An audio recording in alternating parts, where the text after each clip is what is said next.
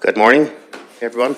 Welcome to our first regular council meeting of 2026, regular council meeting of January 13th. I'd like to call this meeting to order at 9:03, and I'd like to welcome all members of council this morning. Councillor Humphrey will be joining us shortly. I'd also like to welcome all Clearwater County staff that will be providing us with facts and information today so that we can make the best decisions on behalf of the residents, the businesses, and the stakeholders. And I'd also like to welcome all members of the public this morning, and also welcome any members of the media that are viewing online or in attendance today. I'd also like to make a reminder that all public meetings are live streamed and recorded. Any verbal or written information provided may be included in the public documents as per the Access to Information Act, Sections 4, and the Protection of Privacy Act, Sections 2, 4, and 5. I'd be looking for a motion to adopt our agenda today as presented if there are no additions or deletions. Wasn't there a deletion? We have a postponed item.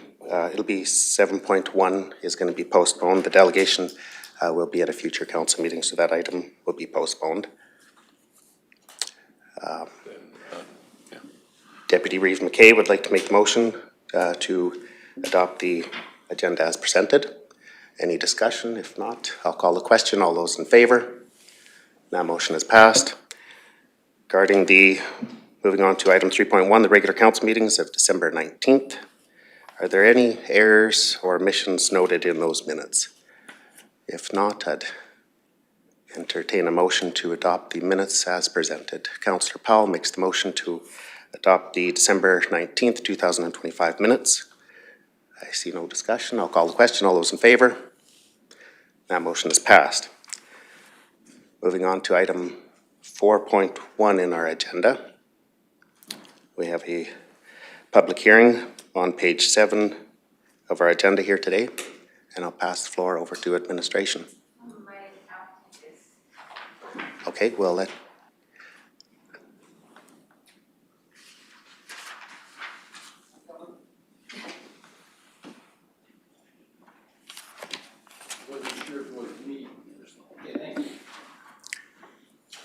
welcome to council chambers. Yeah, thanks.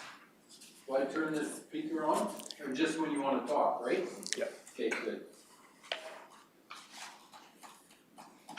Ned. Okay, I think the whole thing. So let's start the public hearing.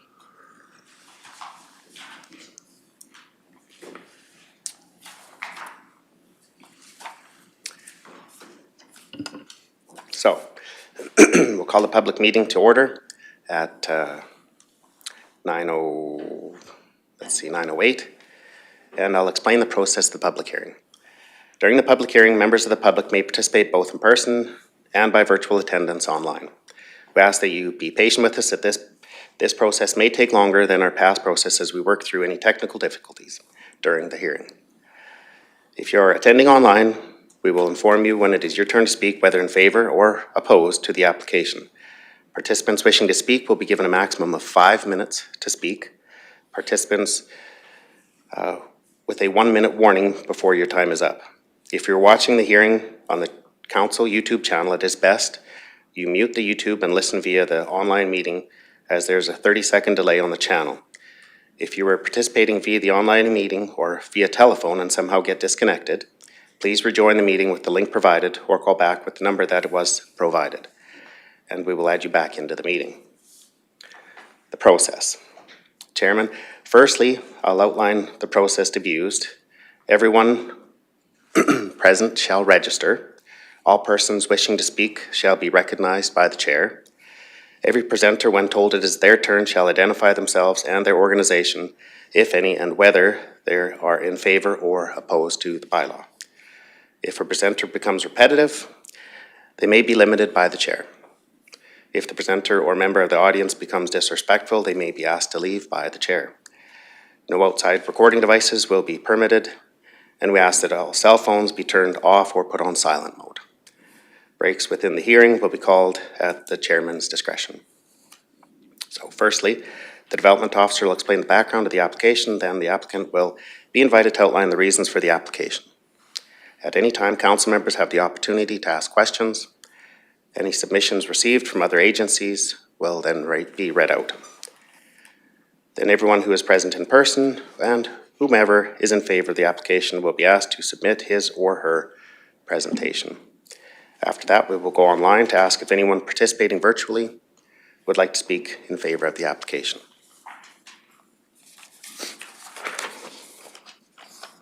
Following this, comments will be requested from anyone who is opposed to the application, first for in-person participants and then to online participants.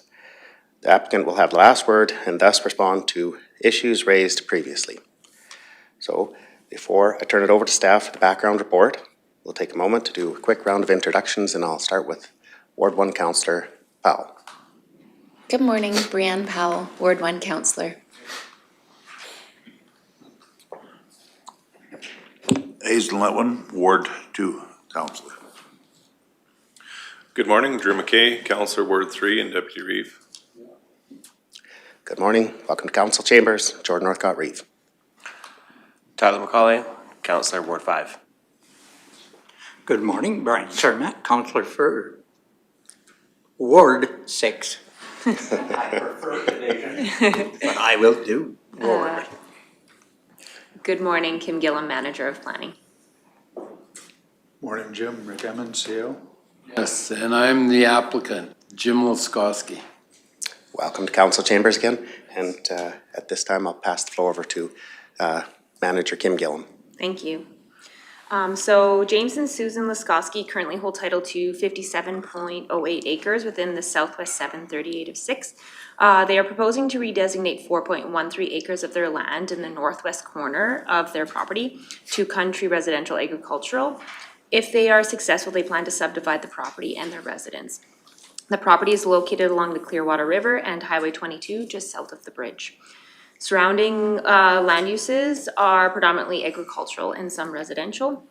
We have included a number of policies for the municipal development plan regarding redesignation and subdivision of residential parcels in the package for reference, as well as the applicable sections of the land use bylaw. So the proposed redesignation is to allow for the creation of a developed 4.13 acre residential parcel in the northwest portion of the subject lands. Legal and physical access exists for both the proposed parcel and the balance of the quarter section off of Highway 22. Staff reviewed and considered the impacts on adjacent farming activities and do not anticipate that the proposal would negatively impact existing farm operations in the area, as the proposed parcel will continue to be used for residential purposes. Should the proposed land use amendment and subsequent subdivision be approved, the parcel would be considered the third title out of the quarter section and would align with MTP policy 10.2.2. The quarter was previously subdivided by following the natural fragmentation created by the Clearwater River. Clearwater County has no record of this subdivision taking place, leading administration to believe that the fragmented parcel was created prior to 1956. At the regular council meeting held on November 25th, 2025, council reviewed and gave first reading to bylaw 25062. As required by legislation, notice of today's public hearing was advertised in the papers, and comments were invited from adjacent landowners and referral agencies. Upon consideration of the representations made at the public hearing, council will consider whether or not to grant second and third readings of the bylaw. And I just want to note on the picture, you'll see the green hatched part of the parcel. So at the time of subdivision, we'll propose that that be designated as an environmental reserve easement. So in that case, it would still be owned by the landowner, but it would be kept in its natural state for protection just because of the slope to the river on that portion of the property. Yeah, and that's it for me at this moment, in case you have, unless you have any questions. Are there any questions from council members at this time? Councillor Cermak, please. That area that you got outlined in green, there could be no structures whatsoever put on that, or can there be a dock or something put on there to get to the river or anything? Technically, it's not, there should be no structures on, like you can use it, you can walk through there and things like that, but it should be left in the state that it's in. Okay, thank you. I don't think you wanna put a dock down there anyways. It's not very easy to get a boat down in there. It's quite steep. Yeah. Okay. Okay, I don't see any other further questions at this time from council.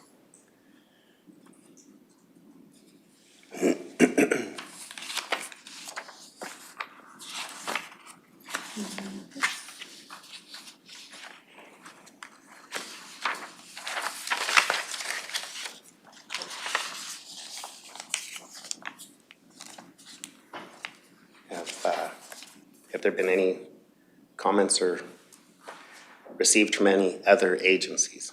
Yes, we did receive a few comments from some agencies.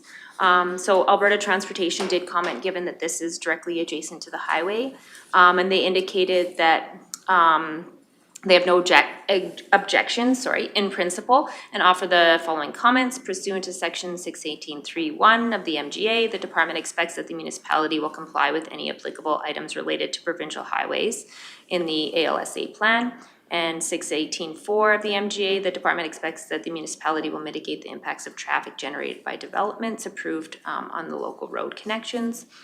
Transportation Economic Corridors offers the following comments. The subsequent subdivision application would be subject to the requirements of sections 18 and 19 of the matters related to subdivision development regulation due to the proximity of the highway. The requirements of section 16, I'm struggling this morning. Section 18 of the regulation are not met. The department anticipates minimum impacts on the highway from this proposal. Pursuant to section 20 of the regulation, Transportation and Economic Corridors grants approval of the subdivision authority to vary their requirements of section 18. The requirements of section 19 of the regulation are not met. To ensure future access management requirements are met, a service road is required. Blue Mountain Power Co-op. The Blue Mountain Power Co-op incorporated as Rocky RAA will require a utility right-of-way for the proposed subdivision and land use amendment file. The overhead power line on the property will only be servicing the proposed subdivision. The existing parcel will require a utility right-of-way. As such, the Power Co-op requires the right-of-way of the owner of the existing parcel, and they ask that they contact them directly for that. Clearwater County assessment. If approved, the assessment department would like to advise the applicant that the subdivision will be assessed under the residential class.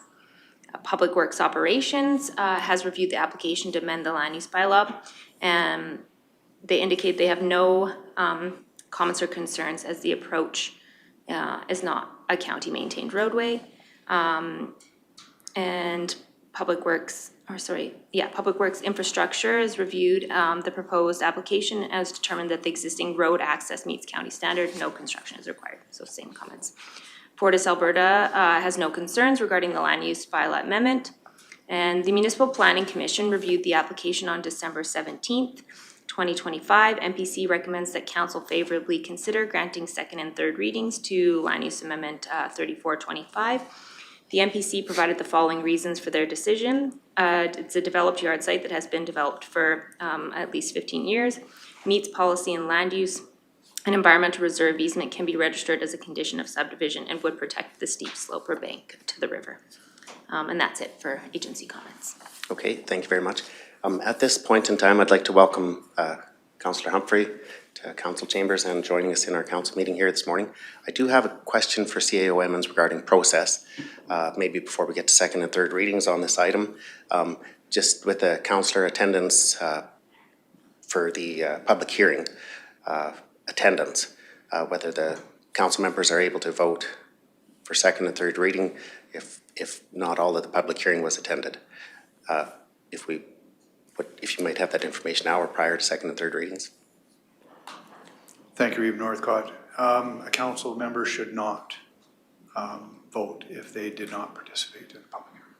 Okay, I just wanted to make that note at this time. I do know that Councillor Humphrey had an item that he had to address this morning, so which is adequate and fine. At this time, moving on with this agenda item, the applicant at this time is invited to speak to the proposal and any comments in support of their request. and respond to any of the agency comments that we just heard from the Acting Director, Kim Gillum.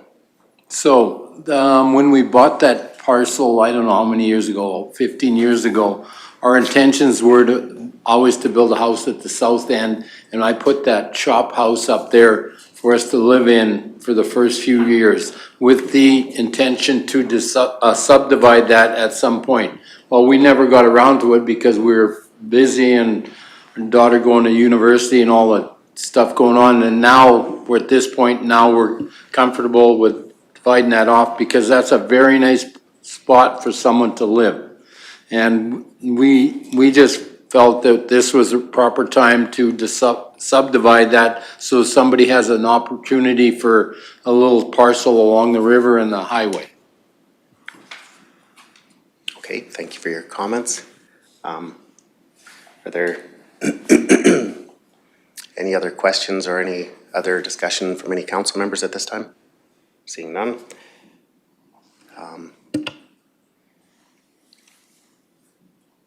going to move on to the, if there are any members, we'd like to invite comments from any members of the public who are in attendance in person at this meeting and wish to speak in favor of the application.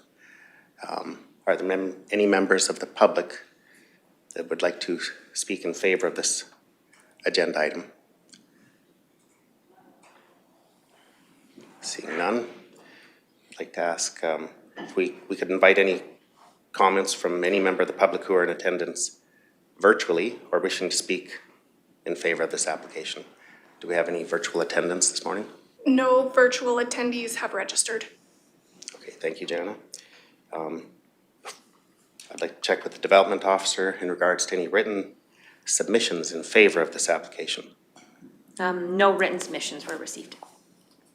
Okay, we'll move on to, I'd like to invite any members of the public who are in attendance in person who wish to speak in opposition of this application this morning.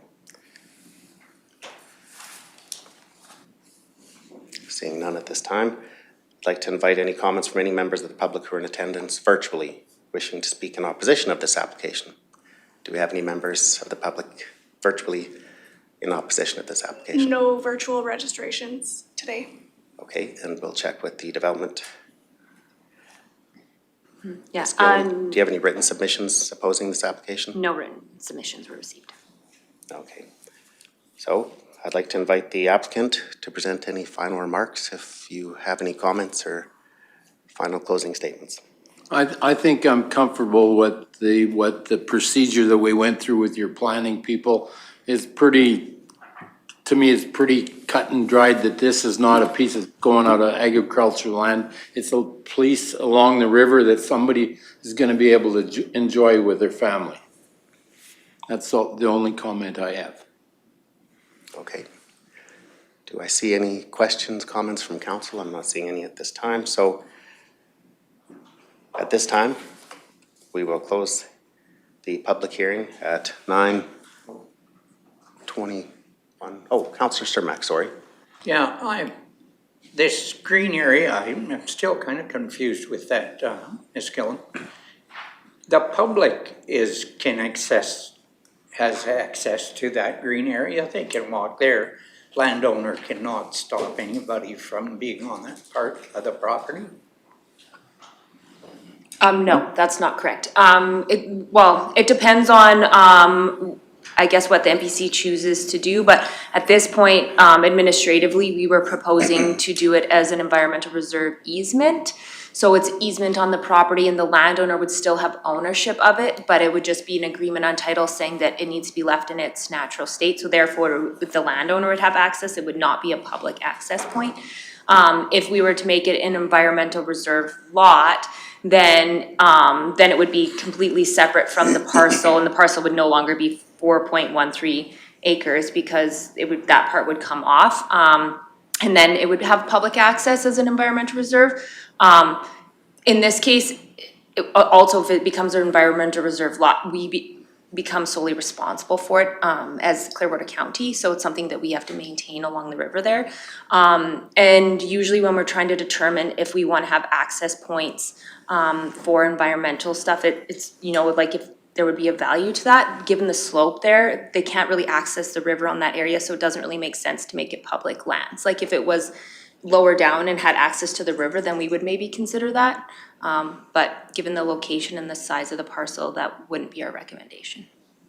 Can I say Okay. something? Sure. People can still access that area down to the river through the part that Highways has down there, that trail and stuff, and go down to the river and then go along the bank and down there and still enjoy the fishing and stuff like that. It's not like they're gonna be cut off from the river down there. They can still go straight down to the north, get on the bank of the river there and walk around in the back, and they can enjoy it. A lot of people do that all the time. Yeah, because I understand that any waterway in Alberta, you have one rod back from water, from the bank, that you can walk on to fish or do whatever you want.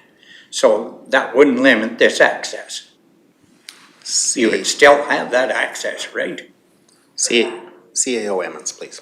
Thank you, Reeve Northcott. Maybe to assist Ms. Gillum. The green area, it was a municipal designation. What we get into is legal paramountcy, Councillor Cermak, and you're absolutely correct. So provincial and federal legislation under the Alberta Environmental Enhancement Act and coastal defines it 1 meter back from defined bank. So this wouldn't impact that. Okay, thank you. I just wanted to be clear on that. I was kind of fuzzy on it. Thank you for the clarification. My button just doesn't work. That's all right. Thank you, Councillor Turmac. Councillor Humphrey, please go ahead. Yes, and thank you for that, both of you, because that was my question as well. My understanding that we have always had access along riverbanks, and I wasn't sure on the setback amount or distance, but that was always my understanding that you could follow any river on the banks and not be kicked off of it.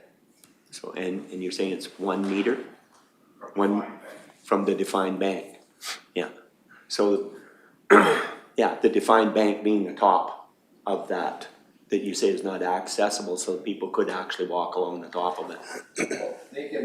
They're better off to walk down in below where the river's changed its channel now, and it's gone over to the north a little more. And there's a big area that's a beach like about from me to you that people can walk and set up their fishing stuff, or you want to have a picnic down there, all that. But they can just get it go straight down there and walk down there and into it. Perfect. You don't want to try to walk through that bush and stuff. No, thanks for clearing that up. Okay, I see no further discussion or comments at this time, so we'll close the hearing at 9:28, and there will be no motions entertained at this time. And we do have another public hearing scheduled for 9:30 a.m., so we will come back to this agenda item for second and third reading further on in our agenda. Today? Yes, yes. Thank you. Yeah, thank you very much. And at this time, we're going to move on into our agenda on item 4.2. We have a public hearing regarding bylaw 25-063 for application number 36-25 to amend the land use bylaw on page 25 of our agenda today. If our applicant is present, is more than welcome to come up. Yes, please.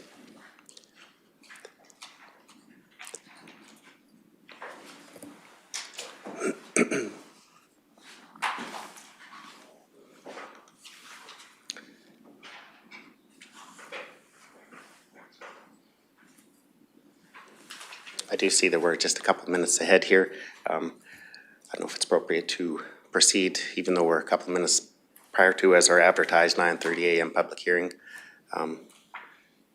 For the 2 minutes I think we're just a couple minutes before 9:30 would be appropriate at this time to move forward, okay? Thank you, CAO. So at this time, we'll call the public hearing, or this, we're at 9:27, so we'll call the public hearing to order just slightly before 9:30 at 9:28, I believe it is.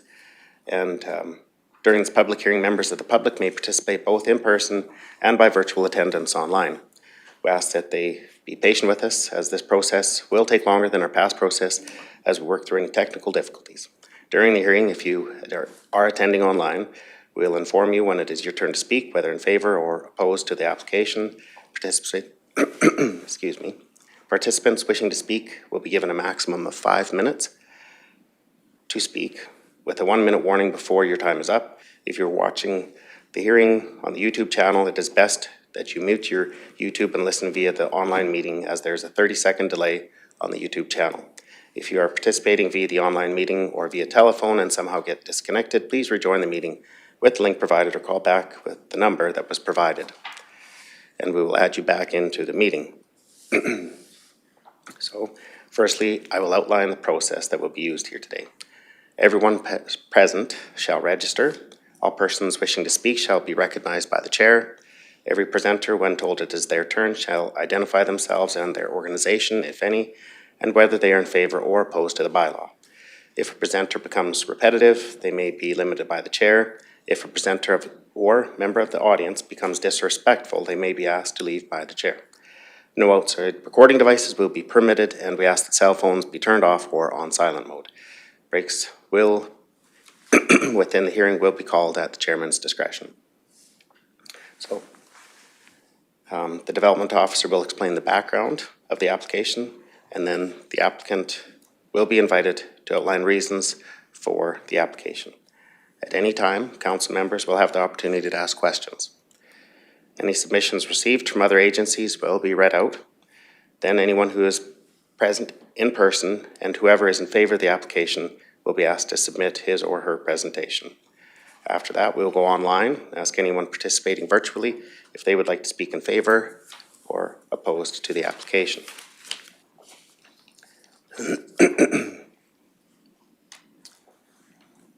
The applicant will have the last word and thus respond to any issues raised previously.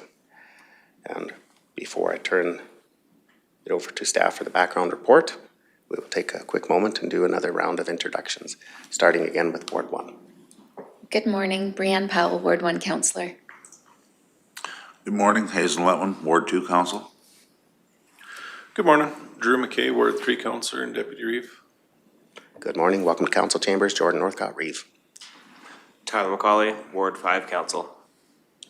Good morning, Brian Zermatt, Councillor for Ward 6.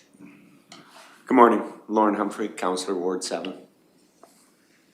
Good morning, Kim Gillum, Manager Planning. Good morning, Rick Emmons, CEO.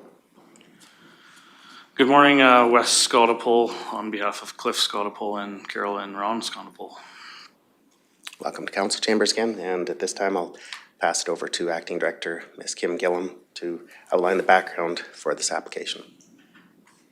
Good morning, Council again. Thank you. So Ron and Virginia Scottapole currently hold title to 143.44 acres within the Northeast 2638-4 west of the 5th. Clifford has made application on their behalf to redesignate 22 acres of the land to industrial. Additionally, there is already a 6.44 acre industrial parcel located on the quarter section. The landowners are proposing to redistrict a portion of the land south and southwest of the existing industrial parcel adjacent to and around the existing CRA parcel subdivided out of the quarter section. The industrial operations have exceeded the boundaries of the existing parcel, and the landowners want to redistrict the property to have all operations under the appropriate zoning. The land immediately south of the industrial parcel contains a house and farm shop and an office used in conjunction with the business. The original industrial development was set up in 1943 and subdivided in 1966. The remainder of the quarter section is mainly flat agricultural land and contains the Hespero airstrip.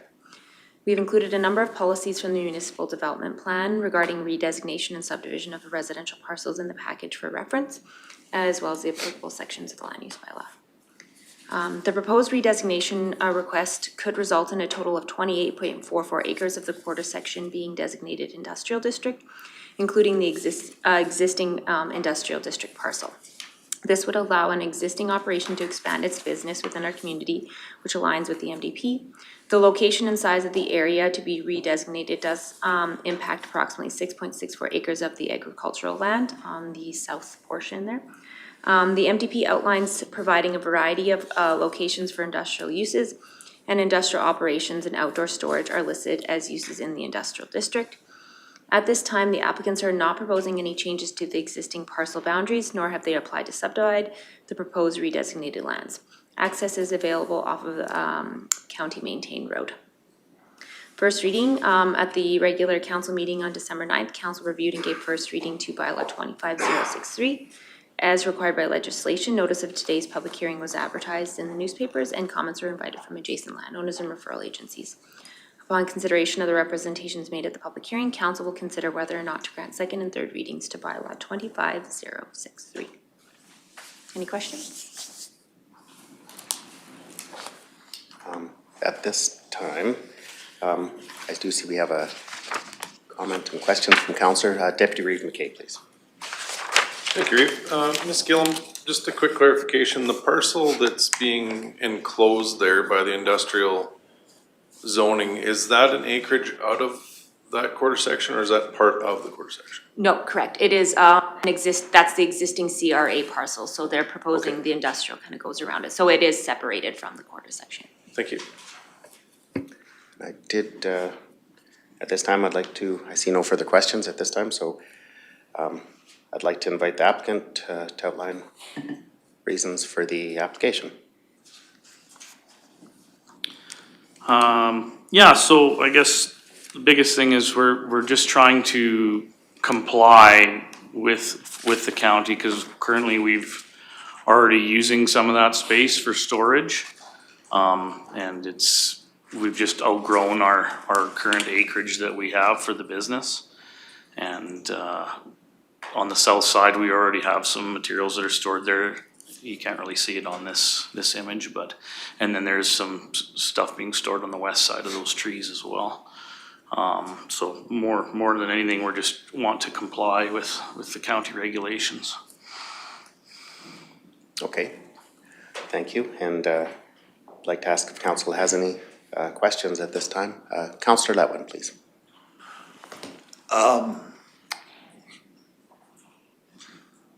So there's already 2 acreages off this, is that correct? That's correct. So this would be the 3rd acreage, We're not subdividing. pardon me? We're not subdividing, we're just rezoning.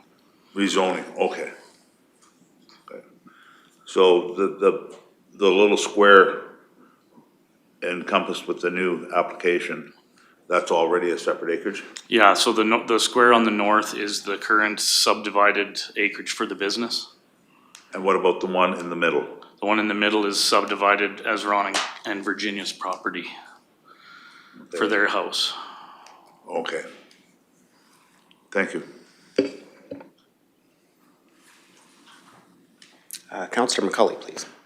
Is there a reason why the property line doesn't go all the way down, like getting rid of that panhandle? Sorry, I'm not following. Well, on the south end of the property, is there a reason why there's that panhandle left?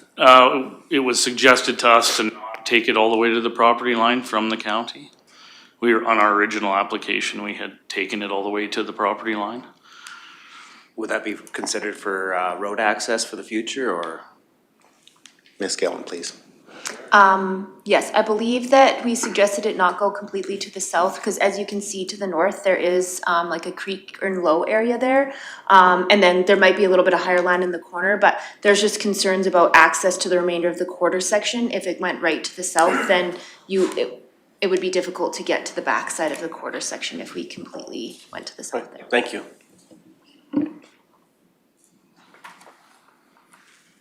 Seeing no other comments. Oh, sorry, Councillor Humphrey, please. So the large chunk on the farmland on the south of that would, by designating that all industrial. It remains with the rest of the quarter. Is that industrial piece that's on the north, that is subdivided, that industrial? That's correct. So once this is rezoned, then would that be the logical next step, is to have this become part of that as an industrial subdivision?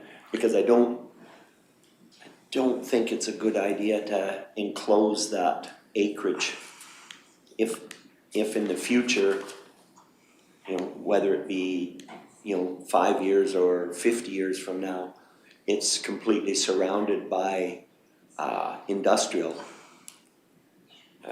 And who knows what happens with that acreage. It just seems like that would be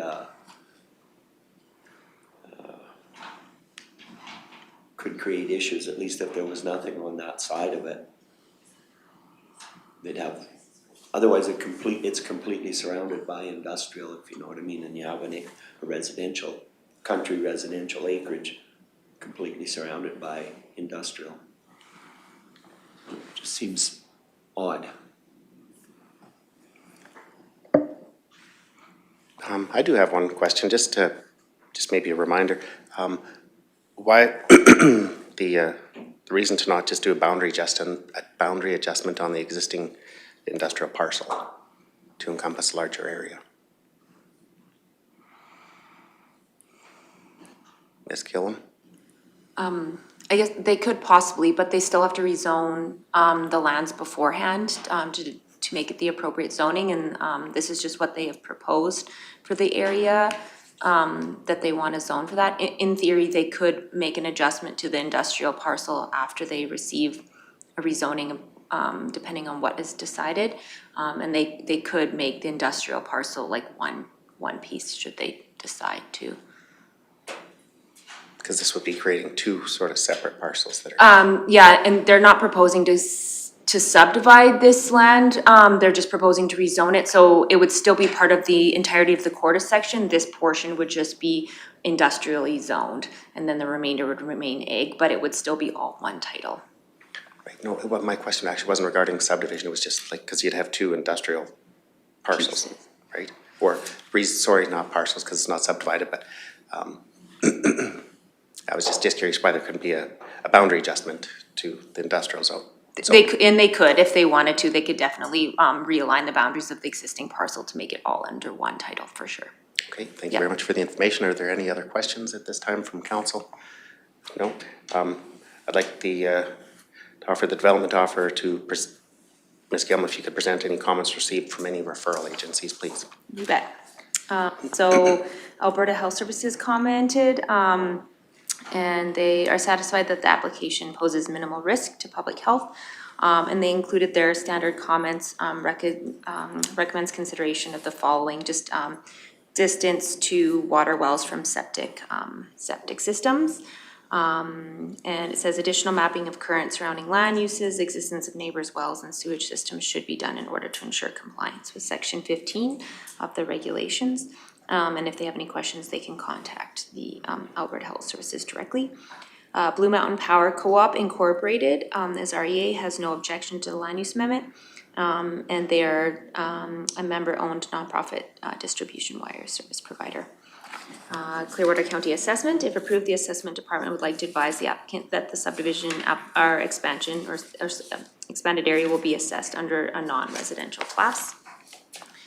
Public Works Operations has reviewed the application to amend the land use bylaw request. And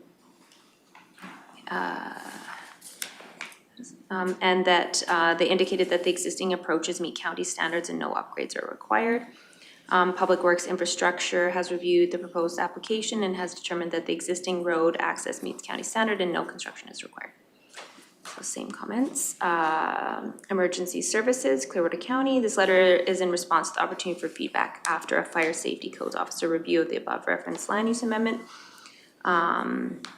within a fire SCO scope of practice and from a Clearwater Regional Fire Rescue Services incident response and fire prevention perspective. CRFRS and fire SCOs are not opposed to the approval of the proposed LUA for the purpose of described in the application details. Fire does recommend that the applicant, be familiar with and thoroughly consider ahead of time the following safety code requirements. National Fire Code, Part 3, indoor and outdoor storage, especially the outdoor storage requirements outlined in articles for fire department access, site preparation, and water supply. Fire may have additional feedback after review of any future development permit applications associated with this parcel. Please reach out should you have any questions or require additional information. Fortis has no concerns regarding the land use bylaw amendment. Lacombe County has reviewed the proposed amendment and has no comments. TELUS, they say thank you, and at this time they have no concerns. The Municipal Planning Commission reviewed the application on December 17th. MPC recommends that council favorably consider granting second and third reading to the land use bylaw application 3625 and consider an adjustment to the south boundary by moving the south boundary north to preserve agricultural land. The MPC provides the following reasons for their decision. It's an existing business, no complaints on file, and the proposal is to legalize the operation of the business that was brought forward by the applicant and was not due to a complaint. And then that's it for agency comments. Thank you very much for that background information, Ms. Gillum. At this time, I'd like to invite the applicant to speak to the proposal and add any comments to your request and respond to any of the agency comments. Yeah, so I guess I know some of the concerns of having the industrial go around the acreage. The acreage is currently owned by our family, and we have no intentions of selling that acreage to outside of that. And because obviously we have the corridor, we have the acreage which is owned by my grandparents, and then adjacent corridor is also owned by Cliff. So it wouldn't be of any benefit to us to sell that acreage. There's no hard boundaries currently around that acreage in the yard. There's no fence. There's through the middle of the yard in that little panhandle on the north end. That is a hard boundary. So Cliff's sister Patty lives in one of the houses in that panhandle, and she is on security in the evenings for the business, which we've never had, knock on wood, any issues with criminal activity in all the years that I've been involved. So we have no intentions of changing any titles for that to do a subdivision. We don't feel it's necessary. I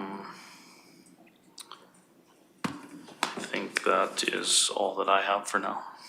Thank you very much for your comments.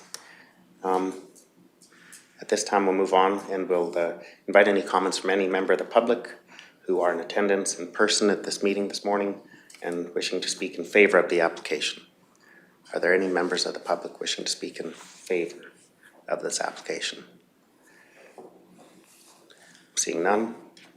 So I'd also like to invite any comments from any member of the public who are in attendance virtually and wishing to speak in favor of this application.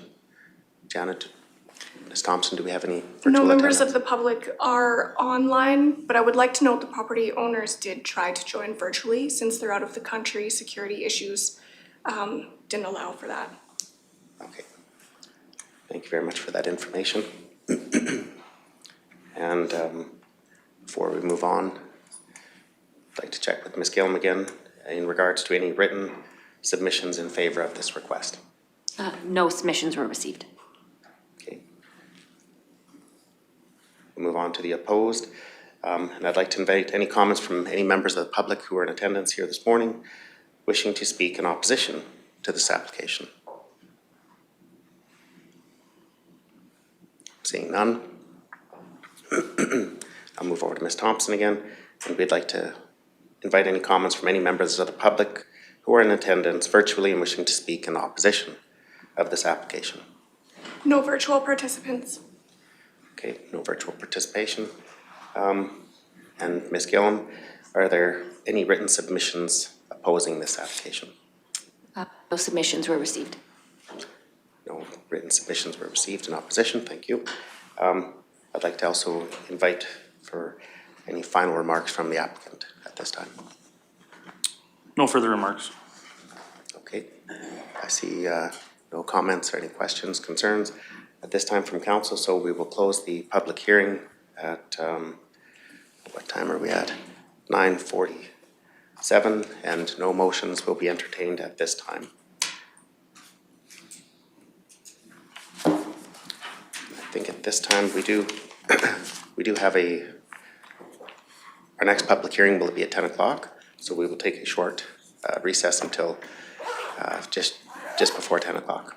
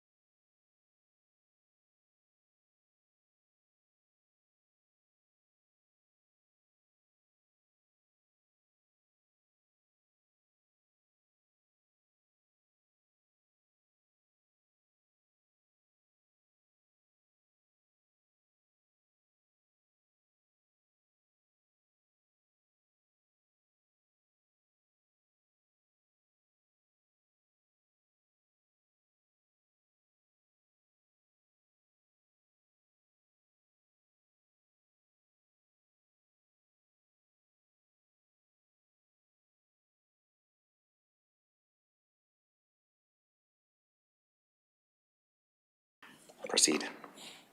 Welcome back from our short break. Moving on in our agenda today to item 4.3, we have a 10 o'clock a.m. public hearing for bylaw 25058, application number 2925 to amend land use bylaw on page 41 of today's agenda. I'd like to call the public hearing to order at 10 a.m.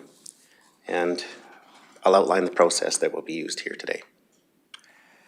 Everyone present shall register. All persons wishing to speak shall be recognized by the chair.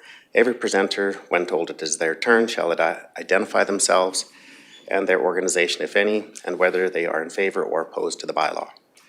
If a presenter becomes repetitive, they may be limited by the chair. If a presenter or member of the audience becomes disrespectful, they may also be asked by the chair to leave. No outside recording devices will be permitted, and we ask that cell phones be turned off or on silent mode. Breaks within the hearing will be called at the chairman's discretion.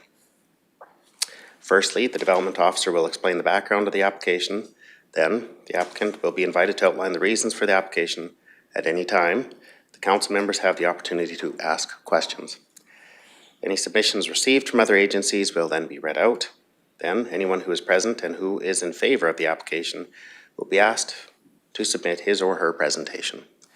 Following this, comments will be requested from anyone who is opposed to the application.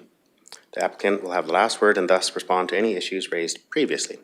And before we start with staff's background report, we'll do a quick round of introductions, again starting with Ward 1 Councillor. Good morning, Brianne Powell, Ward 1 Councillor. Good morning, Hazel Letwin, Ward 2 Council. Good morning, Drew McKay, Ward 3 Councillor and Deputy Reeve. Good morning, welcome to Council Chambers, Jordan Northcott-Reeve and Ward 4 Councillor. Good morning, Tyler McCauley, Ward 5 Council. Good morning, Brian Sarmat, Councillor for Ward 6. Good morning, Lauren Humphrey, Councillor, Ward 7. Good morning, Kim Gillum, Acting Director for Planning and Development. Good morning, Rick Emmons, CAO. Good morning, Holly Bealey, Senior Development Officer. Good morning, my name is John Ma. I'm married to Teresa and we were one of the applicants for this rezoning. Good morning, Teresa Bertnoli Ma. Welcome to Council Chambers, and at this time I will pass the floor over to Senior Development Officer Thank you. Holly Billy. So the application before you today is to redesignate 7 acres from the agricultural district to the industrial district. The subject land is known as the southwest of 14, 39 of 7, and it contains 143 acres. It borders the town of Rocky Mountain House to the north, Highway 11 to the east, an undeveloped municipal road to the west, and 752 access to the south. The landowner was approached and has a letter of intent from Rocky Gas Co-op interested in relocating to Clearwater County. This location was chosen specifically due to the topography and the close proximity to town. The proposal is located within the northeast quadrant of the corridor, west of Highway 11, being a combination of ag land and an abandoned yard site, wherein all structures are to be demolished. Access to the proposal exists via Highway 11. Should the proposal be successful, a public utility is a listed discretionary use in the industrial district. The balance of the corridor section is a mix of agricultural and tree-covered land with a low-lying natural drainage feature running through the property. Rocky Barnstormers Association utilizes a portion of the south central area of the land where there is an accessory structure located. There's also an abandoned manufactured home stored in the bush just south of the proposal. Access to the remainder exists off 752. There are 2 pipelines that cross the quarter section, none of which contain sour gas. The quarter section is identified in the Rocky Clearwater Intermunicipal Development Plan, and this plan governs how the land within the long-term growth area of the town should be developed. Surrounding land uses are agricultural, industrial, community amenity, and residential. And I know you guys have reviewed your package, so I'm just gonna go breeze over policy unless you have any questions. So the request would allow the 7-acre industrial district parcel to house Rocky Gas Co-op. The proposed use and parcel size complies with the industrial district requirements outlined in the land use bylaw. As the land is within the IDP, written consent is received or is required from the town and was received. Should the land be annexed in the future, it would acquire the highway commercial designation. The proposed use and parcel size also complies with that designation. Council should ensure to consider the IDP, the quality of the agricultural land, the general considerations outlined in the redesignation, subdivision and development requirements, and whether the site is suitable location for a public utility use. This location allows Rocky Gas Co-op to expand with adequate storage, and it diversifies the county's economic base, as well as to attract new business to our municipality. It also provides an alternative location for an industrial use that is compatible with surrounding and future land uses.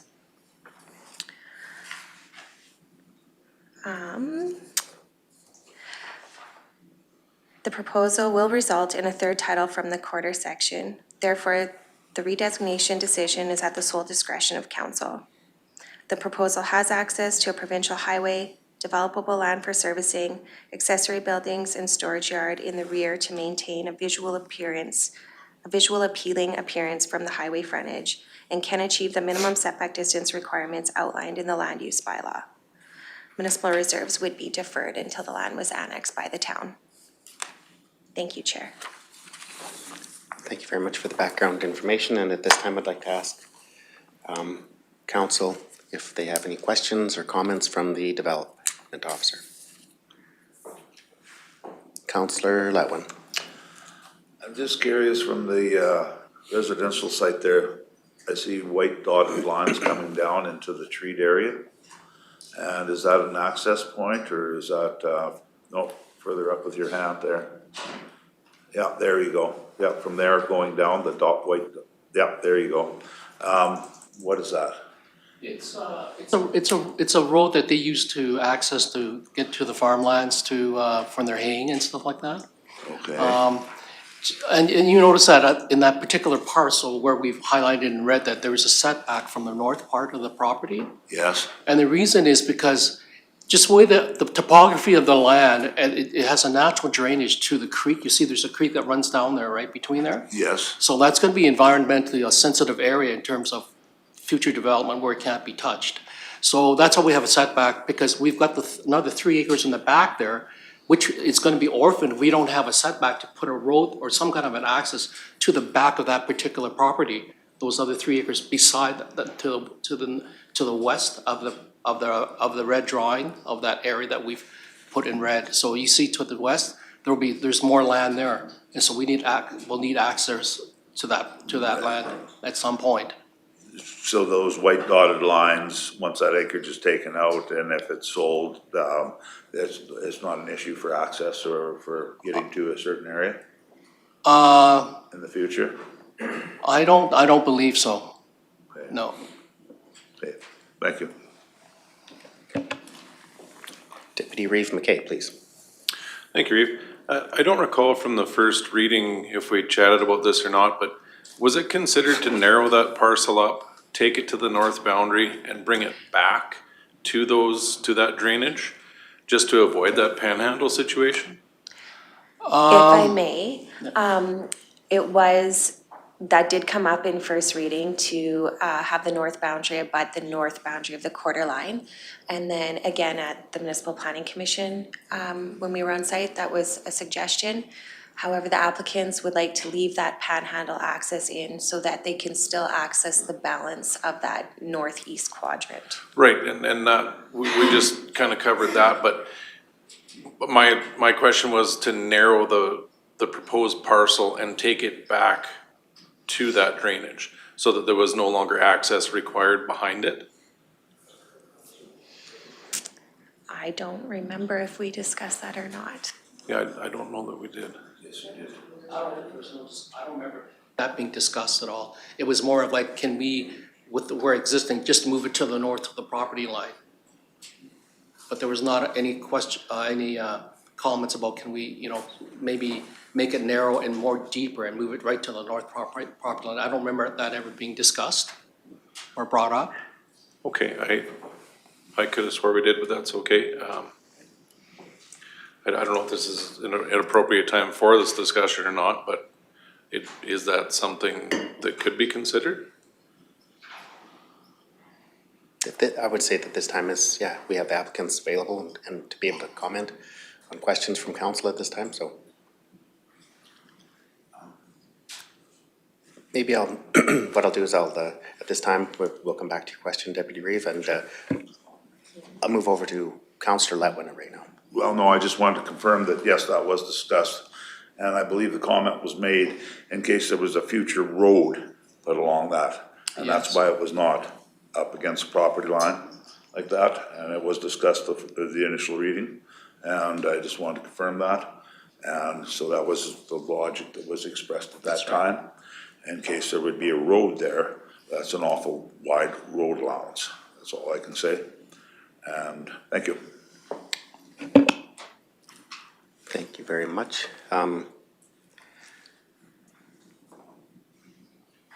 Councillor Humphrey, please. So my concern would be, and you guys might be able to help me with this, what would be the highway, Department of Highways, what would be their response to asking for another access off of the main highway like that, especially when they're considering twinning out to that area and with that the traffic flow. I'm wondering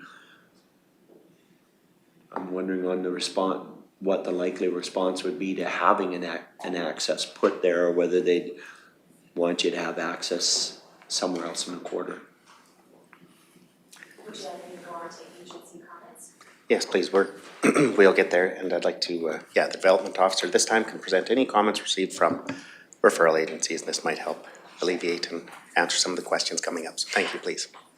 So Alberta Transportation, they got back to me this morning. They did have, they did want a little bit more time to respond in more depth, but I did ask if they had any comments for the redesignation versus the subdivision application that would follow, because this isn't combined, so they would have opportunity to comment again where they may restrict further.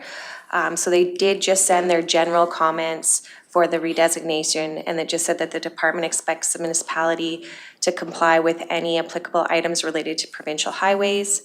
The municipality will mitigate the impacts of traffic generated from the development in accordance with Policy 7 of the provincial land use policies, and that the subdivision application would be subject to requirements of Section 18 and 19 of the matters related to subdivision and development regulations due to the proximity of Highway 11, and that they would provide additional comments at that time. So Alberta Alberta Energy Regulators were circulated as well because there was sour gas noted in the search area. It is on the quarter section to the south, and it is a setback distance of 100 meters from the wellhead. So staff did send additional referral comments to the oil company that has the well site, and no further comments were received. Blue Mountain Power Co-op outlined that they would require a utility right-of-way from the landowner, and then provided their standard comments that they are a member-owned nonprofit distribution wire service provider. Our assessment department outlined that the property taxes would change to a non-residential status, and that they could contact the assessment department for further clarification. Public Works Infrastructure had no objections and outlined at the time of subdivision that they would require a future acquisition of land agreement along the west property boundary for road widening purposes. Clearwater Regional Fire Services are not opposed to the proposal and have not identified any details that would conflict with or prevent the building or operation from complying with fire code. They did recommend that the applicant be familiar with safety code requirements for National Fire Code regarding indoor and outdoor storage. TELUS had no objections. The Municipal Planning Commission toured and reviewed the property on November 24th, and they discussed the proposed parcel size and shape, as well as the panhandle to the balance, plans for water and wastewater, and possible stormwater management.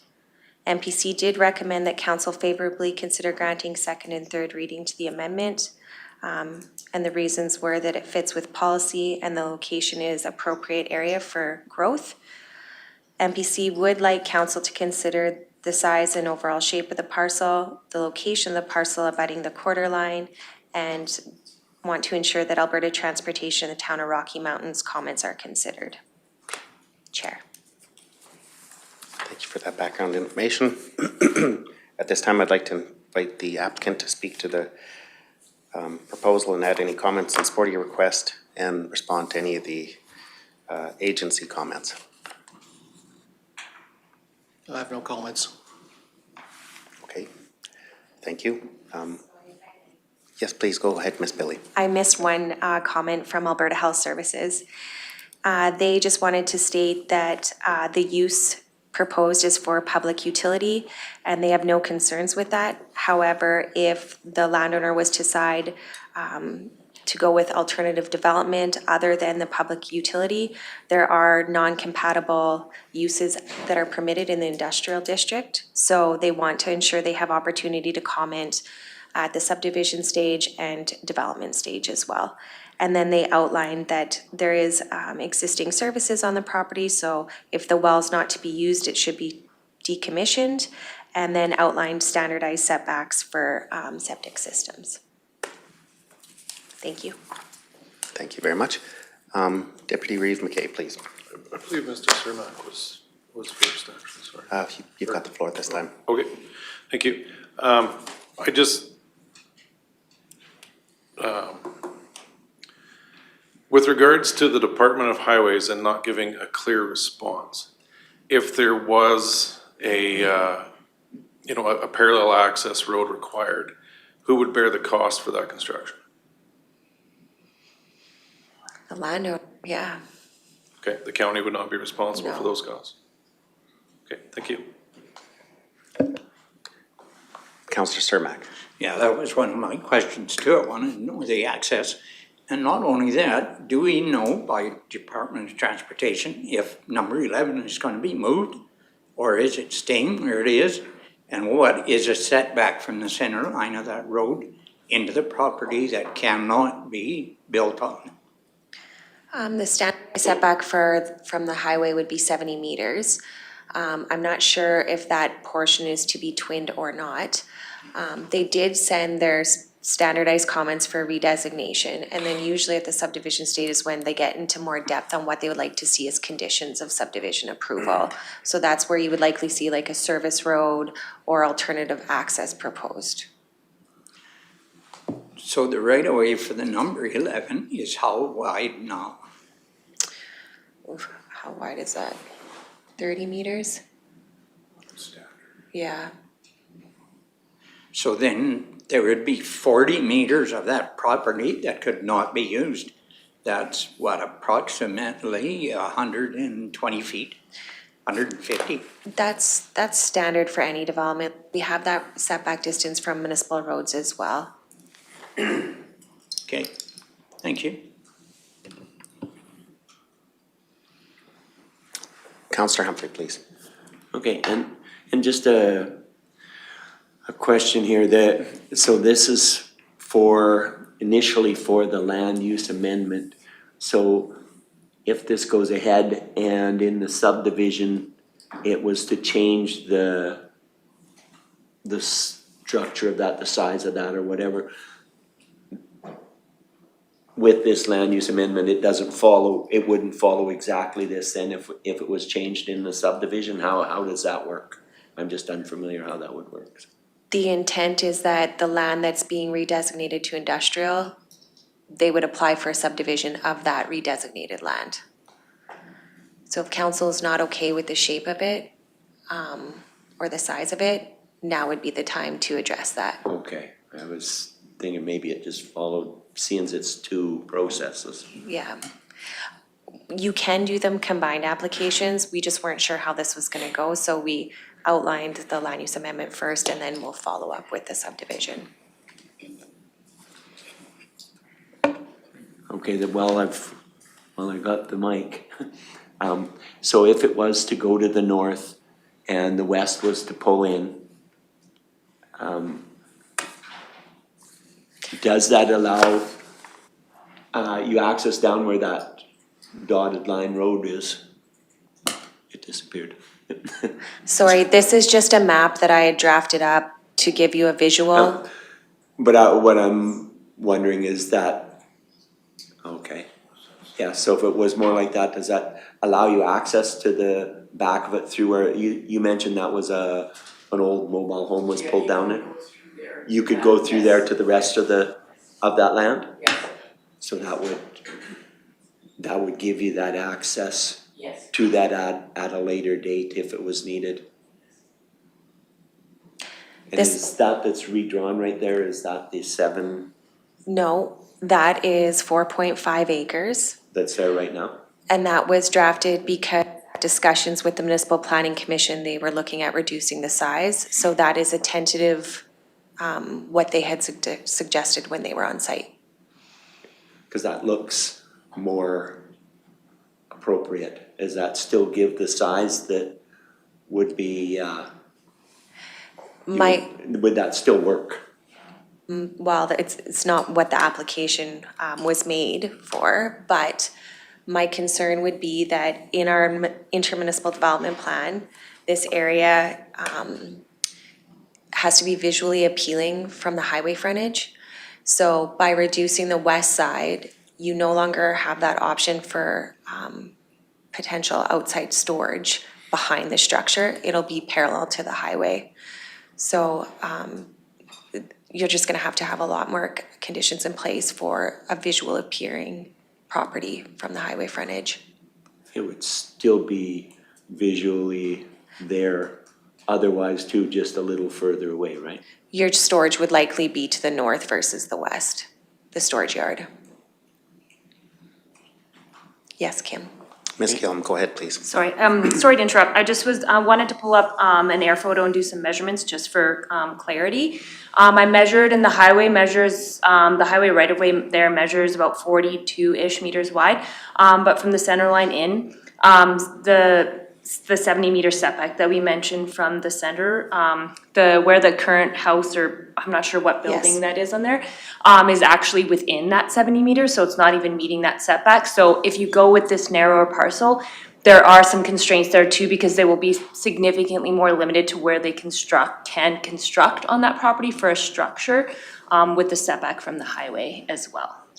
So I just wanted to note that, because if you have that 70-meter setback, they have a very narrow area that they can construct a building on that property. Okay, we've got lots of engagement here. Councillor Powell. I was just wondering if there had been any feedback from the town about this. Yes, the town, sorry, I missed that one. The town had no objections, and they had suggested that the property boundary be relocated to the north quarter line. Okay, The thank you. council consider that. And Councillor Letwin, Right please. through. Yes, has any consideration, or you've been approached by the Department of Transportation regarding the twinning of Highway 11? And is that gonna affect this acreage? They have approached us and they have bought some of that land directly to the south of that to twin the highway. And there's approximately about 6 acres that runs along that main road, the highway going south. And where they purchased a narrow strip to twin the highway. Right. So there's 6 acres that has already been essentially cut off from that. That's already been calculated with Yes, your it's already- acreage? yeah. Yes, okay. Yeah, 6 acres. And it does not come into play where that drawing is currently right now, where we're showing. It's south of that. Okay, thank you. And I'm gonna move over, I know Deputy Reeve McKay did have some concerns about the panhandle there and stuff like this, so I'm hoping that we can accommodate this, but Deputy Reeve McKay, please go ahead. Yes, thank you, Reeve. If we're gonna be discussing redrawing these boundaries, I would strongly advocate for pushing it to the north and lengthening the parcel. To allow for, as Ms. Billy said, to allow storage behind their structure for highway visual appeal. And secondly, as as the town grows outward, there would most likely be more industrial parcels in that area. And if we lengthen it to the north and south, we're gonna reduce the amount of possible future development on that parcel. I guess that's, Yeah, I would, we would certainly consider that, like narrowing it, and we'll have to talk to the prospective, person that has approached, the Rocky that's approached us and see what their design is, right? Essentially, I mean, we could narrow, but it gets to the point where it gets too narrow, then it doesn't have that, doesn't look so good, right? Because it's just not the way they want their buildings designed, so we certainly would have to, in our conjunctions with discussions with them, we could consider that, and then they said, yeah, we could do that, we would be amenable to, moving the property to the north and stretching it deeper, as you've indicated. And they could use the west border towards the back for storage, and storage is a big thing for them because of their piping and stuff and their trucks, and of course, we also want the property to have, to look good too, right? When, other commercial potential down the road, other potential people that want to build along there are gonna want to be beside a place that looks that's attractive too, right? So it's in our best interest to make sure that fits into the overall, future look of the parcel of the land. thank you. Just a question for administration, would we be able to roughly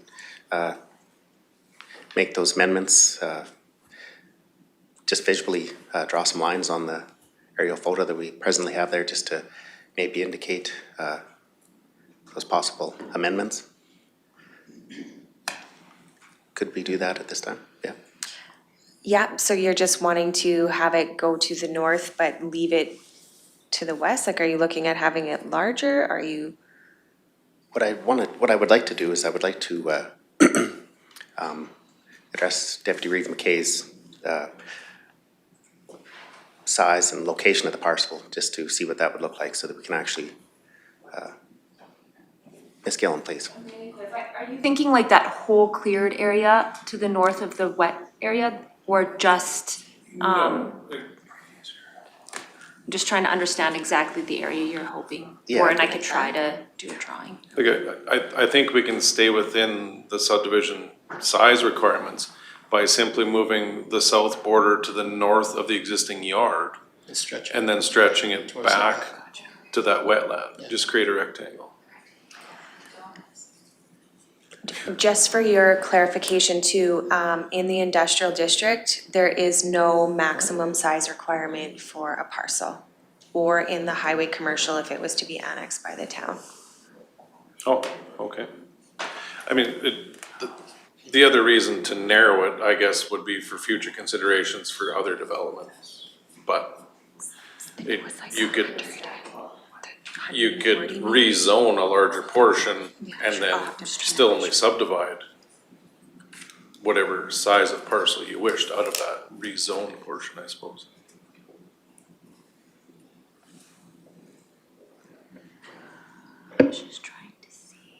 Are we able to move those red lines, Ms. Thompson?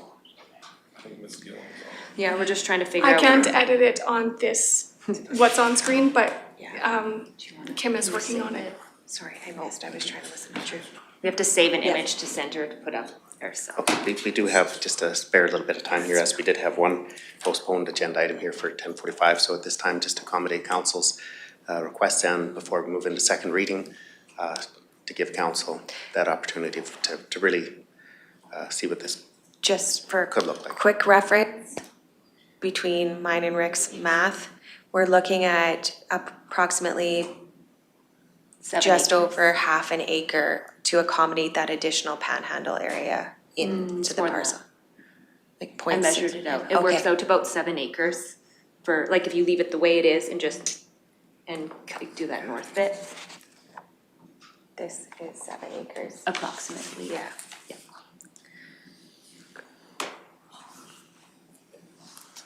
Okay, well, I will leave that. Are there any further questions or comments from council members? Seeing none at this time. I just would like to double check with Deputy Reeve McKay. Have we addressed the the item that you wanted to sort of see, and I think the rest of council should see those boundary adjustments too. If we haven't accomplished that yet, we could, We can have it for second and third. pardon, We can have them ready for you when we come back for second and for third. consideration of second and third reading, that'd be great. Okay. So at this time, we will move on and like to invite any comments from any members of the public that are wishing to speak in favor of this application. If we have any members in the public that are wishing to speak in favor, please introduce yourself and no, please come to council chambers.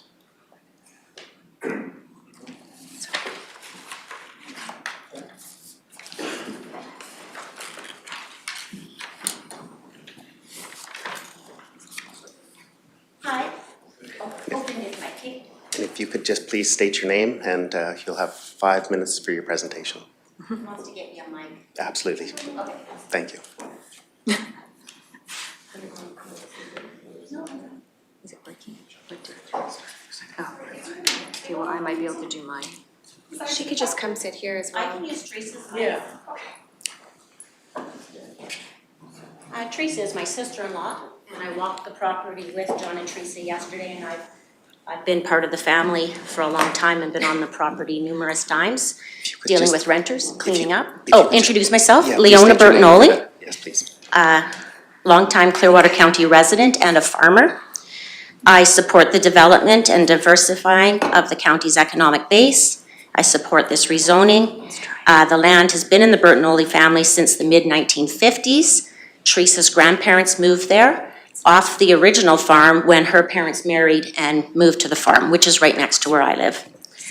So the original homestead has fallen into disrepair and is subject to theft, vandalism, and graffiti. I feel it's a bit of an eyesore and a bit of an embarrassment, although the trees have grown up around it in the past, so that helps. By rezoning this and selling it, we would be able to clean it all up and make it a bit more beautiful. There was talk about the little white line. That was just kind of drawn in, but I just want to mention that the farming of that quarter, the equipment is accessed from 752, and then they have to cross the creek to get the equipment to the north side of that creek.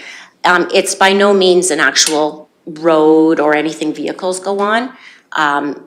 There's probably a bit of a culvert there, or else maybe they just dip through the ditch. I haven't actually gone down there, but that is just like a little strip that the farm equipment goes along to get into that back piece. So I think we do want to be careful about orphaning that back piece. If in the future a person can put a better culvert system across and come across from 752, then no problem. But that's the only reason John originally had that panhandle there, was just to not block access to that couple of acres. So yeah, that's about all I had on it. I am supportive of this. Thank you very much for your comments. Are there any other members of the public wishing to speak in favor of the application today that are in attendance? Seeing none. Ms. Gillum, I do see that your light is on. Do you have any comments that you? No, I'm just trying to get this map to work. Okay, thank you. I just seen your light on, as you may have indicated that you'd like to speak. So I'd like to move on to Ms. Thompson. Do we have any members of the public in virtual attendance that are wishing to speak in favor of this application? No virtual attendees are in attendance. Okay, do we have any written submissions in favor of this request? Ms. Billy? We do not, okay.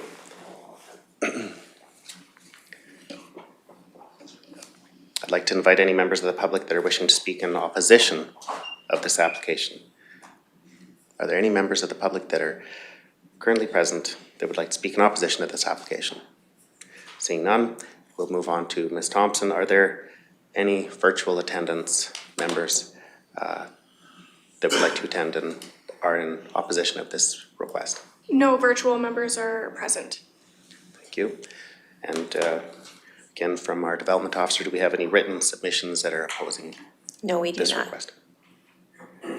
Okay. I would like to invite the applicant to present any final remarks. If you have any comments. No. No comments? Okay, so we'll close the hearing at 10:34, and there will be no motions entertained at this time. Thank you. Thank you for coming in this morning.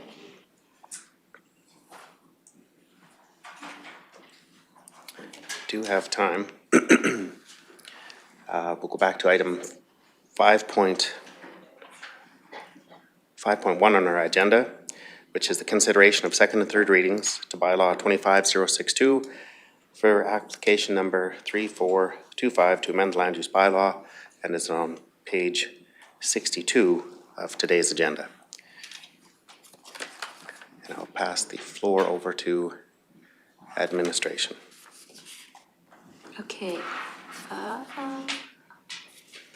Sorry, just trying to get the right item here. Okay, so the purpose of bylaw 25062 is to amend Clearwater County's land use bylaw 25050 to redesignate 4.13 acres of the Southwest 738 of 6 from the agricultural district to the country residential agricultural district. And then you can find, obviously, all the information that we previously discussed in the public hearing item. And again, at the regular council meeting held on November 25th, 2025, council reviewed and gave first reading to bylaw 25062. As required by legislation, notice of today's public hearing was advertised in the local newspapers, and comments were invited from adjacent landowners and agencies. And consideration of the representations made at the public hearing, council will consider whether or not to grant second and third readings. And administratively, it's our recommendation to consider second and third. Thank you for the background information. Deputy Reeve McKay. Thank you, Reeve. Being that this is an existing yard site and does not require the use of any more agricultural property, I would like to make the motion to grant second and third readings to bylaw 25062 for application number 3425 to amend the land use bylaw. I would just like to amend, if I may request just one amendment to your motion that we can only do, we'll do second reading first. Oh, sorry. And if you, just one amendment, it would be to remove third reading from that motion. Amendment accepted. Okay, so we have a motion on the floor to, Deputy Reeve makes the motion to grant second reading to application 25062 for application number 3425 to amend the land use bylaw. Councillor Humphrey. I'm going to excuse myself from this process as I wasn't here for the full presentation. Thank you very much for the declaration there. Are there any questions? You can say from it. Okay. Comments from council members on the motion on the floor? If not, seeing none, I'll call the question. All those in favor? And that motion is passed unanimously. I'd like to entertain a motion for third reading from any council members. Councillor Cermak. Yes, I would like council to consider third reading for bylaw 2, application number 34/25 to amend the land use bylaw. Thank you for the motion, Councillor Cermak. We have a motion on the floor to grant third reading for this application to amend for bylaw 25062 for the application 3425 to amend the land use bylaw for third reading. Any questions, comments from council? Councillor Cermak, do you have any comments, or is your light just still? Sorry. Seeing no questions. It just doesn't. That's okay. Seeing no questions or comments, I'll call the question. All those in favor? And that motion is carried.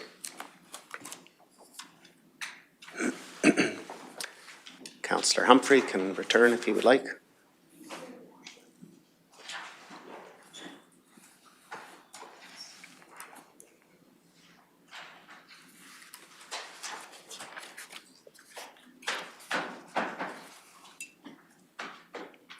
Welcome back, Councillor Humphrey.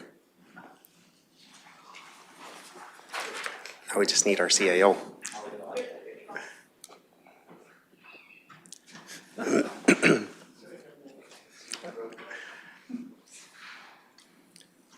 Okay, we'll, moving on in our agenda, to item 5.2, consideration of second and third readings to bylaw 25063 for the application number 3625 to amend the land use bylaw on page 67 of today's agenda. And I will pass the floor over to Ms. Gillum to provide this agenda item background. Thank you. So the purpose of bylaw 25063 is to amend Clearwater County's land use bylaw 25050 to redesignate the 22 acres of the northeast 263804 from the agricultural district to the industrial district. And again, the background information is in the public hearing item in this agenda. So at the regular council meeting held on December 9th, council reviewed and gave first reading to bylaw 25063. As required by legislation, notice of today's public hearing was advertised in the papers and comments were invited from adjacent landowners and referral agencies. Upon consideration of the representations made at the public hearing, council will consider whether or not to grant second and third readings of the bylaw. Thank you. Thank you. If council chose to make any amendments to this application, second reading would be the appropriate time to make any amendments. Correct, yes. Thank you. If I would open the floor for discussion, for comments, amendments, motions. Councillor Humphrey. So would this be the time to suggest make is it a motion? An amendment. An amendment? Yep. To the south boundary? It would definitely open up the floor for discussion if there were amendments that were proposed. You know, I would make amendment that we are proposed an amendment to the south boundary, perhaps moving it up to in line with that existing acreage. That's the one thing I was thinking. Okay. So Councillor Humphrey is proposing an amendment to the application to move the south boundary of the, moving it to the north. Deputy Brief McKay. Thank you, and thank you, Councillor Humphrey. The mics today are not cooperating. I'll just talk louder. I understand what you're saying, 100%, and I would be inclined to agree if this was a subdivision. But seeing as it's simply rezoning, and that the rezoning was brought forth by the owner, I'm not sure that that would be beneficial, but that's just my opinion. If it was a rezoning, I think we would definitely have to reconsider. Or sorry, if it was a subdivision, my apologies, we would definitely have to reconsider, in my opinion. Councillor Humphrey. Thank you for that, Councillor McKay, because that does make sense that it's really not so much of an issue if it was to be subdivided. Just how does that work? If it was to be subdivided, that would leave a portion down there that would still be zoned industrial though. Am I correct in assuming that? Ms. Gillum, Mrs. Gillum, for clarity, just to answer everybody's questions, if this in the future was to come back for a subdivision application, would council then have an opportunity for amendments at that time if it was to be applied for a subdivision in sometime in the future?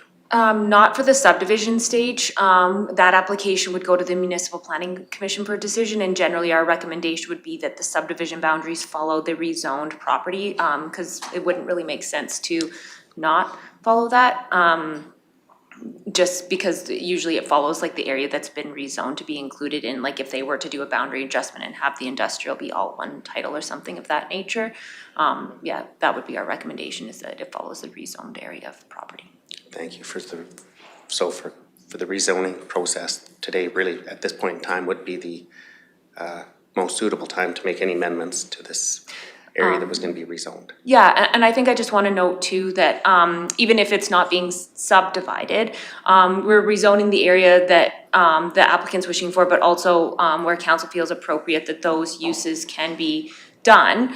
So like if you were wanting to try to preserve the agricultural area to the south on the quarter, then you maybe wouldn't want to rezone that, because they could do agricultural operations on industrial, but you also have to consider that it might be used industrially as well, given that it's rezoned to that. So it just depends on the wishes of council. And do you want to go back to that drawing? And I just wanted to mention it.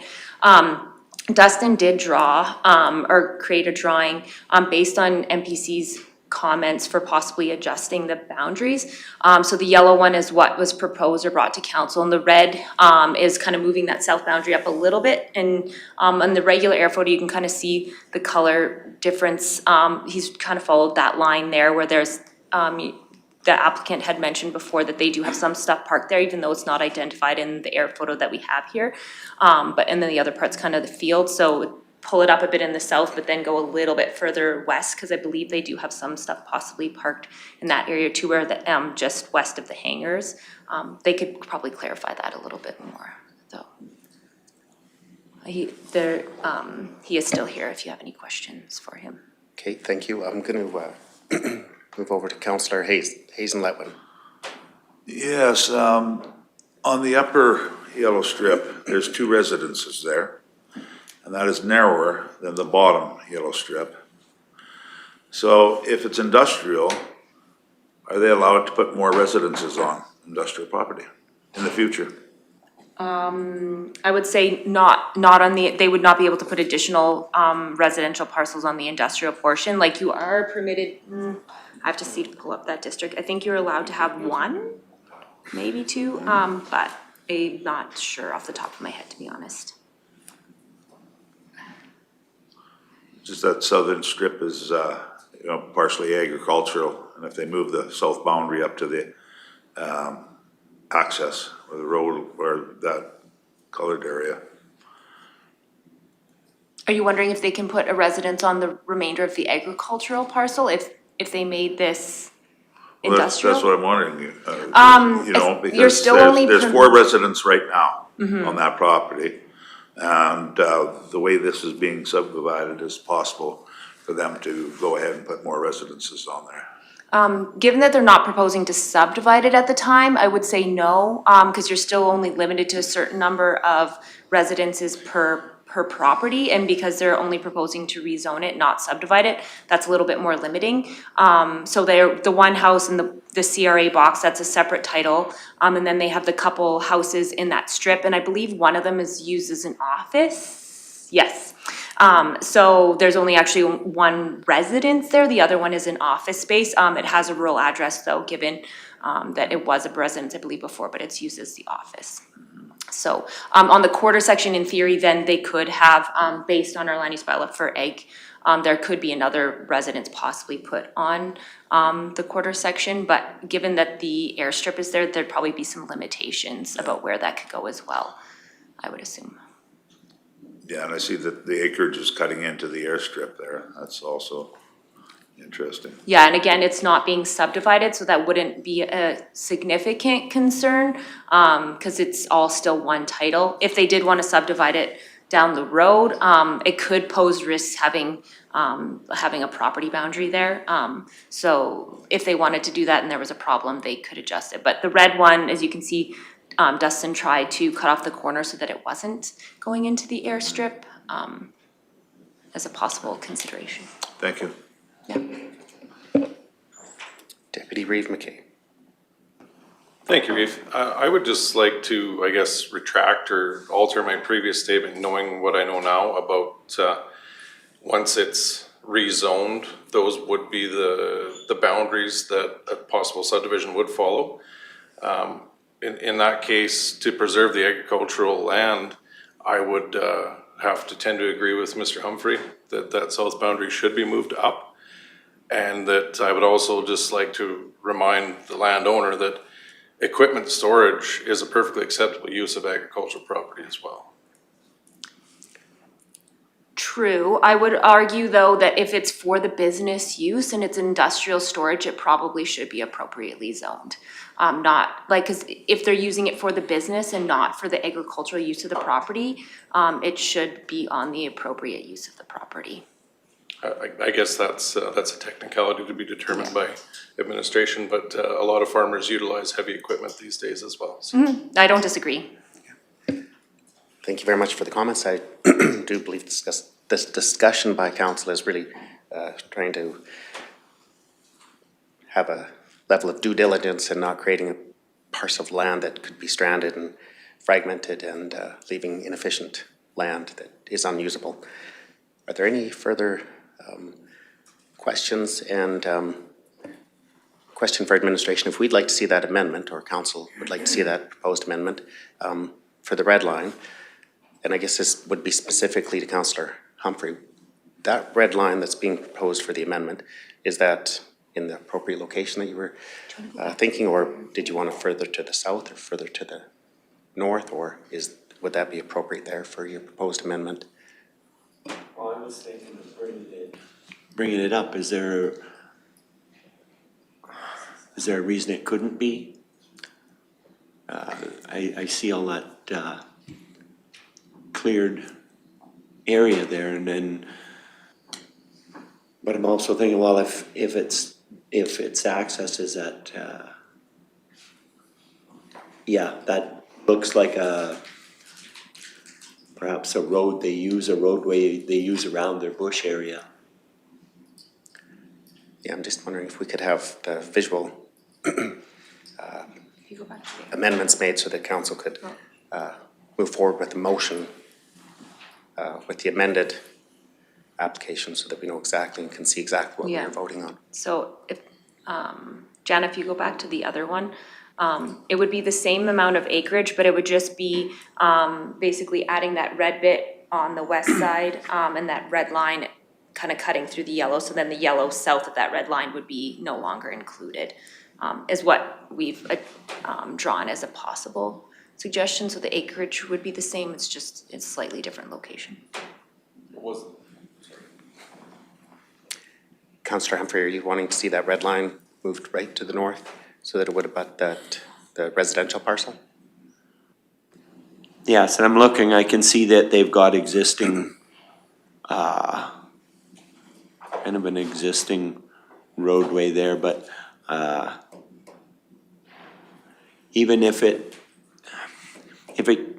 brought it up so that it was up to the residential parcel, and then even if it dropped it down to be on that, take in that roadway just from the west end of their property, are you following where I'm?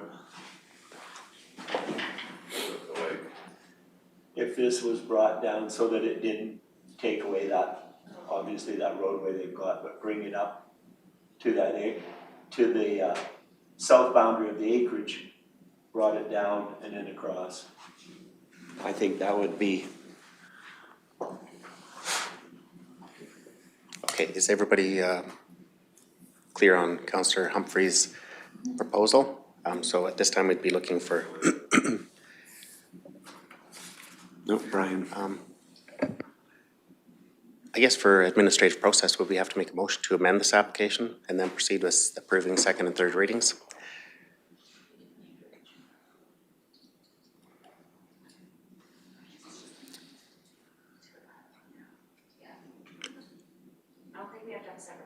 It's just like the motion is for what they would like the change to be, or for the second reading. Right, would we have to, for process, come forward with a motion to amend this application? Or can we proceed with second and third readings as amended? CAO Emmons. Thank you, Northcott. Council's already gone through first reading. This is second. I'd respectfully suggest it would be to amend the application as presented to. So just for clarity again, maybe I might have missed it. Would we have a motion then needed to amend this application? Then we would proceed with second and third readings to approve that amended application. Did I say that correctly? Ms. Thompson? So currently, the motion reads that you grant second reading to bylaw 25063 with an amendment to the south boundary, making it in line with the existing acreage line. With a drop down, okay. Okay, so we do have a motion that has been drafted. Looking for a council member that would like to make that motion. Councillor Humphrey. Oh, Brian, oh geez, I'm sorry, Councillor Cermak. Yes, I have had my light on for quite a while. I disagree with all of it. I think it should be left the way it is. This company has been in existence since 64 or 65. It has been a great addition to our county. The original owner of this sat on this council for many years. He wants to do the right thing, and his great-grandson would like to do the right thing. And what he's proposing is not to take any land away. He's already using that as storage. He doesn't want to take anything away from Ron or Carol Scottapole. They're going to have their acreage. They remain the owner of the rest of the land. So I see no reason to change this with a company that has been a great community builder for decades. I think it should be left the way that they propose. And I would make that motion for second reading if this other one does not go through. Okay, just firstly, I'd like to apologize, Councillor Cermak. I did not see your light there, but if in the future, just, I don't know what it is, if it's the glare from the lights or something like that. It's hard to see that red light for me right from this spot, but I did not in any way intentionally not refer to you for comments, so my apologies on that. Councillor Humphrey, did you have that motion for the amended? And I would like to just Yes, please go ahead, Councillor reply Humphrey. as well. And in no way am I disputing the fact that Scottapole Construction has been in our area for a long time, and they are, they've contributed to our whole community, our county, and this is by no means is this an affront to them. As far as I'm concerned, I'm just trying to do my best and my due diligence to the county and to the residents of the county. And looking at it, that's why I just thought that I had some concerns on it, and I brought it up for that very reason, for us to discuss it so that we can try and make the best possible decision. And that's why even when looking at it, I said, well, there's, I would like to see it moved up to that. And then I'm looking at it closer now. And I see where they have stuff stored and everything, and it encroaches on the existing acreage and back and forth, but it's been there a long time, and they've grown this business to the stage of that, and I think we all understand that. I still think it would be appropriate to move that south boundary up. Then I look at, well, I'm not sure about all this moving it up and chopping it over either, so this stuff is not easy by any means. If you don't take it right up to the boundary of the acreage, then you create this little parcel, but it's not a subdivision, but in the future, whether we're making decisions now that could be 5 years, 10 years, 50 years down the road, it could change, right? And they go, okay, now, and then we've created this little sliver. And so I'm looking for help here, if somebody can help me with that, some other thoughts on, because I do believe that line should come up on the south boundary, but where it should come to. If anybody else has any input, I'd appreciate it. Absolutely. I know I'll offer a little insight and maybe to give consideration to Councillor Cermak comments as well. I do recall conversations that the applicant was not hard and fast and would have be okay with adjusting that southern proposed boundary. So those are some of the discussions that I recall when we were on a tour with the Municipal Planning Commission. So Councillor Humphrey, just to clarify, did you make the motion for second reading with the amendment to the southern boundary? Yes, I would make that. Okay, so lots of lights here. Deputy Reeve McKay, go ahead, please. It's just a comment to further what you guys were chatting about is that this may not be Scottable construction in 20 years, 30 years. That's one thing I'm considering. And secondly, the part that worries me a bit is that the rezoning being approved then allows the subdivision to be approved without council's approval. Right? That bypasses this room as soon as it's rezoned. So that new information from Ms. Gillum is sort of what brought me to agreement with Mr. Humphrey, if that helps. Thank you. Absolutely. Thank you for all the good discussion. Councillor McCauley, do you have a comment or question, please? I think the issue is that you don't want to orphan that acreage in the middle of an industrial section.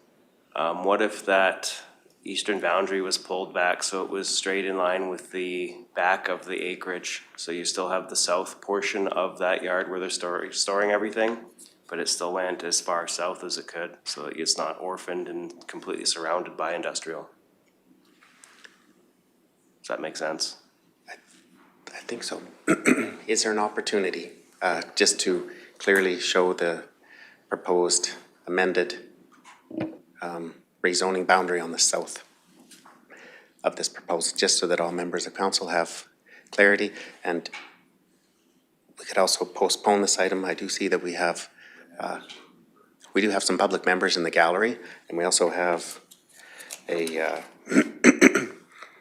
we do have an 11:05 a.m. delegation, and I don't want to leave all the members in the gallery waiting as we do business here, but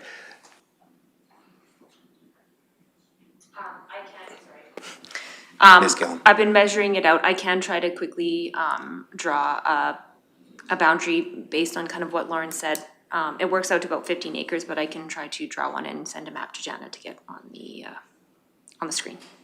Okay, would you need a little bit more time for this? I would, yes. Okay, Yeah. so then maybe we'll postpone this or table this item for second and third reading. So we did currently have a motion on the floor for process. Can we leave that motion on the floor, or would we have to withdraw that motion as we're going to go into a delegation? We will also have, I'm sure, motions coming out of our delegations to accept them for information. So, CAO Emmons, please.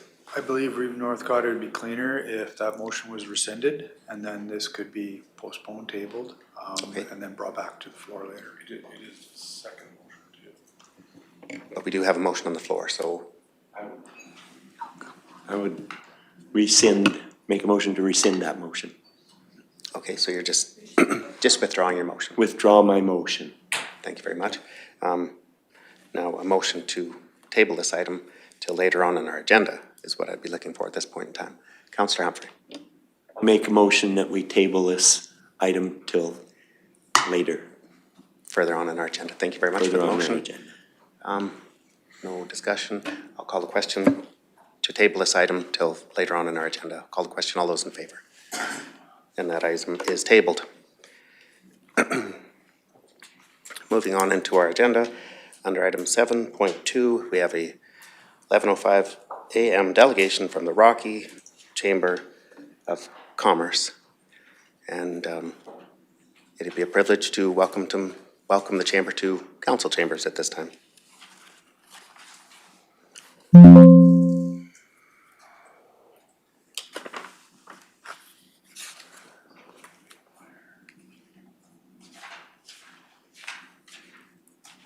morning, I just need to get one person, so.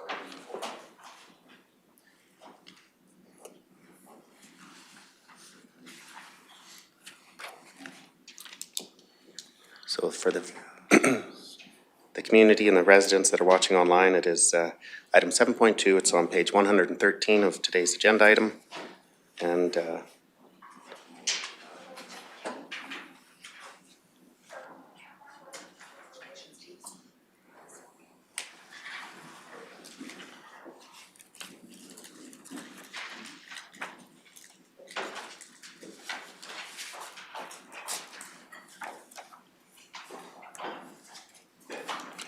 welcome to council chambers. Before we begin, we'll just maybe do a quick round of introductions, and we'll start with Ward 1 Councillor. Good morning, Brianne Powell, Ward 1 Councillor. Good morning, Hazel Letwin, Ward 2 Councillor. Good morning, Drew McKay, Ward 3 Councillor and Deputy Reeve. Welcome to council chambers. Very nice to see you. Jordan Northcott Reeve and Ward 4 Councillor. Good morning, Tyler McCauley, Ward 5 Council. Greetings, Brian Cermak, Councillor for Ward 6.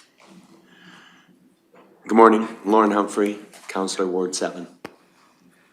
Good morning, Acting Director of Planning and Development. Kim Gillum, sorry. Good morning, welcome, Rick Emmons, CAO.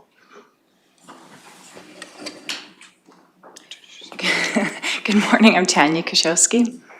And who are you with? I'm with Discover Nordegg, Nature's Getaway Mountain Resort, and the Miners Cafe.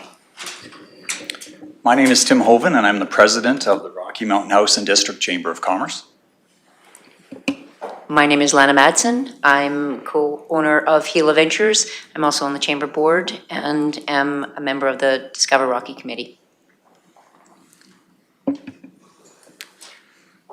As you all know, the chamber represents businesses from many different industries all across Clearwater County and the town of Rocky Mountain House.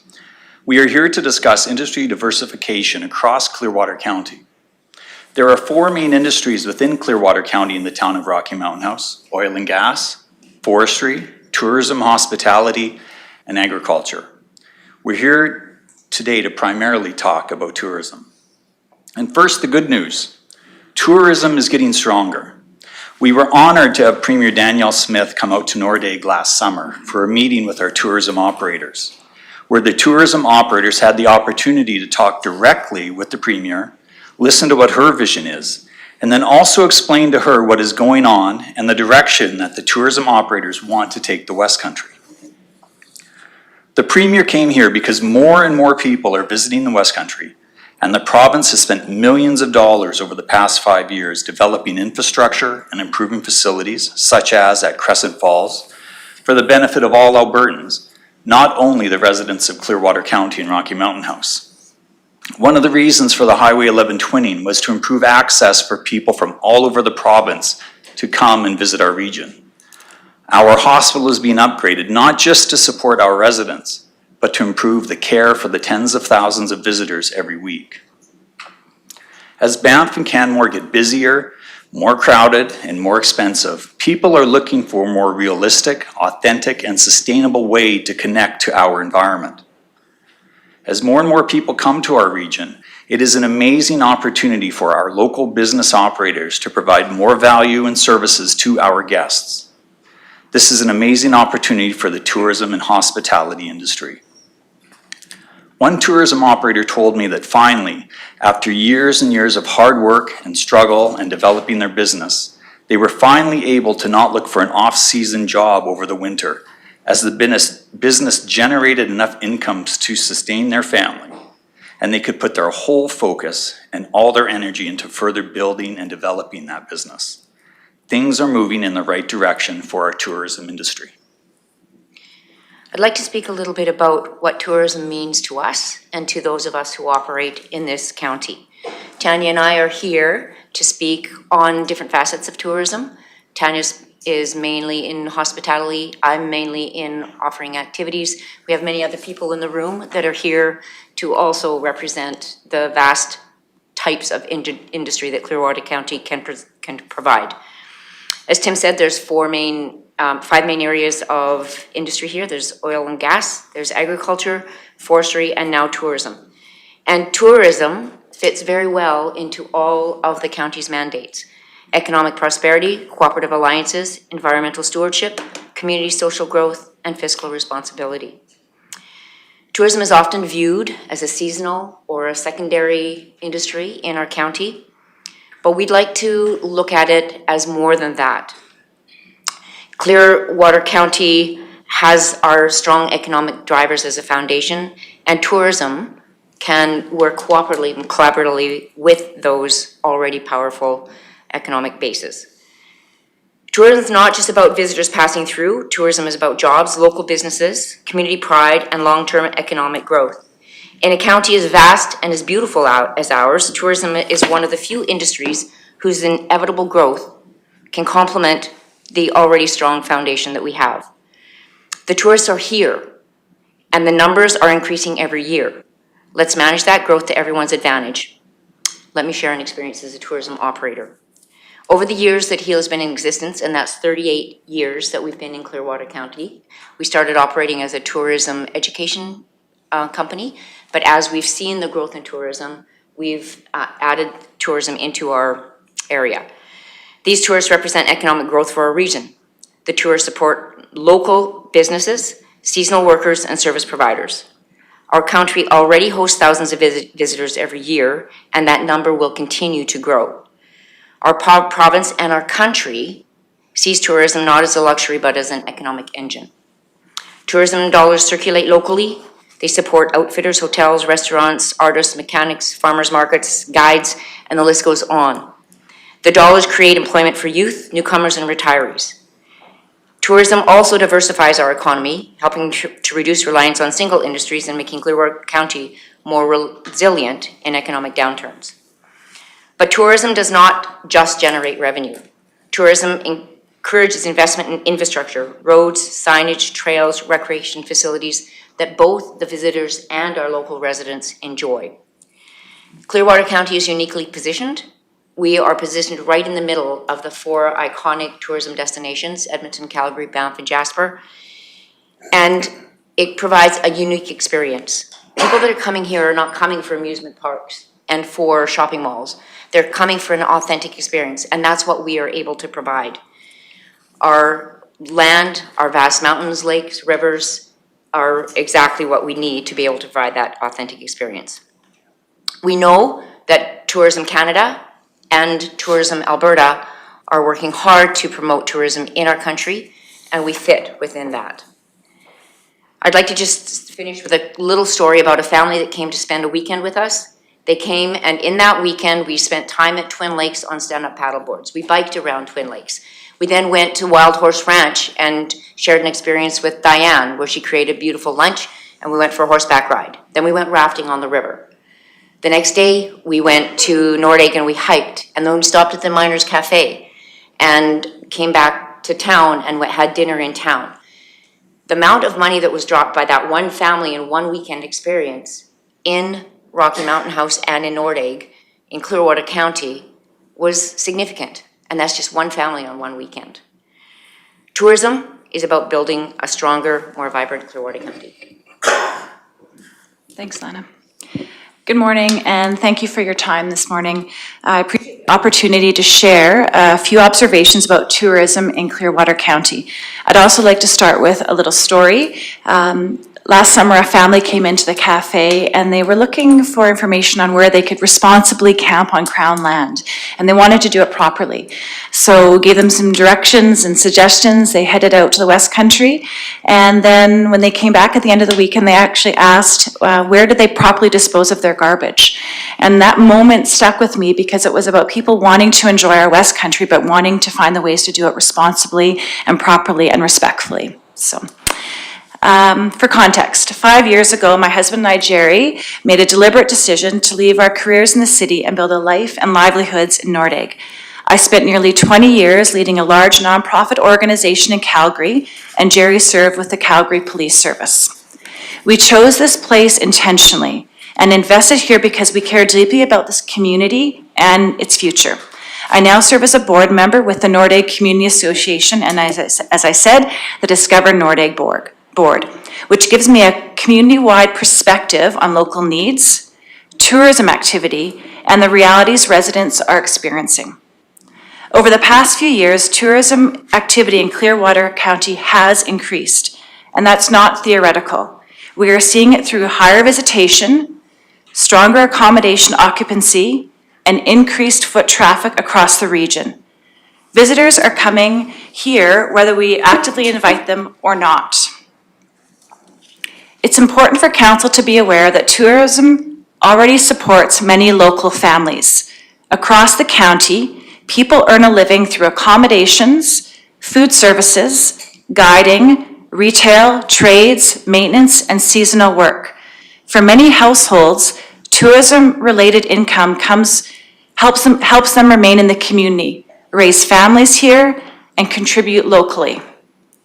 Tourism also brings economic, social, and recreational benefits that residents themselves also enjoy. Local restaurants, events, trails, amenities, and services are more viable because of this activity, and residents benefit alongside visitors. At the provincial level, there is clear support for a responsible managed approach to tourism.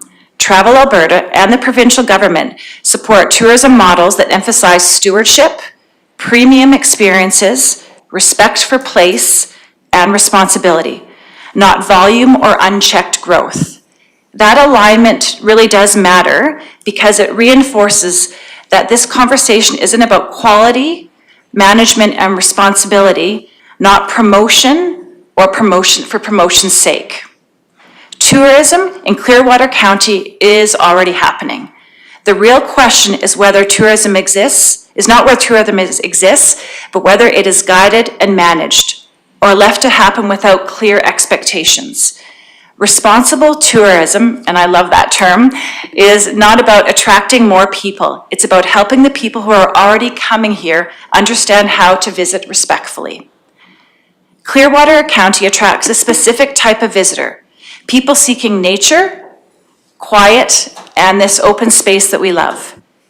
That makes this region well-suited to a managed approach where education, designated areas, and clear communication reduce pressure on land, infrastructure, and residents. I also want to acknowledge a valid concern that has been raised, that tourism can increase demand on municipal services like bylaw enforcement, search and rescue, and emergency response, and that tourism itself doesn't directly pay for those services. What we consistently see is that unmanaged tourism is what drives those costs up. Confusion leads to the incidents that occur. So, clear direction and education prevent many of those situations before they require response. If we do nothing, tourism does not stop. It simply continues without any direction. That leads to more confusion, more conflict, and higher reactive costs over time. From a risk management perspective, prevention and clarity are far less costly than reaction. Thank you for your service and for the care you bring to these decisions. I appreciate the opportunity to share these observations and share from my perspective and remain open to continued dialogue. I'll end with tourism is already here in Clearwater County. The opportunity is to reduce costs and conflict through clarity rather than absorb higher costs later through reaction. Thank you.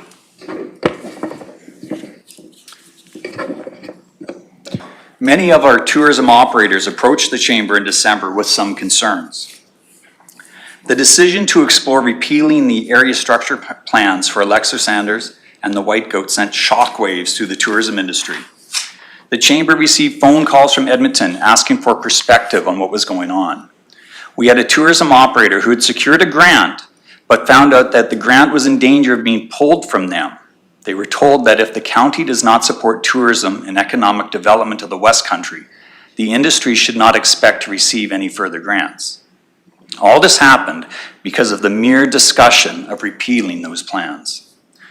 The words of this council carry much weight, and the message being sent is that the council is not supporting the economic development of the West Country. New tax-paying businesses like a grocery store or a hotel will not come to Nordegg without faith that the county will continue to support the area in the future. Multi-million-dollar developments that have been in the works for years may be paused or stopped just because of a few words. And the community needs those developments to improve the quality of life for those who live there and also for guests visiting the region. These developments would also help to make Nordegg a revenue-generating community for the county. Potential repeal of the area structure plans should only take place after exploration of the wide-ranging negative effects of this type of decision. These updated plans are not new. They have been in the process for decades, with the province being a major partner to that development planning. Many residents and businesses have invested heavily for many, many years on the trust that the county and province will continue with those plans. Once that trust is broken, how do you repair it? The county faces many challenges as we move into the future. Number one is the aging and negligible population growth. From 2006 to 2024, the population increased from 11,505 to 11,904, an annual growth rate of only 0.2%. The average age in 2006 was 38, and now in 2024, the average age was 46. As families get older, there are less children to attend our schools. As children grow up and leave to other areas for either education or economic opportunity, there are fewer people left here to support our local businesses. There are fewer people to buy groceries in our stores. The aging population is a problem that affects every part of this municipality. The oil and gas industry is changing. There are less jobs, there's increasing automation, and there's less capital investment going into the oil industry all across the province. More work can be done by fewer people than ever before. There are changes in forestry, consolidation, international challenges such as tariffs to the United States, and increasing automation have all been major challenges for that industry. And finally, we come to agriculture. The agriculture of today is not the agriculture that we all grew up with. The typical farmer faces tighter margins, increasing costs, higher debt loads, and international challenges such as the tariffs on canola. The average age of a farmer is now 56 years old, and that trend does not look like it will be changing. There are no new acres of land to farm. If a farmer wishes to expand his business, he needs to buy or rent land from a neighbor. One farm gets bigger, the other gets smaller, and the net economic growth is zero. There are no new acres of production. It's the same number of acres that we're farming. In the case of one farm selling and ceasing operations, the net economic effect is negative as we are losing a family to another location if that family leaves the area. Another family gone that will not be here to support our grocery stores, our mechanic shops, our automotive dealers, and many, many, many other businesses. Agriculture is a slow growth industry, and it is currently growing at a slower rate than inflation. So the net effect is that it is shrinking. Cattle prices are high right now, but our cattle numbers have almost dropped in half from 2001. In 2001, they were 126,000 head of cattle to only 68,000 in 2021. While the last census data shows that there are about 1,100 farms in Clearwater County, the number of full-time farmers in the county is not very high. There's no data stating exactly how many farm families exist solely on farming income. There are only 313 landowners in the county with more than 160 acres. I would find it hard to imagine getting a full-time income from less than 1/4 section unless you have an intensive operation like a greenhouse. So would it be fair to use that number as an approximate number for full-time farmers within the county? The sad but hard truth is that many farms require off-farm income to remain sustainable. Either the main operator has an off-farm job or the spouse does. Where do those off-farm jobs come from? They come from other industries like oil and gas, forestry, retail, hospitality, education, and the medical industry. Many farmers start side, non-agriculture businesses, for example, a mechanic shop, to help ends meet and to keep the farm financially sustainable. Our agriculture community requires a healthy, diverse business ecosystem and economy in which to grow. Agriculture is not an island unto itself. So where are these future jobs going to come from? From a more automated oil and gas industry? From coal mines on the eastern slopes? What are the future jobs that will provide employment to our youth so that they will choose to stay here and raise a family? Tourism could be a big part of that answer. The people are coming, tens of thousands of people a weekend during the summer. The province is promoting this area and spending millions of dollars on much-needed infrastructure improvements. Our tour operators and businesses are ready to respond to that opportunity for the long-term sustainability and growth of our community. What do they need? They need your support. They need you to send the message that the county is much more than only agriculture. It is a vibrant, thriving economic hub of many diverse industries. Agriculture will always be the backbone of our community, but the future growth required for us to remain a thriving, prosperous community needs other industries to bring jobs, capital, and investment to the area. Our request is simple: that Council continue to support opportunities to manage and direct visitors in a way that protects agriculture, rural lifestyles, municipal services, and community well-being, while allowing the economic benefits of tourism to be realized responsibly. With economic diversification, clear regulations, designated areas, and cooperative communication, Clearwater County can continue to be an incredible place to live, work, and play. This does not need to be and should not be an either-or conversation. Different industries and ways of life can coexist when expectations are clear and no single interest dominates. We also have for you, for Council, approximately 30 letters from people and businesses within Clearwater County and the town of Rocky Mountain House that are supporting the continued economic development in the West Country. We'll be leaving those here for you. We also have a fairly large group of individuals and business operators who wanted to come here and show the council how important economic development is, not just to the county, but to their families, to their personal lives. I would like to invite all of you to continue this conversation at the Unstoppable Conversations event we are hosting tomorrow or Thursday in the Clearwater Room at the Walking Eagle from 3 to 5. One part of the Unstoppable Conversation group was to set up a business municipal group where business owners could sit across the table from their elected officials, and elected officials could hear directly from our business owners, and you could hear directly their concerns, what they feel needs to be done, and what they need to continue to grow and thrive in this community. That group will be starting up again in a few weeks, and I invite you all personally to come and listen and talk directly to those business owners to strengthen those relationships. Thank you very much, Council, for your time today. Thank you. I'd like to thank you for the presentation, the perspectives, and I would like to acknowledge the efforts that the Rocky Chambers puts into supporting local businesses. I do have one question. It's regarding the Denim and Diamonds Business Awards banquet. Yes. And the nomination process, as I have attended, and I do see many local business owners in the gallery. It is always proud to see them. Many business owners receive those awards. The nomination process and the time frame for nominating local business owners for this event.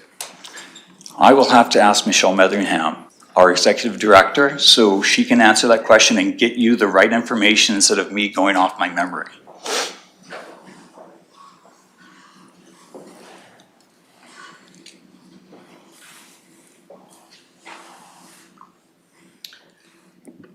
Thank you, Mr. Emmons, and thank you for the question and hearing our presentation today.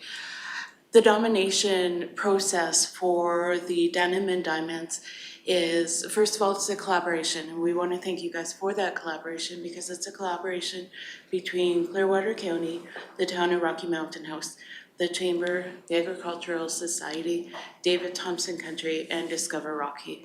So it's really fabulous how much it encompasses in our community.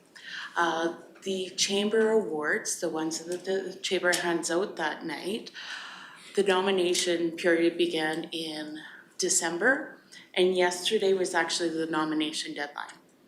If you've got some fabulous businesses that you would like to nominate, send me an email. I'll make sure their names get in there. What we do is when we receive a nomination, we take the nomination and then we congratulate the business owner, say congratulations, you have been nominated for this. Here is the criteria for that award. Please tell us how you match that criteria.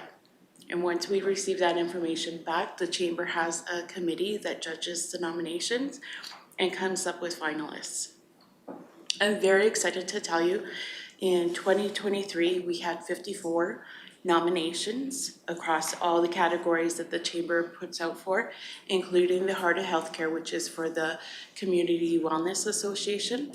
In 2024, that number went from 44 to 57, and in 2025, that number went to 110 nominations.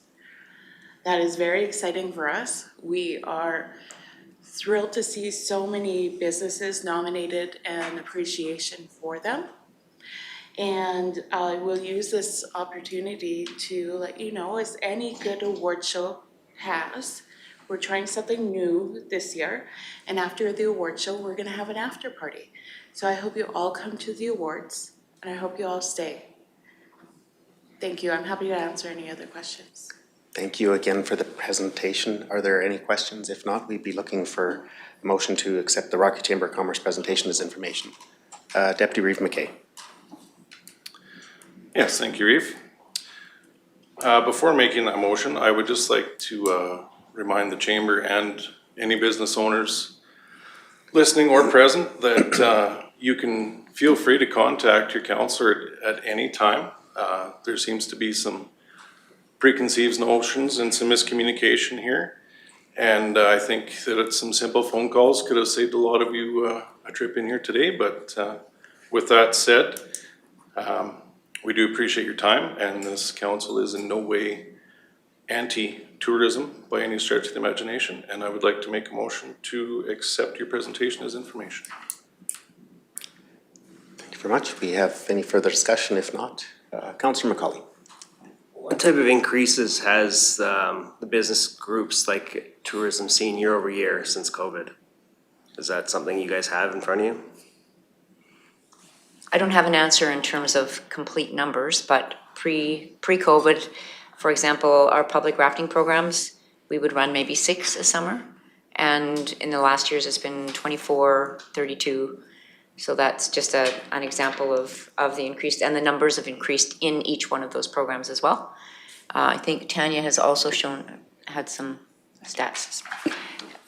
For us, speaking specifically for Miners Cafe, over the last 2 years, year over year, we've seen a 30% increase, which in numbers equates to about 1,000 people through our doors. That's just our perspective and story in a day.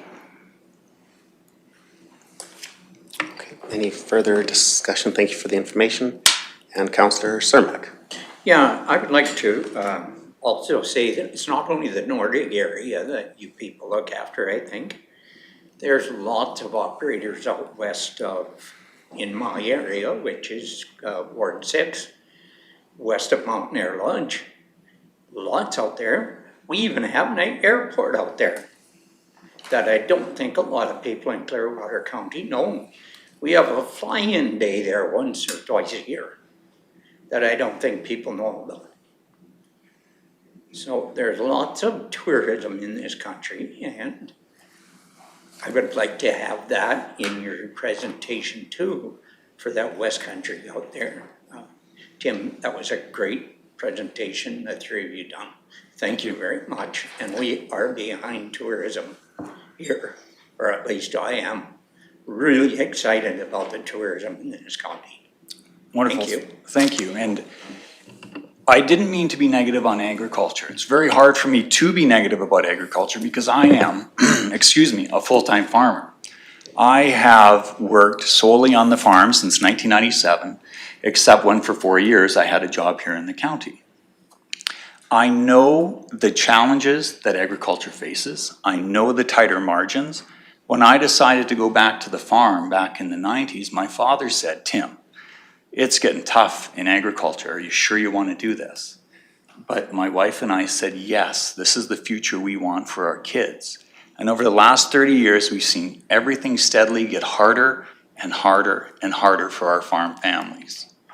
And like I said, we need a diverse economic base for us to grow our farms on. We need to have that resource available. So if someone wants to come up from the city and start farming, they can start small, get an off-farm job, and hopefully in a few years, go to the farm full-time. And if they don't have those resources in this county to do that, they will go to other places where they can do that. We need more like-minded people moving to our county so our county can continue to grow into the future. The population we have now, the jobs we have now are not enough to carry us to where we want to be in 10, 20, 50 years. So once again, thank you for your time today. We do, and out of respect for the Rocky Mountain Chuck Wagon Association, we do have a delegation at 11:25, but I'll entertain some more questions at this time. Councillor Levin. Yes, I just wanted to say thank you very much for your presentation and that, and also in the future, and your explanation on farming and agriculture. Very, very profound. And so in the future, when we vote down acreages, it'll be to help agriculture, just so we know. Okay, thank you. May I respond to that? We need people here. Over the past 2 months even, I've met 2 new families that have moved to our area. They were in the city of Calgary, they didn't like what they saw, and they wanted to move to a place with like-minded values. And not everyone can afford to buy a full quarter section of land at what, $1 million, $1.1 million. But they can afford an acreage to start that rural lifestyle. The people who are choosing to have acreages here in the county, they're exactly the type of people we want moving here. They want the same future we want. And I would just say that we need to extend open arms to these people because they are the future. They're bringing their children, they're sending their children to our schools, they're buying groceries in our stores. And to not welcome acreage owners, I think ultimately is shooting ourselves in the feet. Okay, we could have further discussion, but I'm going to limit discussion. I do really appreciate the time that the Chamber's put in to present to Clearwater County Council. Deputy Reeve McKay. I have nothing further to say other than just to remind everyone that there is a motion on the floor and we have a delegation waiting. Okay, I see no further discussion. I'm going to call the question. All those in favor of accepting the Rocky Chambers Commerce presentation as information? All those in favor? That motion is carried. Thank you for your time. Thank you. Thank you.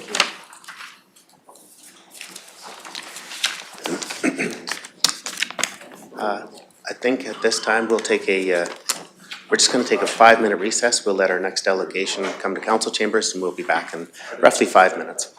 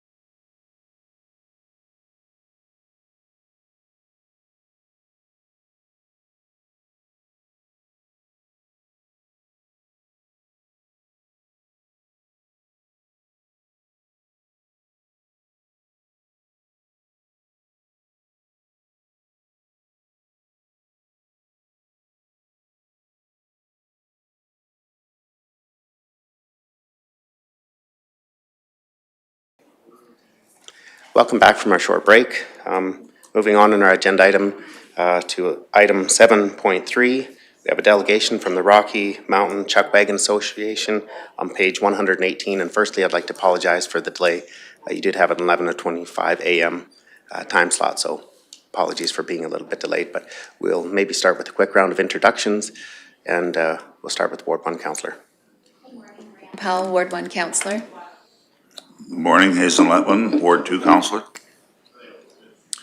Morning, Drew McKay, Ward 3 Councillor. Still good morning. Welcome to Council Chambers, Jordan Northcott-Reeve. Good morning, Tyler McCauley, Councillor, Ward 5. Good morning, Brian Cermak, Councillor for Ward 6. Good morning, Lauren Humphrey, Councillor, Ward 7. Good morning, welcome, Rick Emmons, CEO. Good morning, Bettina Van Newkirk, Director of Agriculture and Community Services.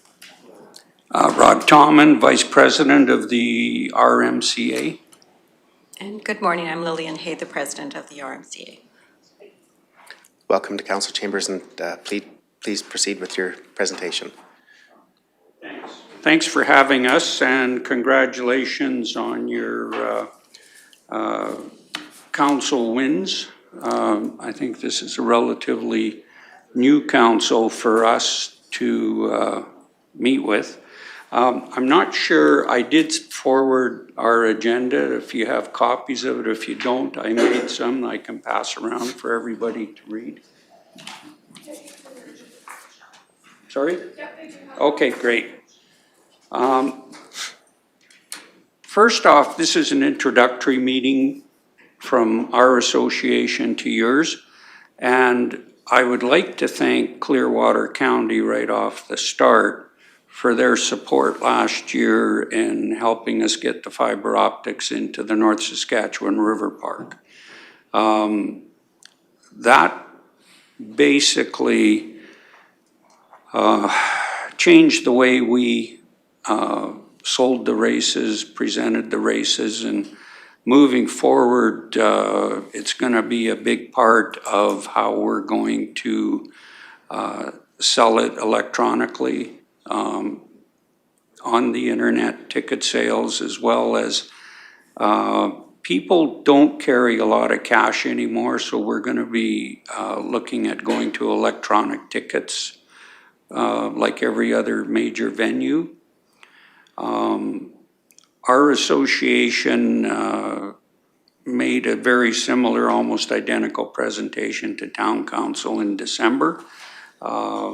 We were quite pleased with the response and reception, and we're hoping to get the same type of reaction from Clearwater County Council as well. And as it turns out, the town is already looking at what they've got to do to improve the internet connection, so the electronic tickets can be handled properly. We're going to be upgrading some more power down there again to handle it. Last year was our biggest year for it. We had over 6,000 attendees. We had, every year the camping area has been growing. We're getting support, sponsorship support and advertising from increasing in the community, but also from outside the community. We are presently going into our second year of the World Finals. Between the World Professional Chuck Wagon Association, ourselves, and the town has voiced their support. We are hoping to make Rocky Mountain House the permanent home of the World Finals.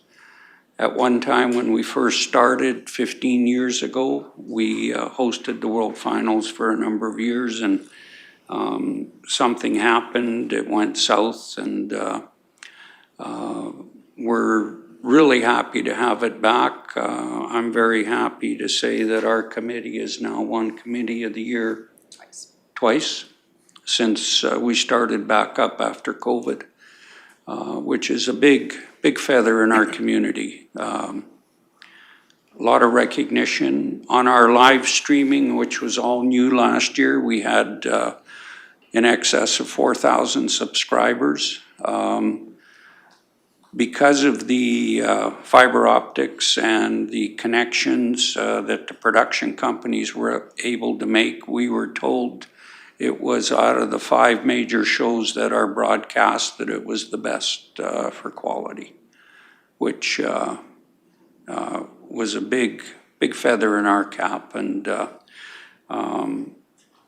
so as you can see, there are things, we have a wish list. We're not here asking for specific money. I think we're more interested in having cooperation with our group, the town, the county. There are things that we need that would make the Broken Spoke a more comfortable venue, such as radiant heaters, more picnic tables, more seating. This year we've got 3 big name groups coming in for entertainment, which again is a big feather. We have very popular groups actually contacting us to be able to come to the event. And that's also another feather in our cap. So. We have a beautiful facility down there that is totally underused and underdeveloped, to be quite frank with you. There's so much more we can do there, just from a equine, agricultural, bovine type of facility. I think the venue, just its location makes it attractive for a lot of people. I'm involved in equine events. I have horses that I show in the US and Canada, reining horses, and I can tell you the support and the money that follows these type of events is pretty incredible. The same goes with the chuck wagons. I think a lot of people really underestimate the economic value that comes into this community. And I can say last year, I feel it was around $5 million. And, you know, the businesses in town have all reacted and said, wow, this is getting really big. And I remember 15 years ago, I went around to grocery stores and I said, you guys need to stock up. And that first year, our attendance was not what it is these days. But Sunday, I went around and meat counters were empty, grocery shelves were empty. Liquor stores, the same thing. It's service stations. Everybody benefits in the town and the county. There's a lot of people that camp down at the grounds, but there's a number of people that camp throughout the county as well for that event, and they're here for a minimum of a week. A lot of them are 10 days on average. So that's, it's a big thing. Lil, do you have anything to add? We contribute a lot of give money back to the community in regards to our non-for-profits that help us out to put the show on, such as the 4-H, the Junior Rebels football team, the Compassionate Care Society, the West Country Cadets, that help us out immensely. And in turn, we give them back our fee-for-service, if you want to call it that. The 50/50 sellers, such as the Rocky Museum, Rocky 4-H, Search and Rescue, and all we ask in return from them is that they clean the grounds for us the next morning. So for them, that's a really easy way to make good money for the evening. Many of the nights they sold out, which means they clear $5,000 to take home, and they just come back in the morning and clean up for us, and we give them the bottles that are being used up in return as well. Yeah, I think that's. Yeah, do you have a total figure that we put back into the community? We put back into the community well over $41,000 from what we make, so.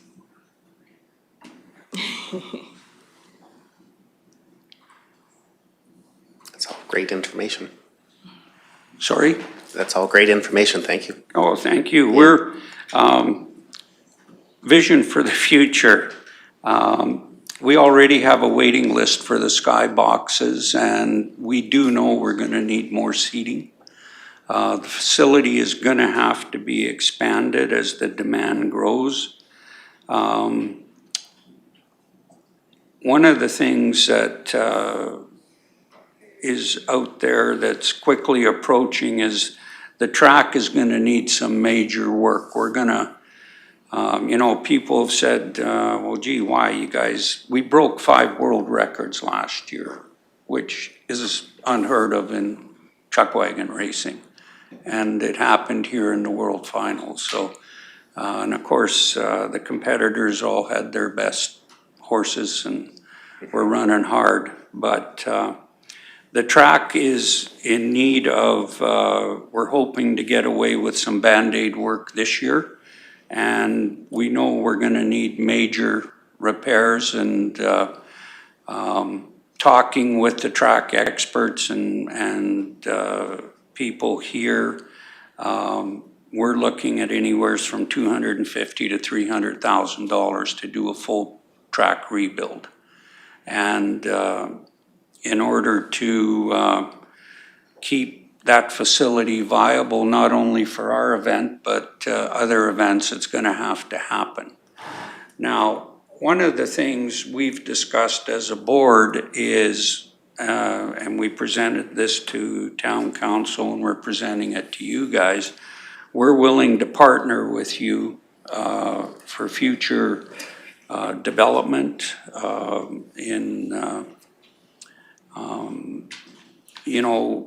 we're very happy with the rental rate now, and I have talked to the other major user of the facility. They haven't expressed any interest in improving the facility. My recommendation would be, one is let's attract the user groups that have left, and they left for different reasons. We used to host the ranch rodeo down there. There was the high school rodeo. They've all moved to different venues because at that time, under the way it was run, it was a lot of the groups found it was not conducive to stay there. I would like to get these groups back. High school rodeos are big. The ranch rodeo, there's all kinds of, I think probably a good number of people in this room are aware of equine events and bovine events and what we're capable of bringing to the area. We'd also like to relocate the demolition derby pit to the north end of the facility, because that took away about 3 barn areas for us when they put it there.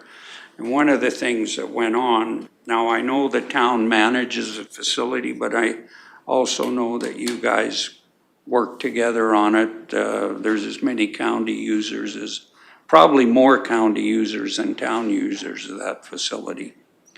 So there's a lot we can do, and I would suggest as we move forward, and there are discussions about how to improve the facility, that you include the user groups so we can give some input into what the requirements are. Last year the town really upgraded the power and everything else there, but didn't ask us what our needs were, and we ended up still having to bring generators in around the infield because there just wasn't enough power for our needs. And adding the live streaming, the power requirements went up like that to run the units, right? So, do we have any questions from council? I'm not seeing any questions or comments from any council members at this time. I know that I did have a question, the paving for the access to the North Saskatchewan River Park, how has that been? That's been great. Yeah, that's Yeah. quite an improvement there. Yeah, that, yeah, it was a little challenging when you guys decided to do it right at our event, but we were towing a lot of units around on the road there after a big rainstorm when they were tearing up the road, but you know what, it worked, the end result's great. Yeah, and a lot of, my compliments again, because we've had a lot of feedback from people who've been coming to the event for years, and they said, big improvement, so. I know that was a previous decision made, so credit to them, Yeah. those members. Councillor Letwin, please. Yes, so you run as a nonprofit organization, is that Yes. correct? Okay. And who built the facilities originally? Was that government grant money, or is that the town or the county, or? Well, originally, the facility was where the high school is. And an agreement between the rodeo board and the town, and I'm not sure if the county was involved, moved the facility to where it is presently. As the facility improved, the grandstand, the roof, which all came in segments, our association contributed well over 100,000 to the grandstand and the roof. That was donation money then? Pardon? Was that donation money? That was that was from us, and then there was grant money from the Alberta government. Okay. And I'm trying to research now, I know there has to be other grants available for a facility like this, so it's it's something I think we need to look at from. I guess my question is if we ran this as a business, you wouldn't need county money if there was profit to be made in the future. Yeah. Not today, but in the future, if we ran the Truck Wagon Association as a business, or the grounds. I think as if a we whole ran the as a park business, as a business. Yes. There would be, yes. And then and the business make profit, and then profit we invest back into ourselves. Yeah. Yeah. Yeah. That's the question. Thank you. Yeah. Okay, if there's no further discussion at this time, I'd be looking for a motion to accept the Rocky Mountain House Chuck Wagon Association presentation as information.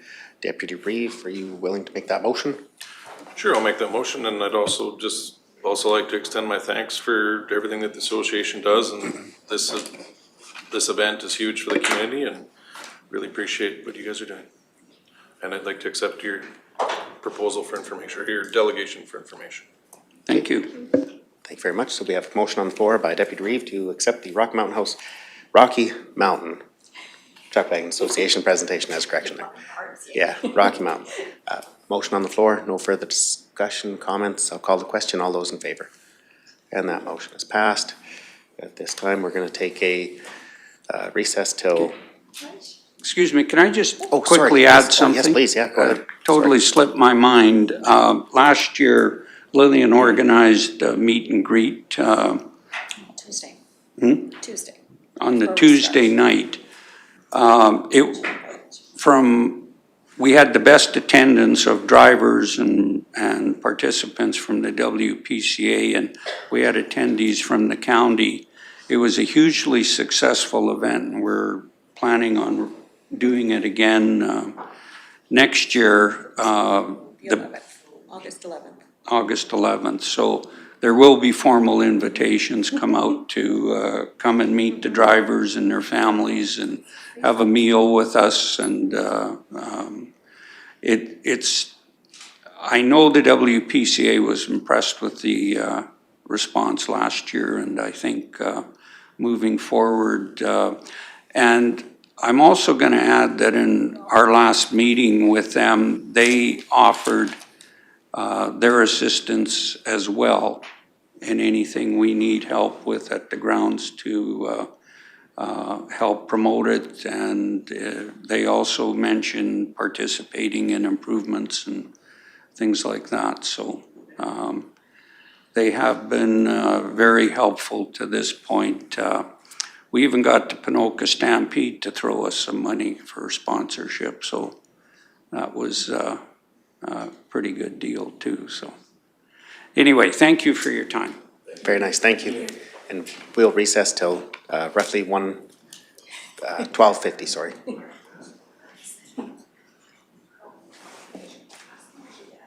It was passed.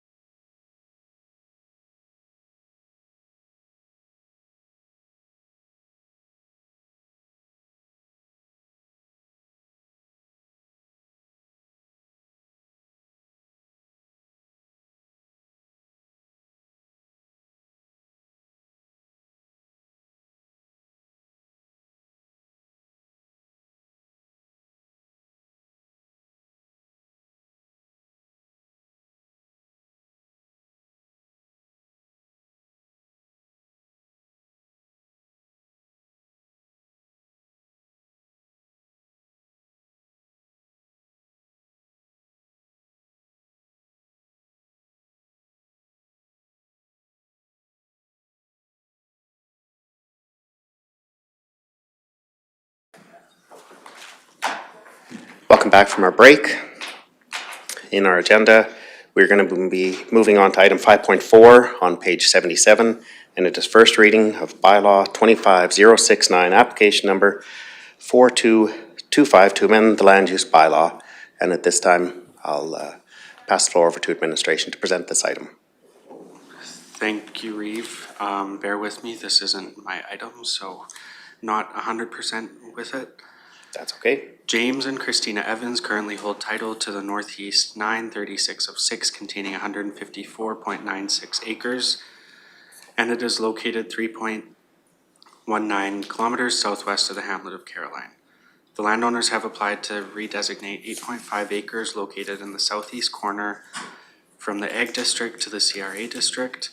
Pending the outcome of the land use amendment, the applicants intend to proceed with subdivision to create a separate title. The proposed undeveloped area is described as generally flat with a pocket of mature trees in the central portion of the proposed parcel. Access to the proposed area will be from an approach off Range Road 6-3 adjacent to the east boundary. The size of the proposed redesignation exceeds the maximum 5-acre allowance for an undeveloped parcel. However, the area proposed is not currently being farmed and has not been used as farmland in the past 30 years. The balance of the quarter is described as predominantly cleared farmland. Access to the remainder of the quarter section can also be obtained from an existing approach from Range Road 6-3 adjacent to the east property boundary. Surrounding land uses are predominantly agricultural and residential parcels. The applicants are present to speak to the proposal if council has any questions. The proposed redesignation is to allow for the creation of an 8.5 acre parcel. MDP policy section 10.2.4 accommodates a larger developed residential parcel where the proposed parcel includes all or part of an existing farmstead. However, the proposed redesignation does not include an existing farmstead and remains undeveloped. As such, the proposed size does not comply with CRA requirements. The landowners have indicated that the proposed area has not been used for past and existing farming activities and is more suitable for residential development. In accordance with the MDP policy 10.2.9 and 10.2.10, the preferred location of the proposed parcel is to be on the lowest quality land in the quarter section. As the quarter section has the same land suitability rating, the proposed location was selected to minimize impact on the family's agricultural operations. Administration is recommending that council consider granting first reading to bylaw 25/069 and proceed to a public hearing. Thank you. Thank you for the background information. I'd look to council at this time if there are any questions, comments, or entertain a motion at this time.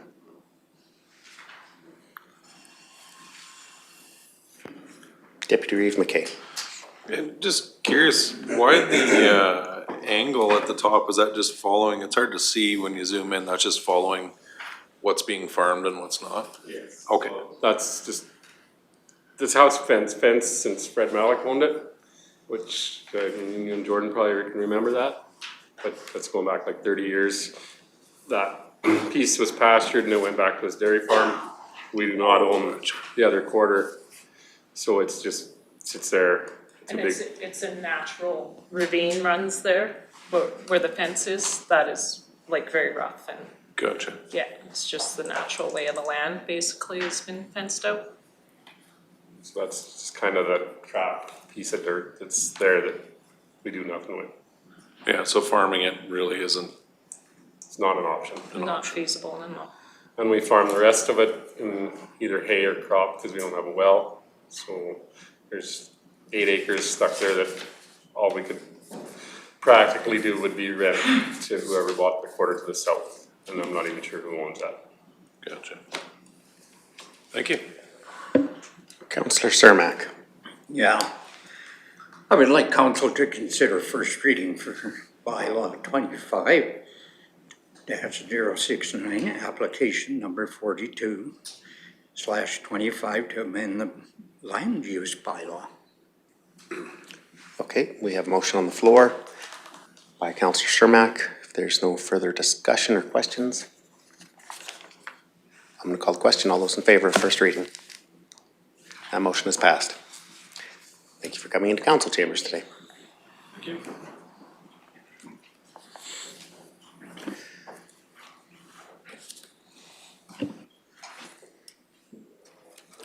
Now on our agenda item, excuse me, we'll go back into item 5.2, which is a tabled item, and I'd be looking for motion at this time to lift item 5.2 from the table.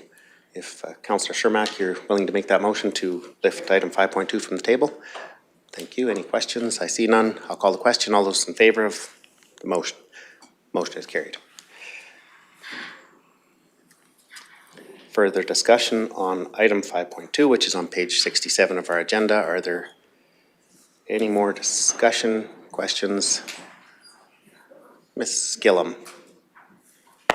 I just wanted to note that the applicant is still here and he does just want to chat with you about your proposed possible reconfiguration of the parcel and why they've asked for that part in the south. So if you're hopefully will hear.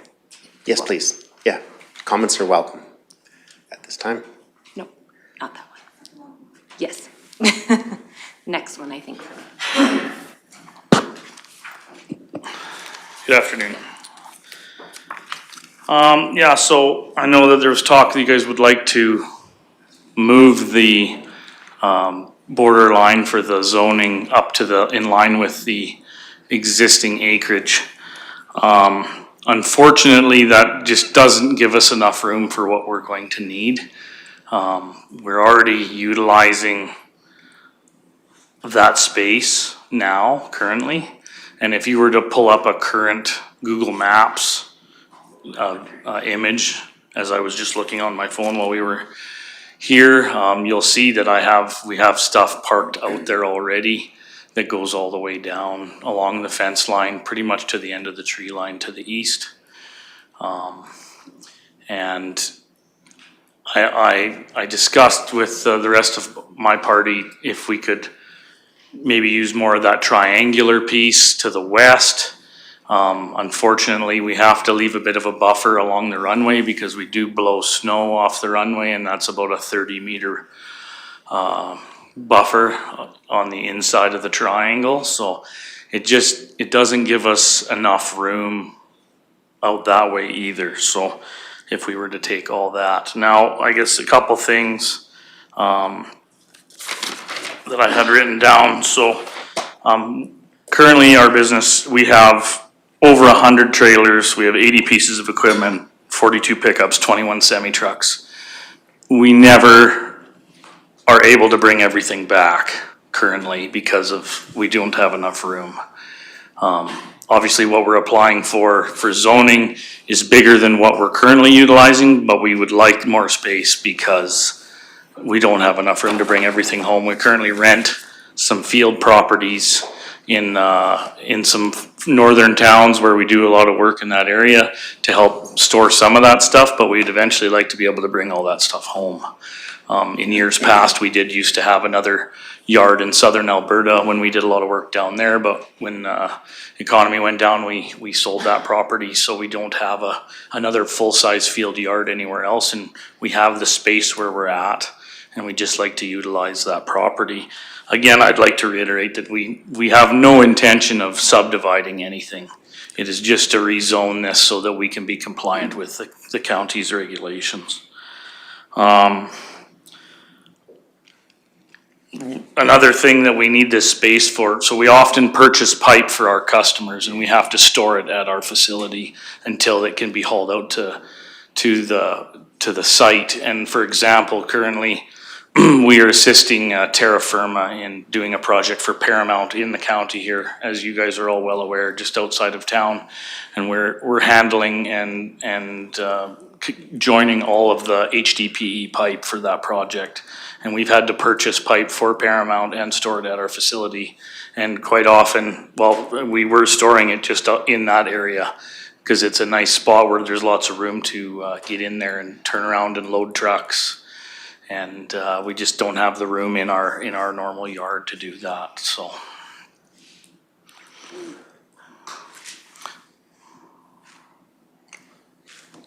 Do you have any more information or comments at this time?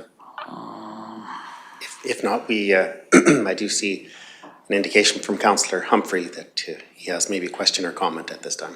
No, I think that's all I have for now. Okay, thank you very much for that information. Councillor Humphrey, please go ahead. And when I look at it, and I understand your concern for more room and stuff, but there's a lot of bush on there.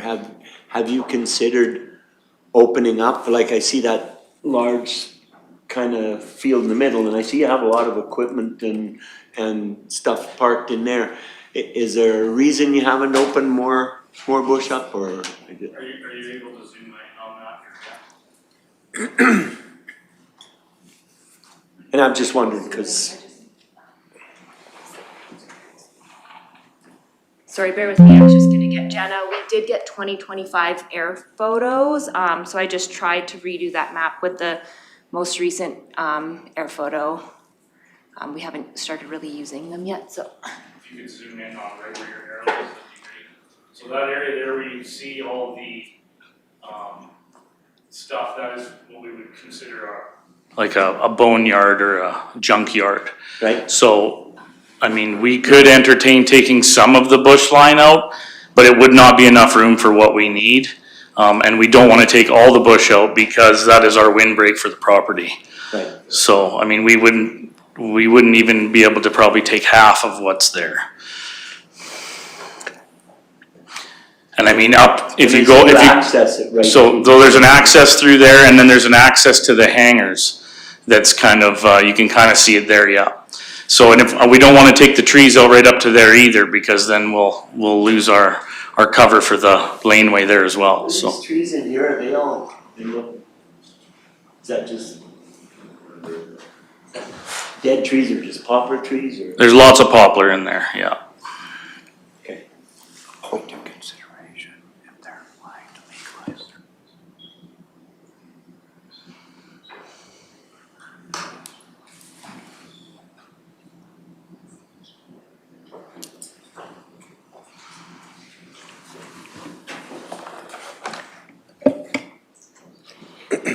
I do have a question maybe for administration or Mrs. Gillam.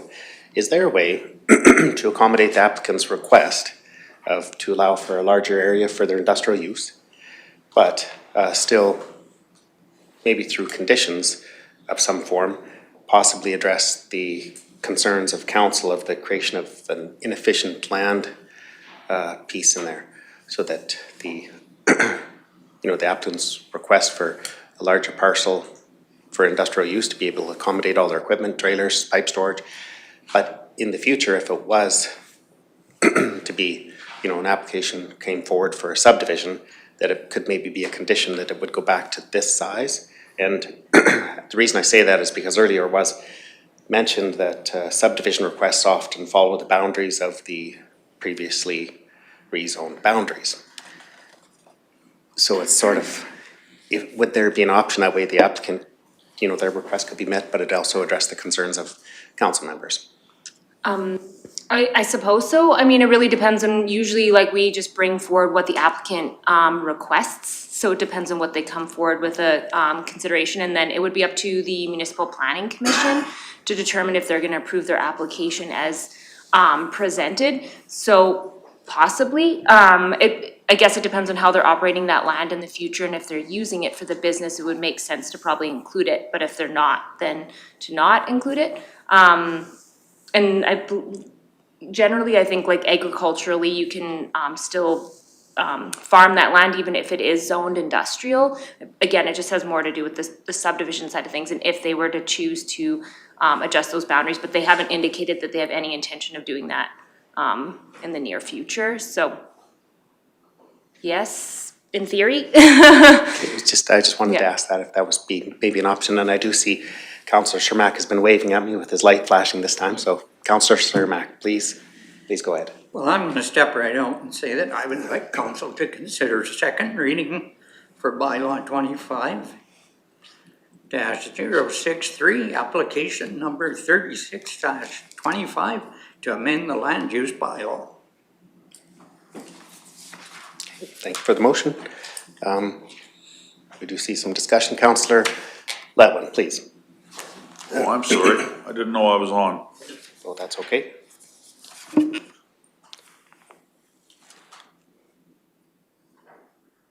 Is everybody clear on the motion? Would be to approve proceed with second reading as presented in the agenda item. So if there's no further discussion, Councillor Letwin? So which drawing are we approving? Or not approving? Nope. Yeah, we're gonna The get yellow or the red? The original. The original one? Okay, thank you.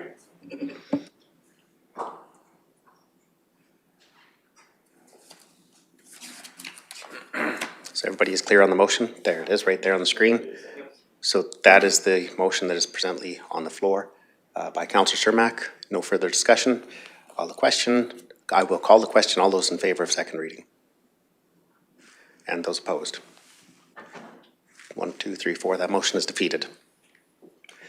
Are there any other motions at this time that would be? Councillor Powell. What about making a motion about something to do with MPC in regards to what you were speaking about? I'm not exactly sure how that would be done, but maybe Mrs. Gillum or yourself could explain how that could be done so that the applicant still gets to expand his business, yet farmland is somehow preserved on the subdivision side. I'm not sure how a motion would be made up like that, if someone could assist me with that.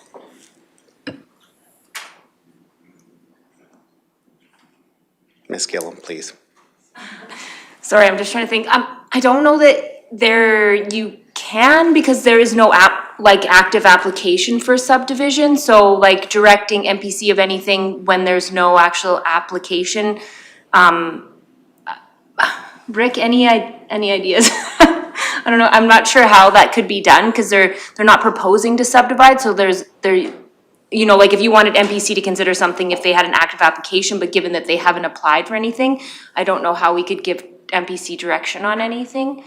Could there be a condition on the rezoning then, that when it does come back at that time, MPC, is there an option for that?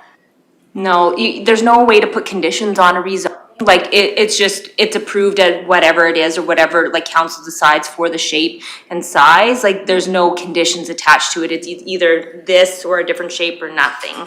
There's no conditions attached to it. And there's not an option for a condition to be attached to it? Not in a way I can think of. Okay. At this time, there was also a recommendation from the Municipal Planning Commission, which also it had an amendment to the proposal, which also could be another consideration for council. That was now highlighted in red on the screen. Applicant, please, yes. And to be quite honest, the way that it's drawn out in the red on this drawing would probably be better suited for us. So we do currently have another option. There was a recommendation from the Municipal Planning Commission, and I do see Councillor Cermak waving at me again over here, so please go ahead. I would just like to bring some more information to this, to the Clearwater County Council. Does everybody know what Scottsboro Construction does? They have equipment that can lay up to 6-inch plastic pipe in a sand bed 7 feet deep. This equipment, when it's going down a field, has about 8 people operating it. So that can be all done at once. They have gravel trucks bringing in the sand so that this pipe can be put into a bed on this pipe. And that's what the oil companies want. And this gentleman just wants to be able to store this equipment where it can be looked after when it's not in use in the summertime. When it's going down the field, this unit is over 120 feet long. Yeah. If you ever get a chance to see this in operation, and you probably will when they're going to be doing Paramount, it is something to see. I had the privilege of looking at it. And that's why I can see that these people need this size of a property and they're not gonna rezone it. This property is being with the Scottopole Construction, or with Scottopole name since 64, I think, 63, 64. And I don't think it's gonna be changed, but if you could see what they do for the oil industry, it is pretty fantastic when you think about it. We're only talking probably 5 acres of agricultural land in the area that we're disputing. Okay, I'll get off my soapbox then. Okay, and thank you very much for the comments. If we can keep discussion focused on the application and the agenda item at hand here today, which is for rezoning, we'd have to take consideration if we're gonna give background information related to applicants, then we may have to give a lot of additional background on every applicant that comes forward to council. So I did see that Councillor Powell has her light blinking, so go ahead, please, Councillor Powell.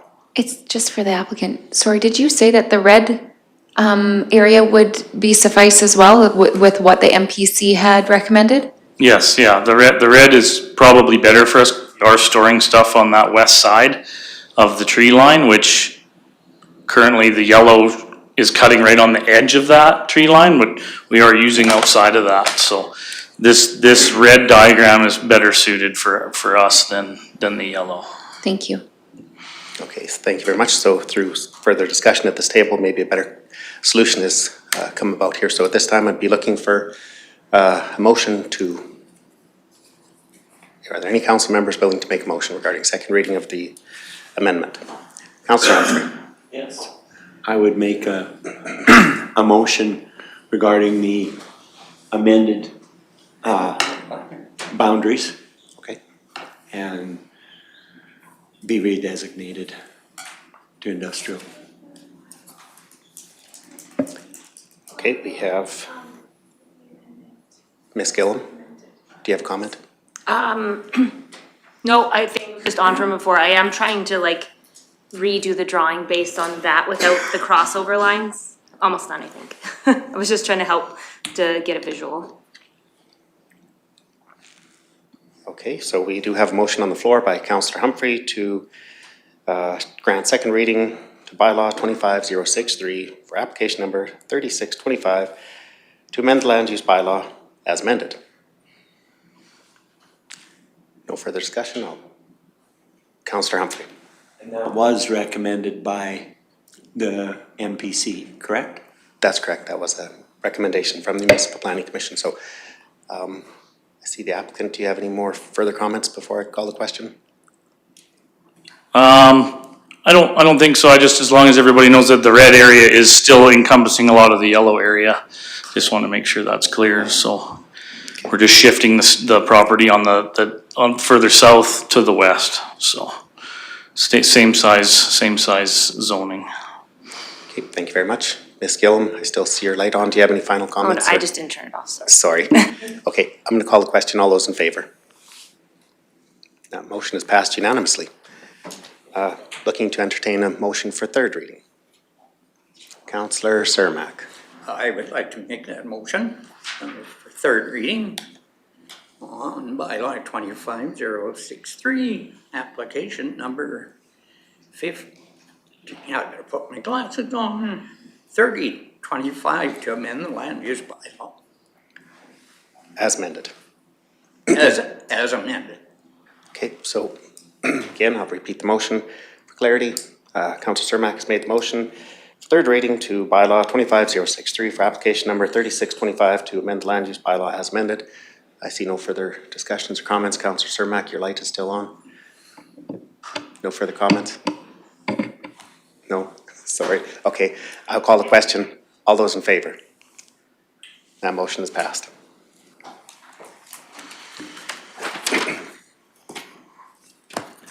Thank you. Thank you. Moving on to item 5.3, consideration of second and third readings to bylaw 25058, application number 2925 to amend land use bylaw on page 72 of today's agenda.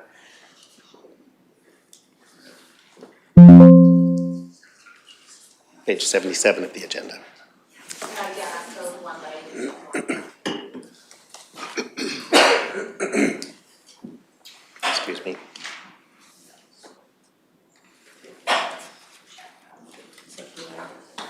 Whenever you.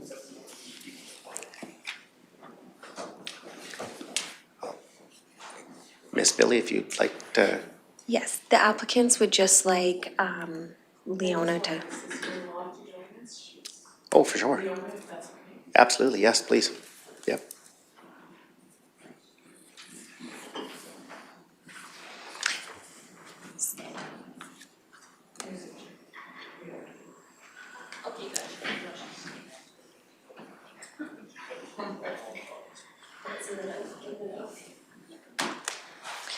So Miss Billy, please go ahead. Thank you for coming to council chambers. Go ahead, please. the purpose of this bylaw is to amend, or is to redesignate 7 acres within the Southwest 1439-7 from the agricultural district to the industrial district. And pending the results of the bylaw, they will proceed with a subdivision application to create separate title. Should council wish to eliminate that panhandle access along the north of the quarter, the applicants would be okay with that, and it would result in like a slightly larger parcel, so between 7.75 and 8 acres. But the applicants would not be okay with altering that south boundary in any way, because that's where the servicing and access comes in. Administration wishes to advise council that there are no provisions to a maximum parcel size for the parcel when it's being used for a public utility. And I will turn the floor back over to you, Chair. Okay.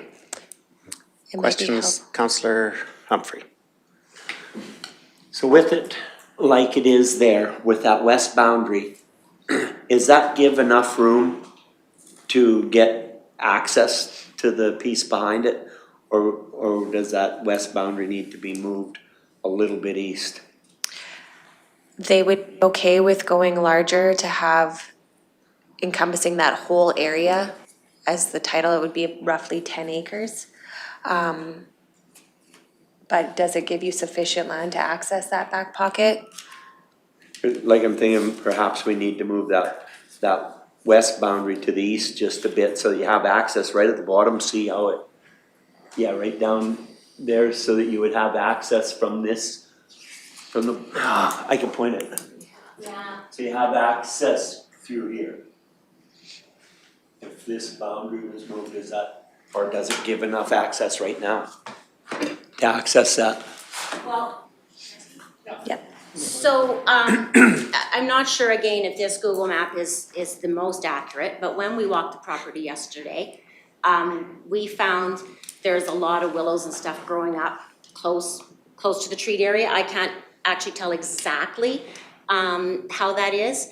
I know currently the farm equipment crosses the creek down here, either with a culvert or just through the ditch. Mm-hmm. And kind of comes along here and it scoots in through here. So I know this isn't an issue, you're wondering about right here. Yeah. I can't for sure answer how much room there is. Well, we'd like to proceed with a survey and get the surveyor's, perspective. I don't know if you like odd shaped parcels, but you can cut the corner off to make sure someone could get through. Or would be in favor of going straight across all the way to the unnamed creek and just taking that whole area, and then you wouldn't have to, you could still farm it, but it would be zoned industrial. But anytime it wasn't being used, or until such time it was used, it could be farmed. You'd just get more tax on it. Yeah, so we have some options there, I guess, then. I think it's important that there's still access to that other piece. I mean, if you subdivide that off and sell it and can't access it, it's gonna be kind of a pain on your end. Yeah, I agree with you, and we're gonna confirm that once get a survey to see exactly how it all lies, but yes, you're correct in that we still would like to have access to get to the back piece, right, of the 3 acres to get access. Otherwise, if it doesn't work, then we would say, instead of making it simple, we'd just extend it all to the back and take up the whole area, so there's no orphan pieces in the back anymore. It's just one 10-acre parcel. Yeah. Yes, please go ahead. If the purchaser didn't need the land at the back, but it was still zoned industrial, and they wished to rent it out as farmland. The access, the farmer, instead of coming from the south, could just come up the highway and come in the driveway and access the back. So it could still be farmed. But if you orphan that parcel, I understand that then it's not easy to get to. And we can't really go forward with, they could put a fence up around the whole thing. Or they could not want you to go through there at all because they'll have Right. their stuff there. So Right, only I think to make it accessible, it either has to have like an odd shape on that corner. 45 out a piece of that corner of it, or as presented. And that would be something for further discussion or with council. Deputy Reeve McKay. Thank you, Reeve. I'm a little confused here. During the public consultation we had this morning, public hearing, I thought we were pretty clear that that south boundary would move up and the west boundary would move west. And that was a solution that everyone was happy with, and now we're presented with something that is nowhere near what we had talked about. the problem with moving the south boundary up, it can come up a little bit, but the only access into the land is right there, as you can see. And then the old home site is just slightly south of that old driveway. It's a little hard to tell from the trees. And Teresa would like that area cleaned up. And the purchaser, as part of the purchase agreement, would clean that up. So there's a little bit of wiggle room, but we don't have any other access off the highway except for what's drawn there. So if you're talking a few meters, maybe, but we thought maybe when the surveyor came, he could draw the line just so it encompasses the house. And obviously that would then include the driveway.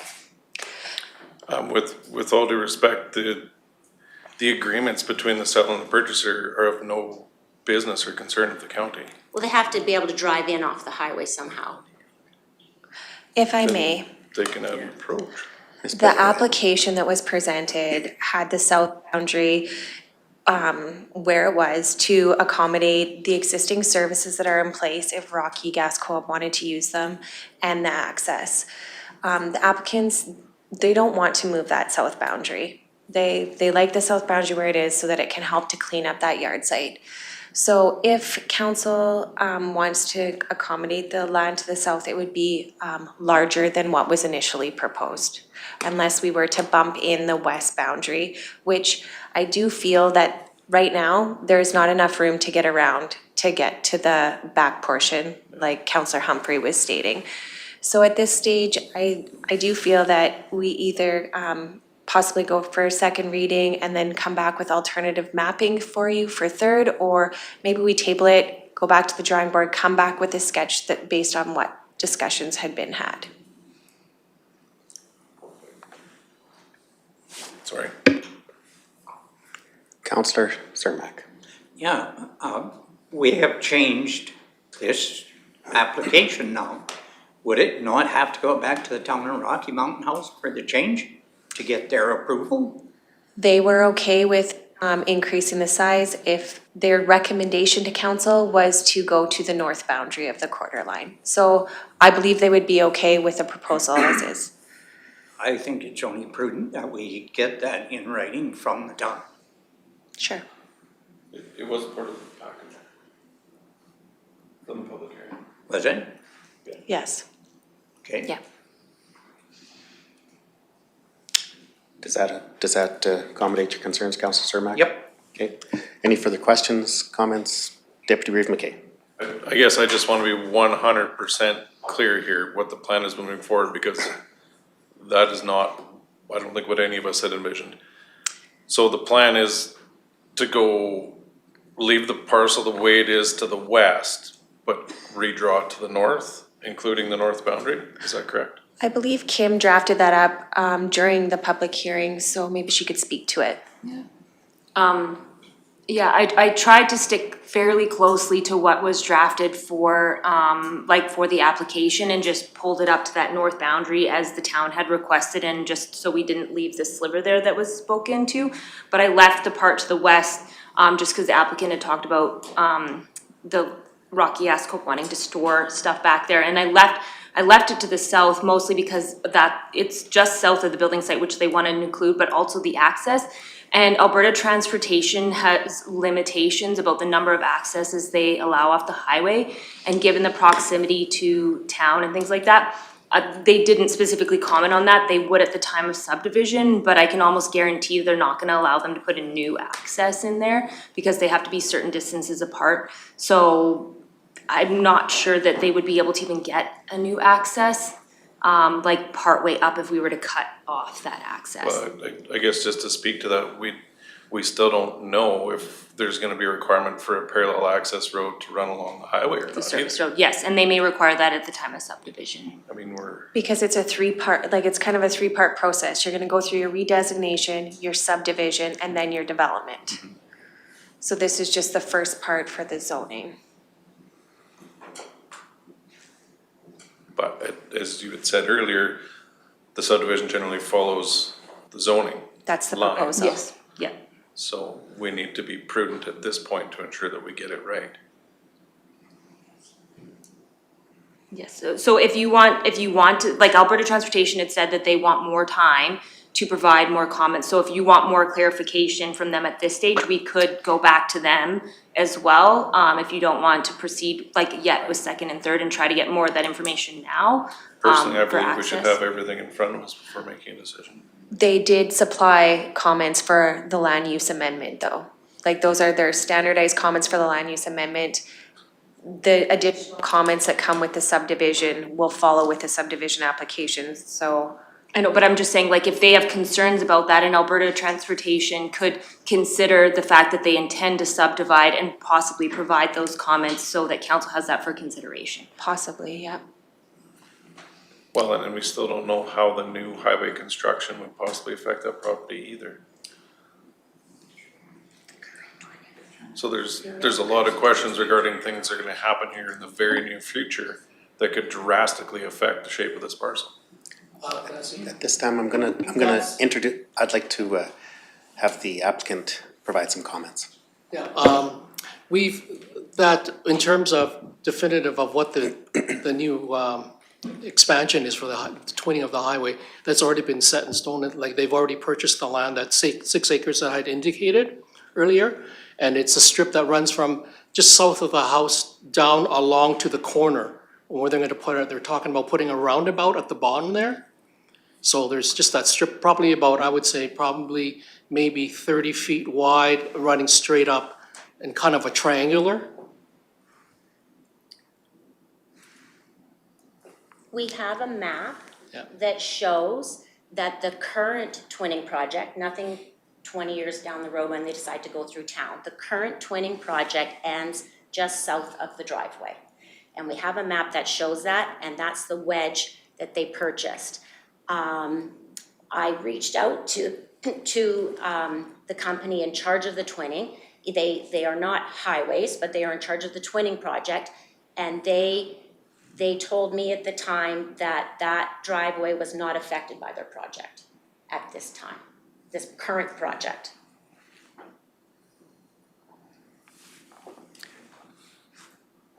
Do you have further comments, Deputy Reeve McKay? That information, should that not have been shared with council during the public hearing or even at the first reading? We tried to answer whatever questions you had.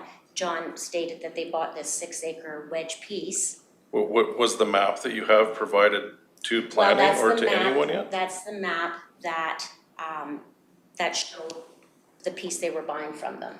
If you'd like to see it, that's fine. It's not within the red area, so we didn't think it was relevant. If there's no further, I'd like to give opportunity to Councillor Powell to provide some questions. I'm not sure if it's questions or comments. This is an appropriate area for development, especially being in the Rocky IDP.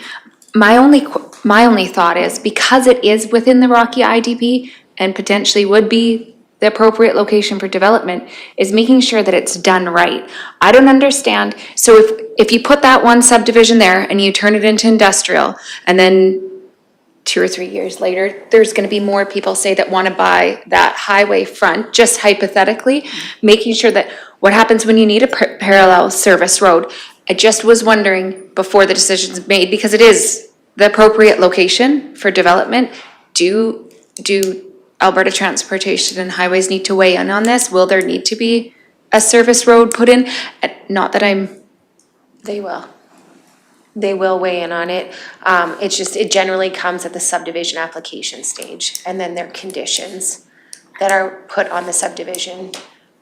That's generally how it works. But we can definitely ask for additional comments from Alberta Transportation. It's just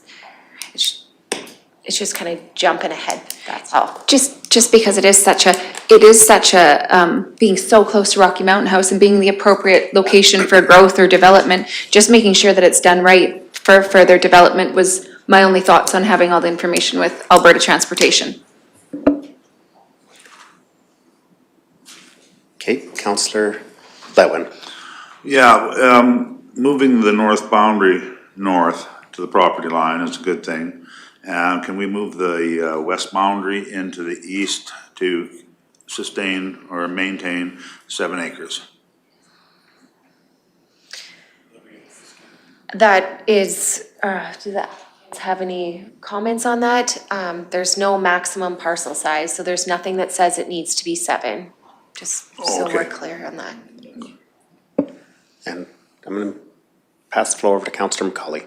And I guess my question is on that orphaned piece at the back, if this is future development, why aren't we proposing to pull that all the way back to the creek? It's, if they're okay with it, I think that's the best fit for the property, because no one's gonna be able to get back there and use it in the future. It should be part of the parcel. That would be fine too. We'd be fine with that. I think that should be part of our proposal. Does that, for all of these changes, should we be having that all done and then put back in front of us? I do have a question for administration. In regarding residential development and the number of titles per quarter section of land, what number of parcels for industrial use would it, when would there be a requirement for such thing as, say, a outline plan or something like that? This is only the 3rd title, so anything above and beyond that would require an outline plan. Okay, also, thank you for that information. I'll pass the floor over to Deputy Reeve McKay. I have just 2 quick questions. With regard to the procedure, would it be typical for the land to be rezoned and then subdivided in 2 separate steps? Or I know a lot of times we see that as one procedure, 1 step, so then council is involved in the entire procedure. It seems in these cases, the bypassing of council on the industrial side, is that typical procedure? Honestly, we can do combined applications. I just wasn't sure how this was gonna go with the town of Rocky Mountain House or council, so I broke it into 2 applications. Okay. So if they were successful with the redesignation, there was no worry about refunding, or if they weren't successful with redesignation, we didn't have to worry about refunding for subdivision or anything like that. And I thought that Alberta Transportation would have just provided us with a little bit more clarification on their comments. Gotcha. And I apologize for the questions. I know it's frustrating, but we're just trying to No, make sure we it's all do this good. properly. And then secondly, just to further what Reeve Northcott was saying is, this does seem like something that should be looked at a little broader from a more of a look forward perspective, because maybe there's a much larger parcel here we should be zoning industrial and coming up with a plan for future lot sizes, et cetera. I think that taking a parcel out in this particular matter might be shooting ourselves in the proverbial foot in the future. Administration's role is just to take the applications and outline how it complies with policy and provide you with the comments that were gathered for feedback, so. It's no knock on administration. It's just, it's probably the fault of a new council more than anything. No, there's a lot of diligence that's trying to be brought forward at this council table at this time.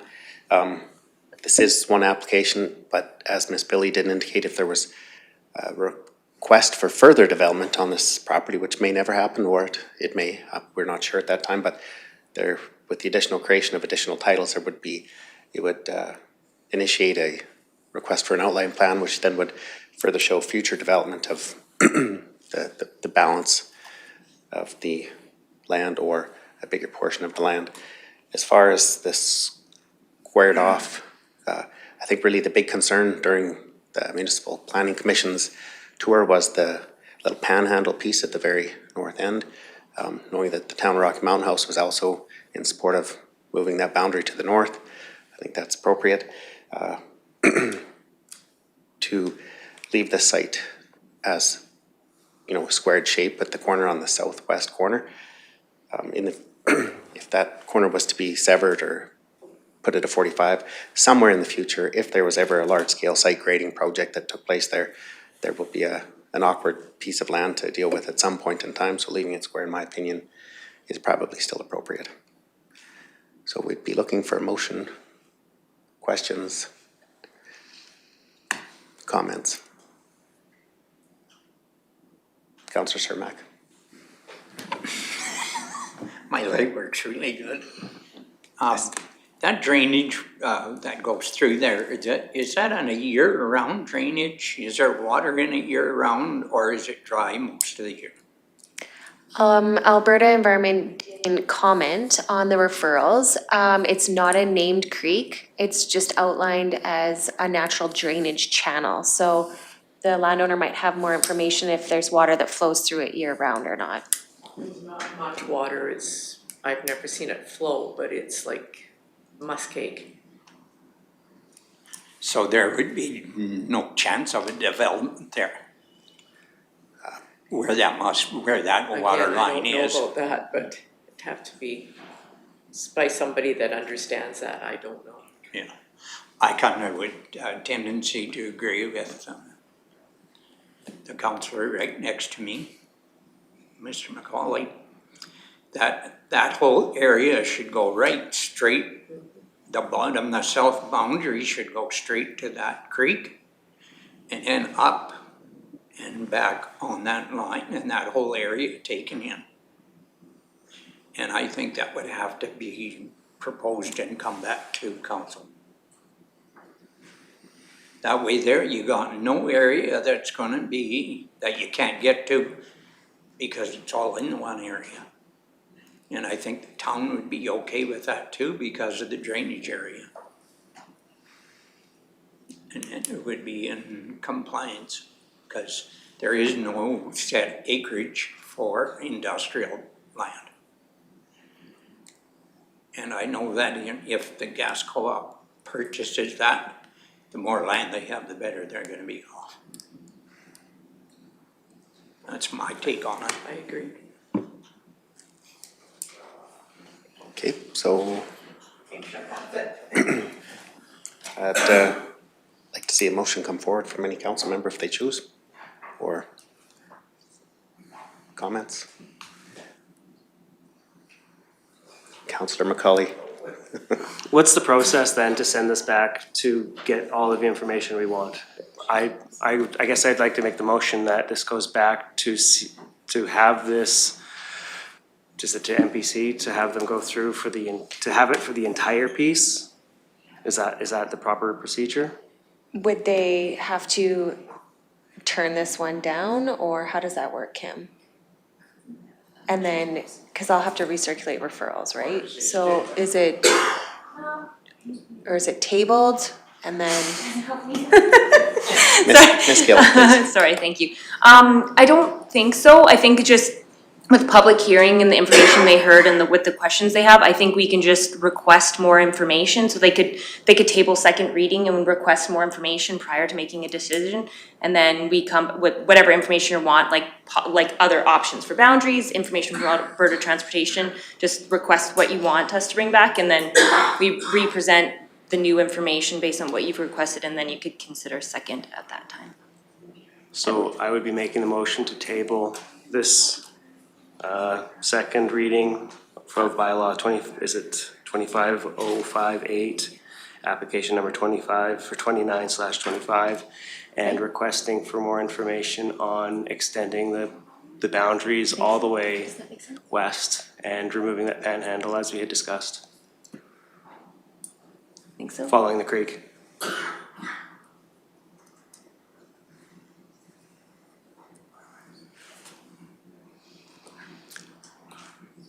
And more information from, Alberta Transportation. Alberta I already had that wrote Transportation. So if we We could, would have brought it anyway.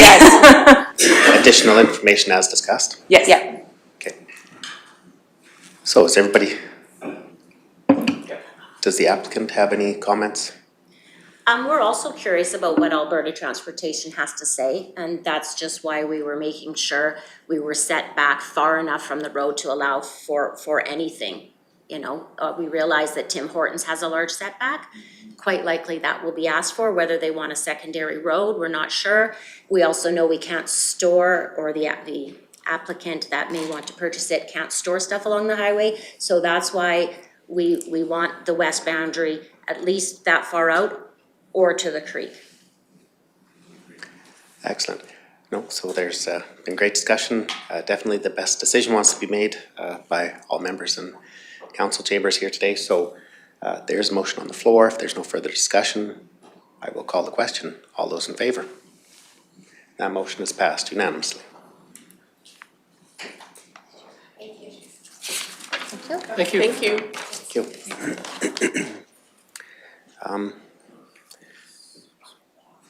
Maybe at this time we will just take we're going to take a 5-minute break. We'll be back at 1:50.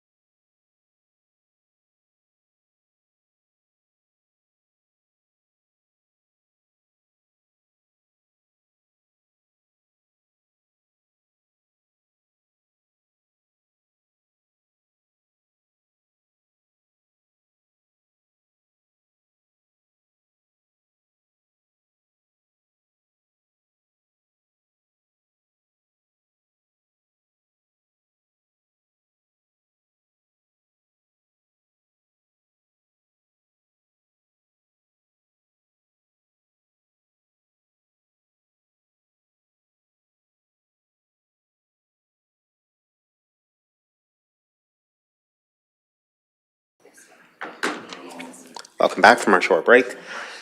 Moving on in our agenda, we'll move into item 6, which is old business. Item 6.1, it's a tabled item, consideration of second and third reading to bylaw number 25035 for application number 17252 to amend land use bylaw. It is on page 94 of our agenda today, and I'd be looking for a motion to lift this item from the table. Deputy Reeve McKay is making that motion to lift it from the table. Any further discussion? I'll call the question. All those in favor? Motion is passed unanimously.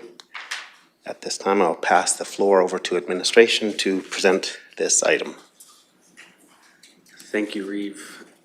The purpose of bylaw number 25/035 is to amend Clearwater County's land use bylaw number 25050 to redesignate 4.5 acres known as Northwest 084104 from the Ag District to the CRA District for the creation of a residential parcel. At the regular council meeting held on May 27th, 2025, council reviewed and gave first reading to bylaw number 2535. However, at the request of the applicant, the application was put on hold. The applicant is now prepared to proceed. The public hearing was on November 25th, 2025, and was advertised as per the requirements set out in the MGA and the Clearwater County's advertisement bylaw, which has been outlined below. Further information regarding this application can be found on the public hearing item. Section 606(2) of the MGA states that notice of a bylaw, resolution, meeting, public hearing, or other thing must be published at least once a week for 2 consecutive weeks in at least one newspaper or other publication circulating in the area. It may be mailed, delivered to every residence in the area to which the proposed bylaw relates to, or given by method provided in bylaw under section 606.1.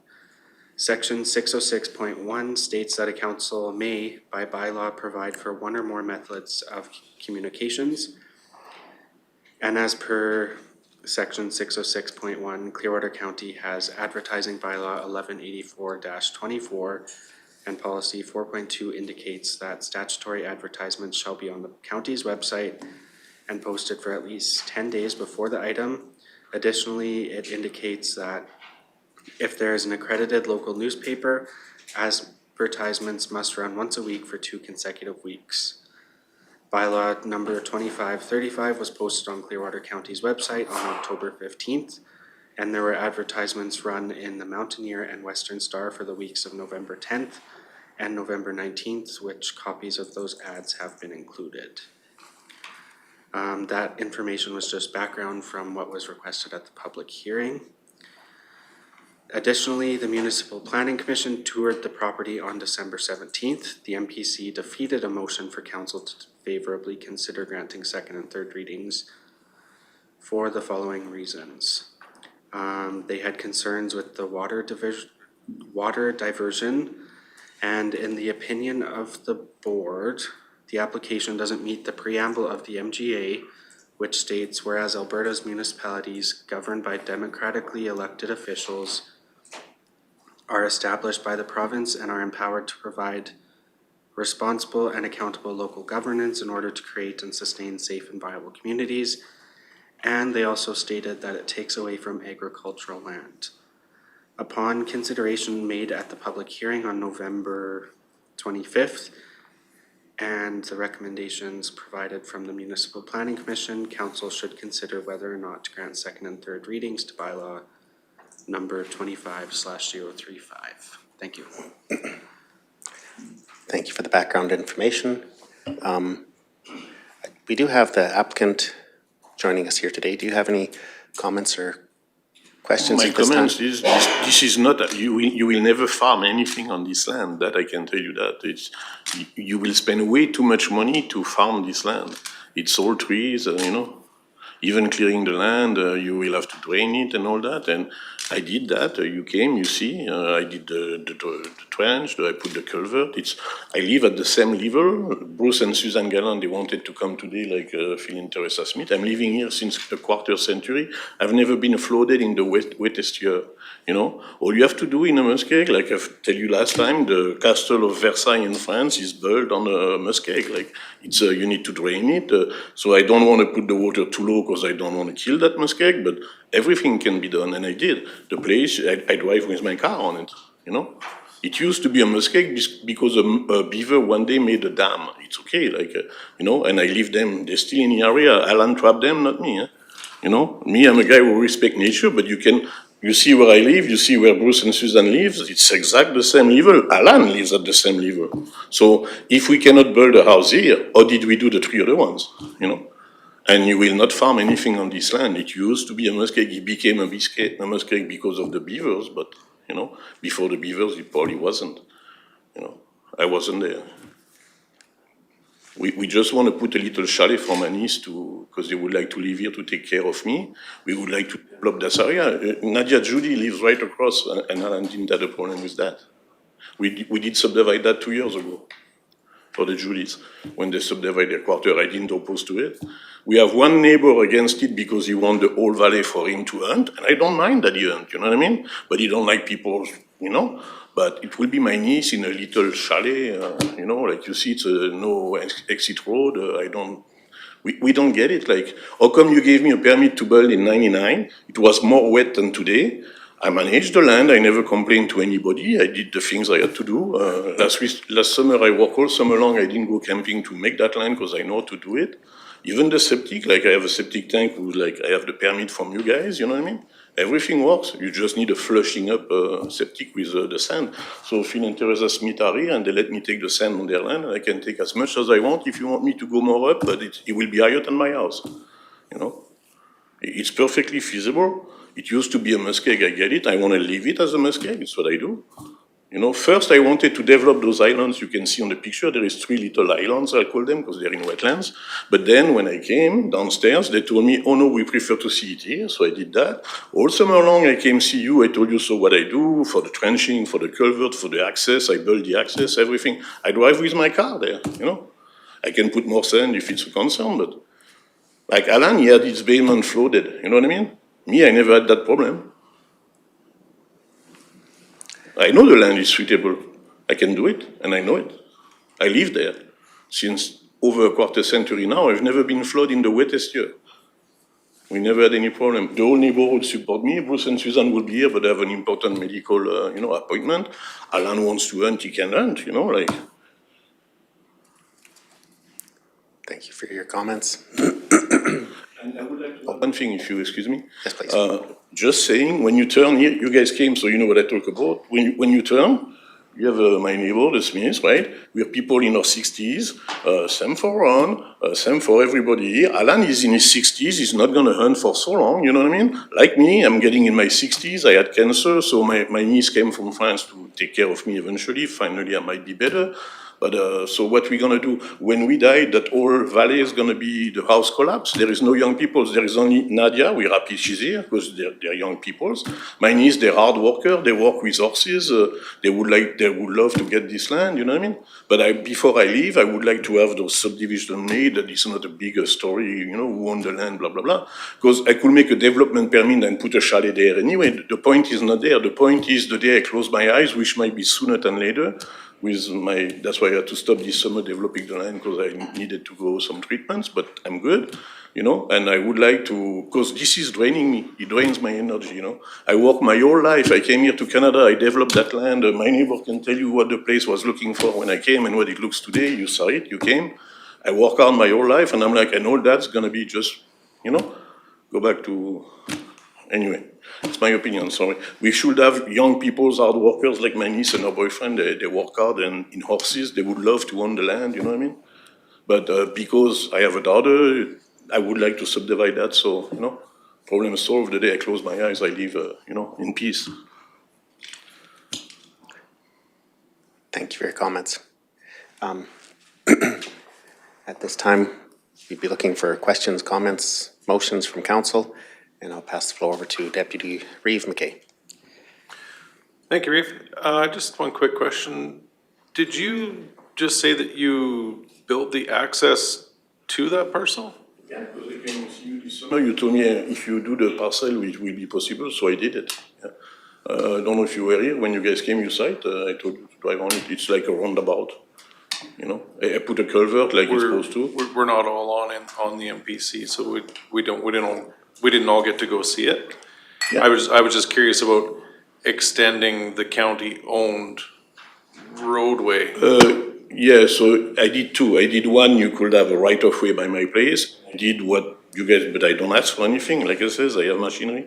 My whole life I did that. So I from the end of the road, I made that little just loop, so you can enter the property there. And I drive with my Mazda, with my pickup truck.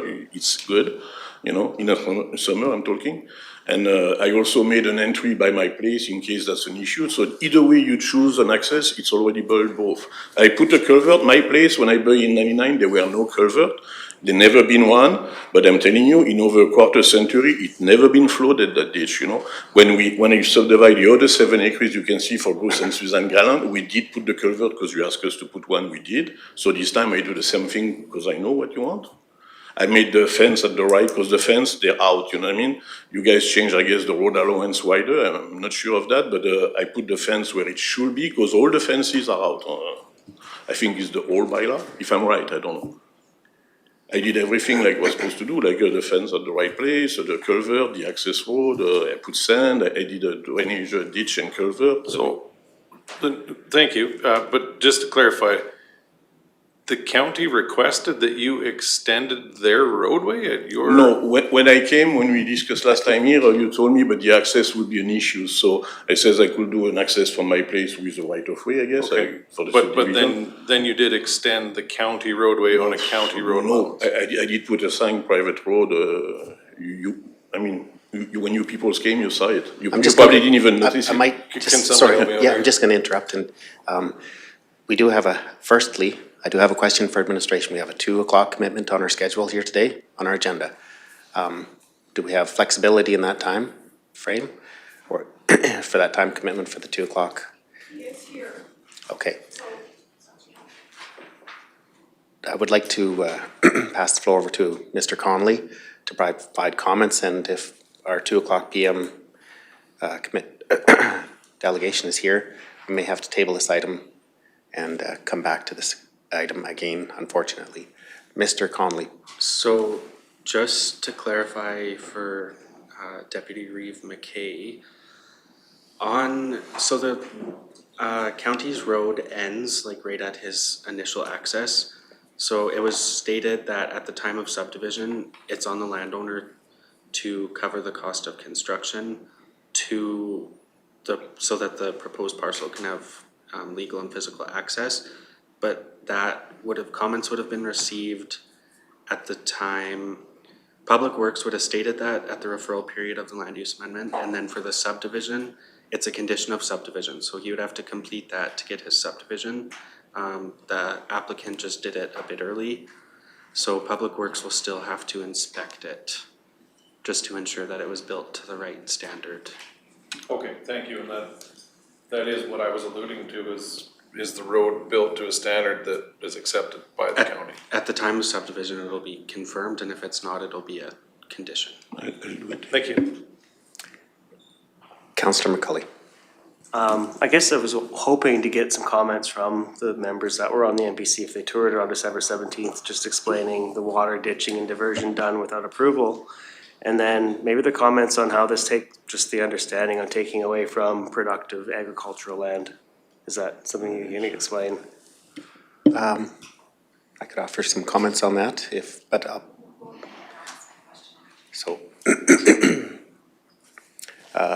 I guess one of the things that was discussed on the MPC was consideration of how many, and this, just to put it into perspective, I'll ask administration, how many privately owned quarter section of land are in Clearwater County? I believe it's just over 3,000, 3,200, 3,300, somewhere in there. Is that correct?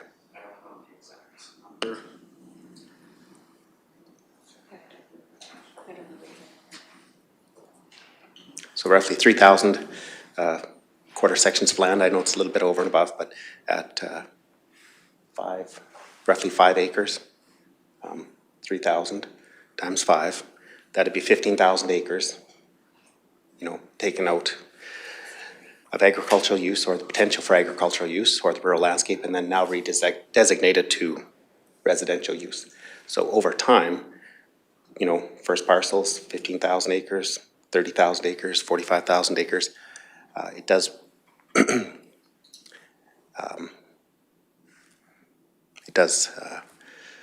sort of death by 1,000 cuts, I suppose, for the agricultural sector in some ways.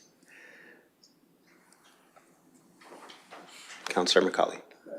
I guess it's on this land in particular, I'm just trying to, like, is this an agricultural piece of land, being it's with its current setup? It sounds like it's muskeg, is what I'm hearing. I asked him, because I go with excavator to do the trenching, and he says, could you found that land? He like never, he was here like years ago, he says, you never found that land, that's his work. He's a farmer or not? Councillor Powell. I can comment on both. The MPC, there is quite a bit of trenching when you go in where it's either been tried to divert water, or I think maybe tried to make it so that the driveway would be a little bit higher and not heave out in the spring or et cetera. When it comes to agricultural land, I guess that would depend whether you're talking about cereal crops or you're talking about cattle or horses. If you can build on it, you can put cows on it. So that would be one thought. But I have a question for administration.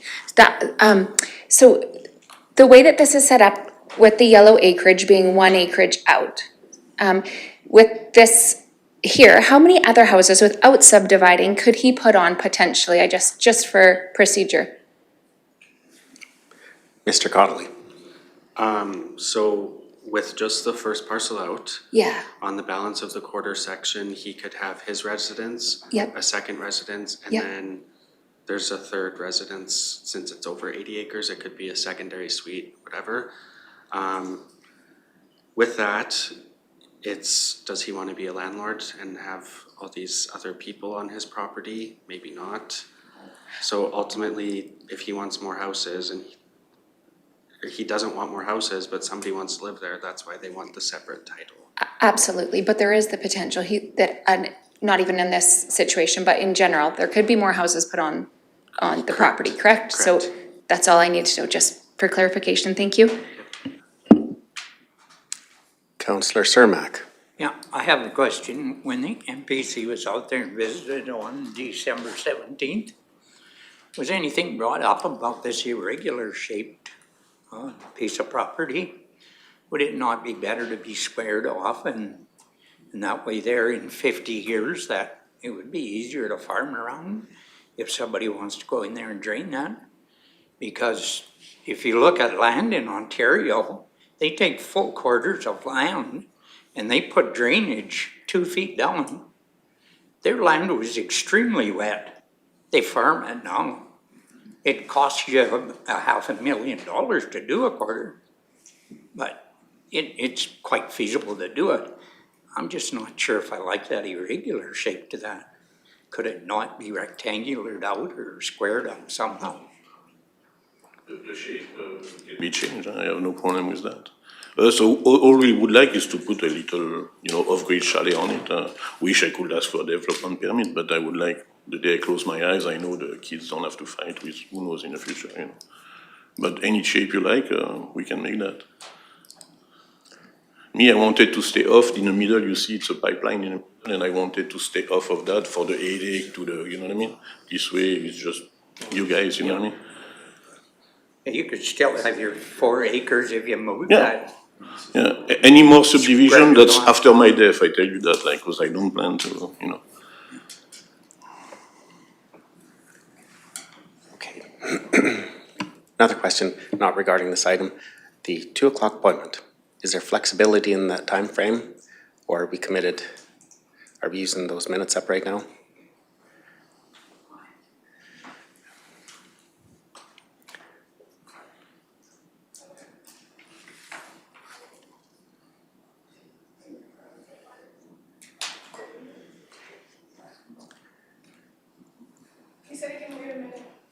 Okay.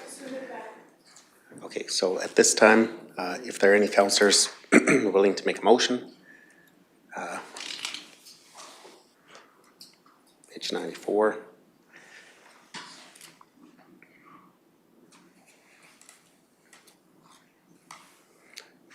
We'd be looking for a motion to grant second reading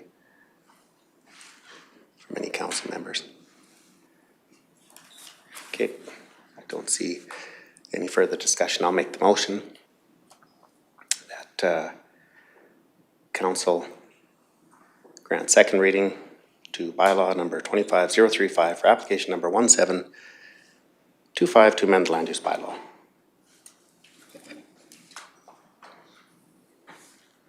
Are there any questions or comments regarding the motion on the floor? Councillor Cermak. It'd be okay for a friendly amendment to square or rectangular shape this up so that it's more uniform. Can that be part of the planning, or does that have to be now? I'm open to initiate if that.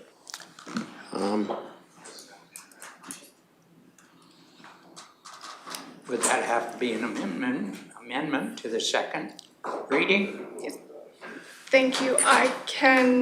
We can go with the second reading to the bylaw with the amendment that it is squared off to maintain the 4.5 acres. Yep. Would that be acceptable, Reeve? I would accept that amendment to reconfigure the shape of the proposal to a rectangular piece or parcel. Okay. I know that there was a survey that was completed by many of the residents when the municipal development plan was developed, and I know that it did indicate in that survey that the third title was not desired by the large majority of the residents. So for those reasons, I'd have to support that survey that was completed by the large majority of residents indicating that the third title was not favorable. Are there any other questions, comments? If not, I'm going to call the question. All those in favor of second reading for all those in favor? As amended, yeah. Okay. All those in favor? And those opposed? That motion is defeated.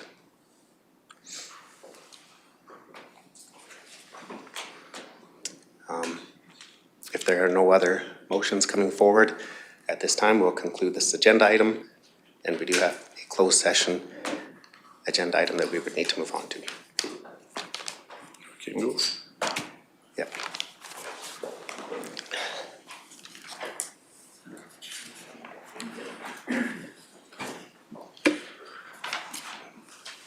We will move into our closed session, item 12 on our agenda. So I'd be looking for a motion to go into closed session. Councillor Powell makes a motion to go into closed session. I'll call the question. All those in favor? And that motion is carried.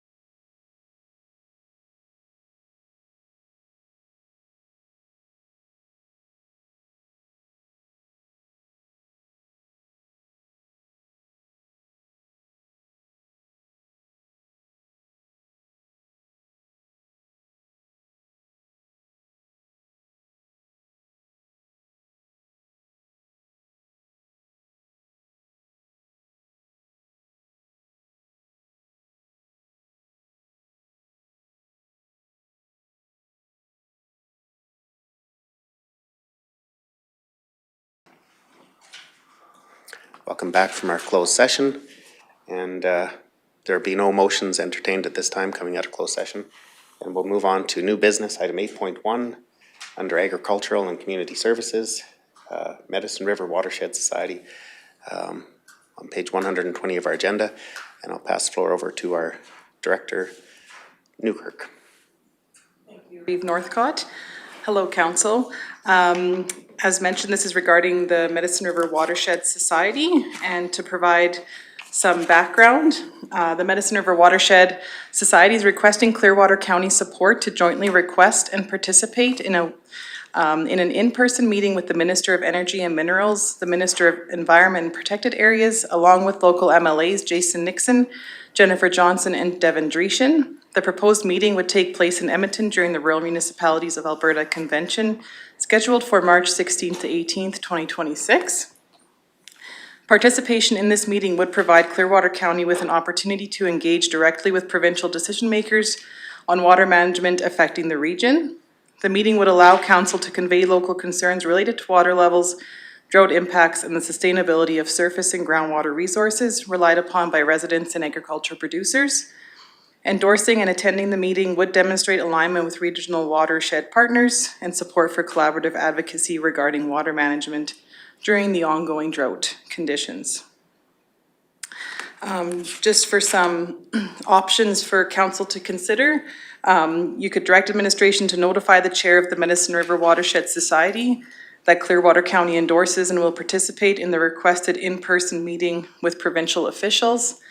You could decline to endorse or participate in the proposed meeting and direct the county manager, to notify the chair of the Medicine River Watershed Society accordingly, or you could take other options as determined by council. So that's kind of the background on it. The letters were attached there for the in-person meeting and to support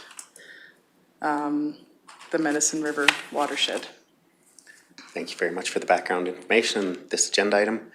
I'll open the floor up for discussion or comments or motions from council at this time.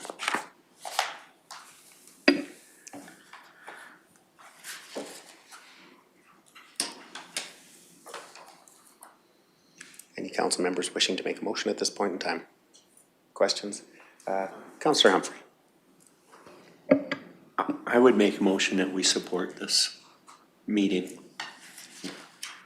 Meeting with the supports representatives of the Medicine River Watershed Society and meeting with our energy minister and environment ministers.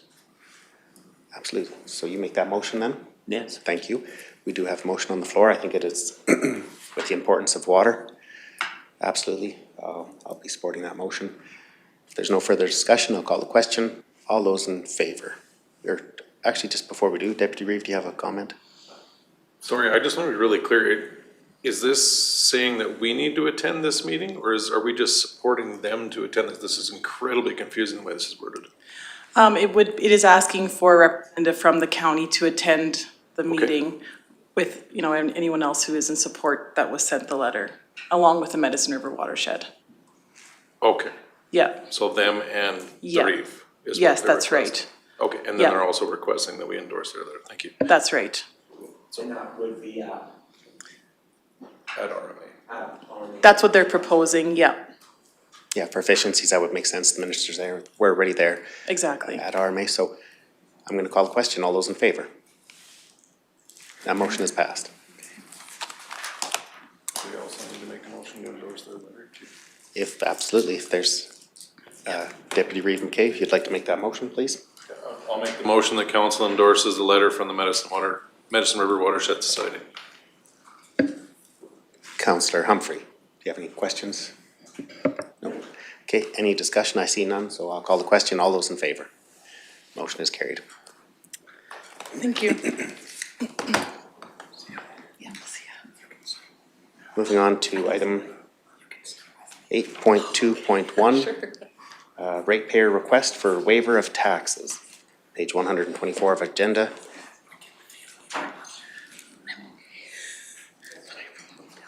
Okay.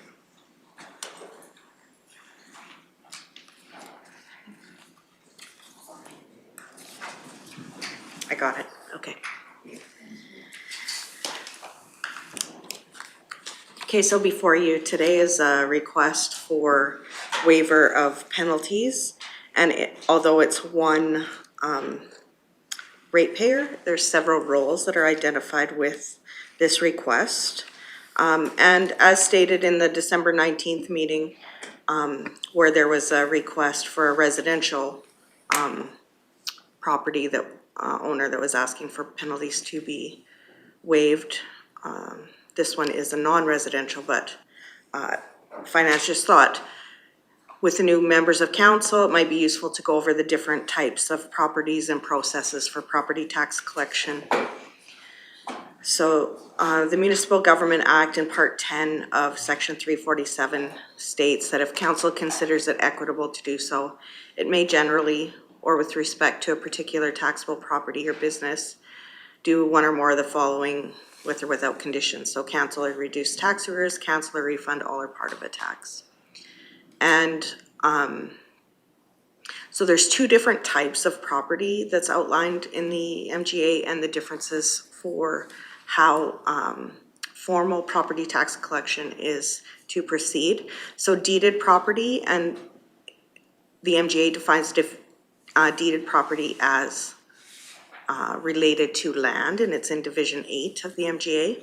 And then there's leased property, which MGA definition is not related to land. So the deeded property is there's an owner and it's registered with land titles, and so the first tax arrears would be for more than 1 year. Taxes owed for more than 1 year is considered tax arrears. Taxes are levied in May for the entire fiscal year, so the following January, they become arrears. And if unpaid the January following that, the formal recovery process begins. So a tax recovery notice is placed against the title of the property, so that would be 19 months following the levy. The following year, the property would go for public auction. And at any time in the process, the ratepayer can pay the portion of taxes in arrears to suspend the auction. In addition to those kind of formal recovery process, and there's additional ones that are set out as far as advertising the public auction and ensuring that notifications are sent out. There's also notices that are sent annually in the fall between the September and December penalty dates, as well as arrears are noted on any following tax notices that are sent out. So if there is outstanding taxes, it's noted right on the tax notice. And then the new levy is added on to that amount with a balance showing of the amount owing. Ads are also placed in local papers, reminding landowners of property tax penalty dates. County newsletters also have information on how to make property tax payments.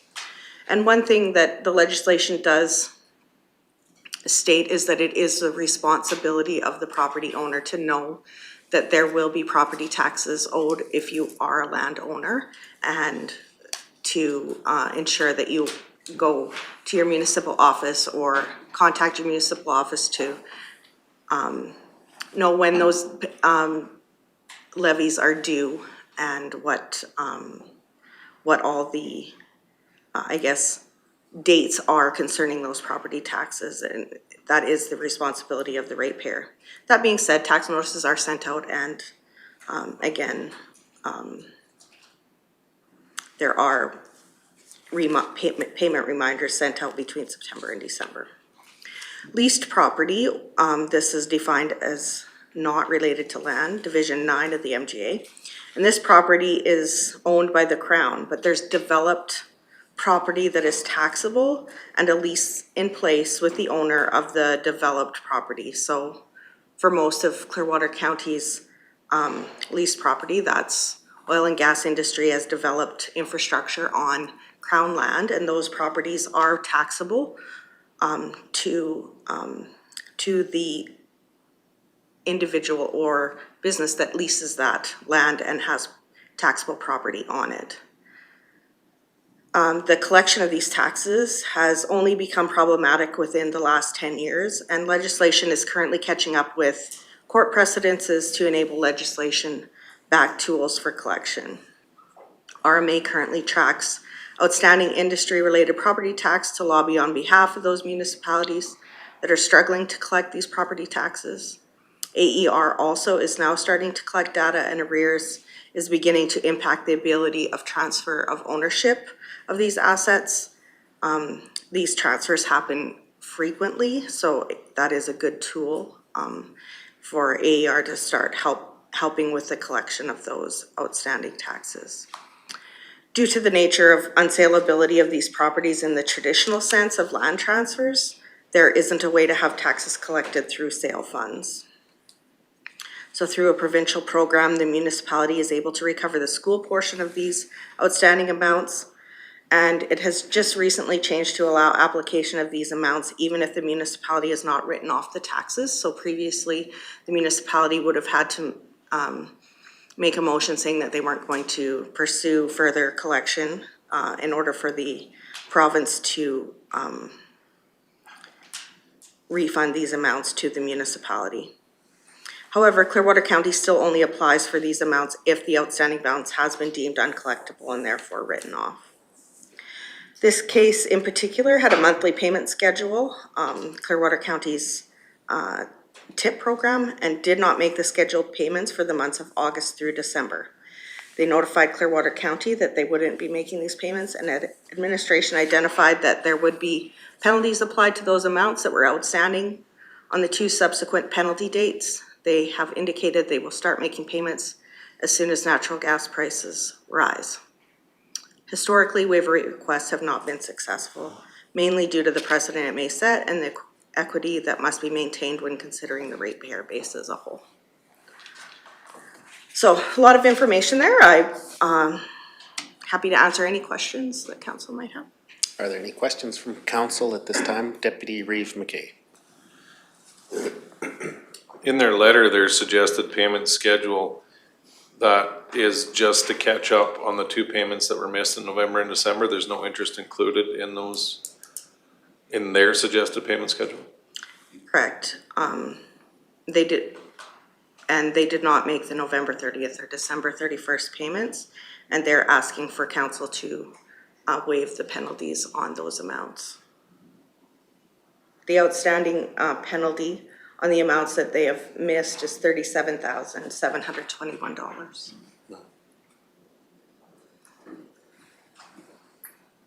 Do you have further comments, Deputy Reeve McKay?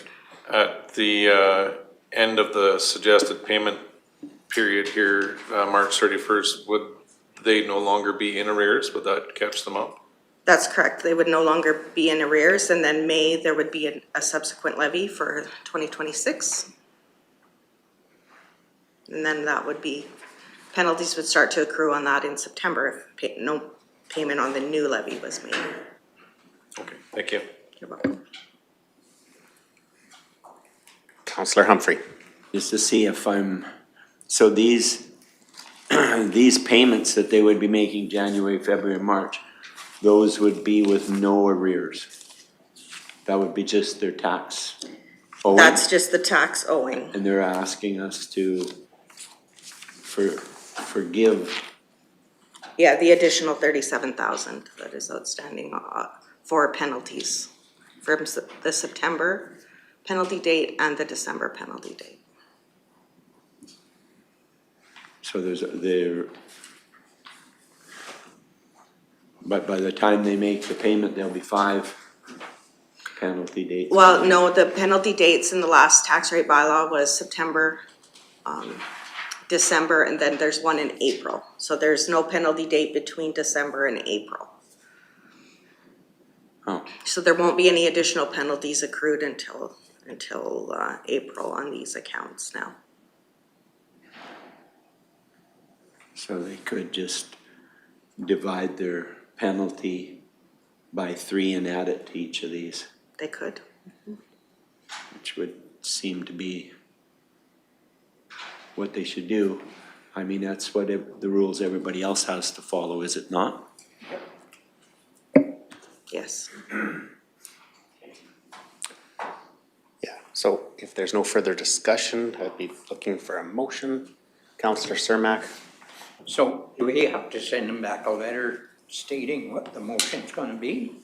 Or just that we're gonna add the 37,000 onto this? Depending on council's decision, administration would notify them of whether the penalties were waived or if they were not. Okay, and I will make a motion that we do not waive them. I'm gonna correct that, yep. So we need a motion in the positive. As awkward as that is, we have to make the motion to, You're right. that the motion would have to read, if you'd like to make that motion, Councillor Cermak, that council consider the request to waive penalties on several roles. Yep. Councillor Cermak makes that motion. Is there any other questions? Discussion? Councillor Cermak, your light's still on. Do you have any further discussion? Sorry, I just don't want to miss that light again. I did once. No, I wouldn't want this to set precedents, but I'll call the question. All those in favor? And all those opposed? That motion is defeated. Yes, Unanimously. administration will send a letter to the business owner, just notifying them of council's decision. Thank you.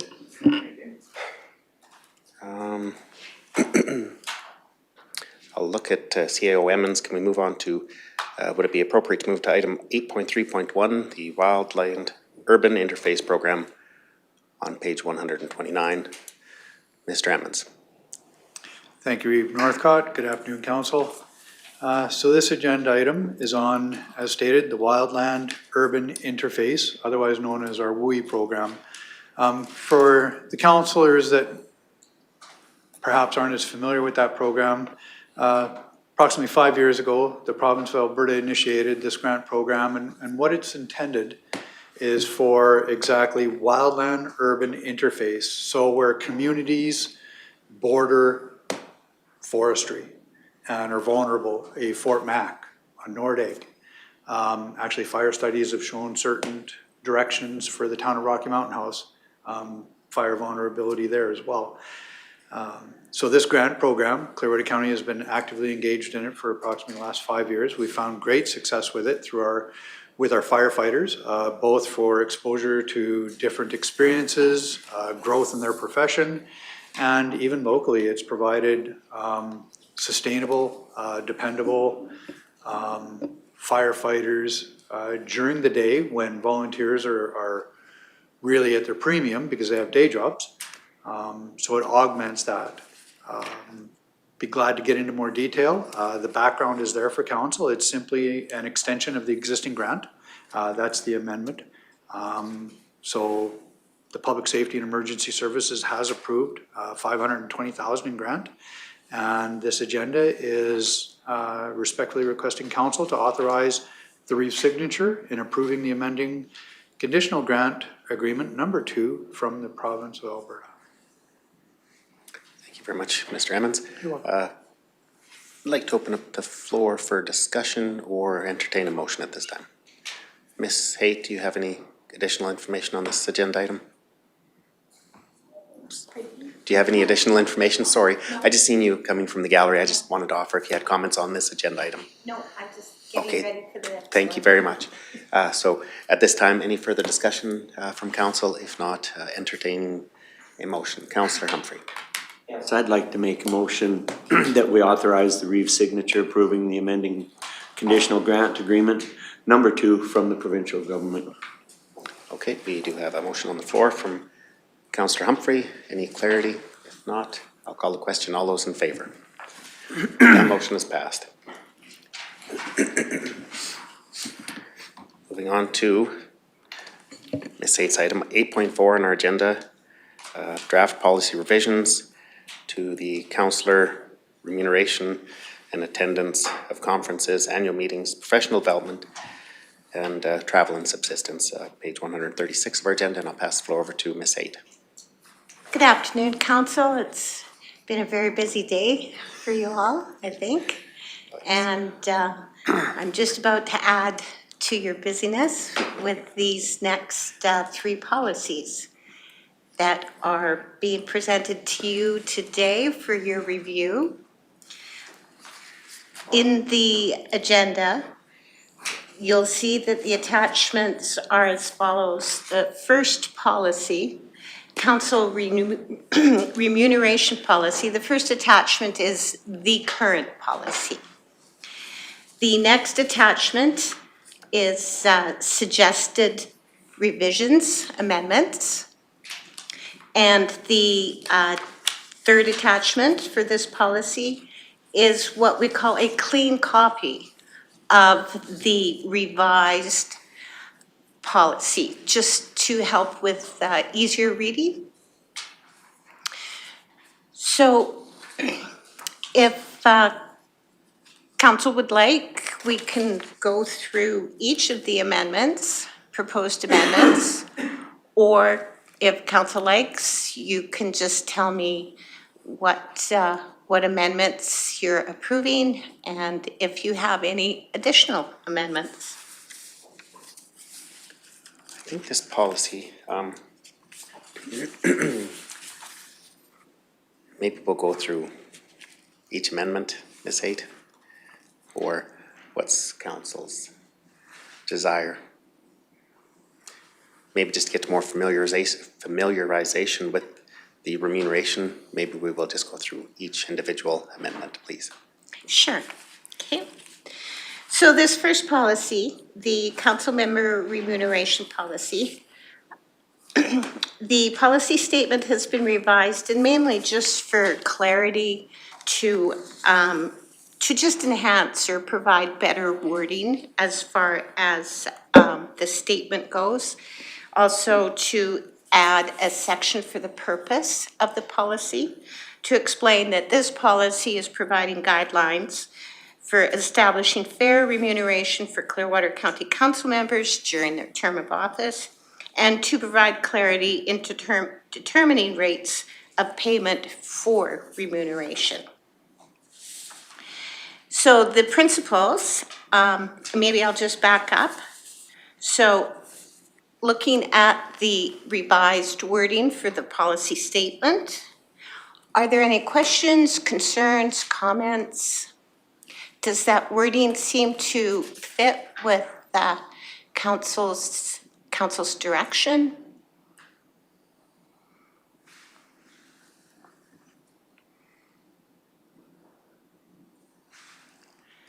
The commitments of substantial amount of time and effort is accurate.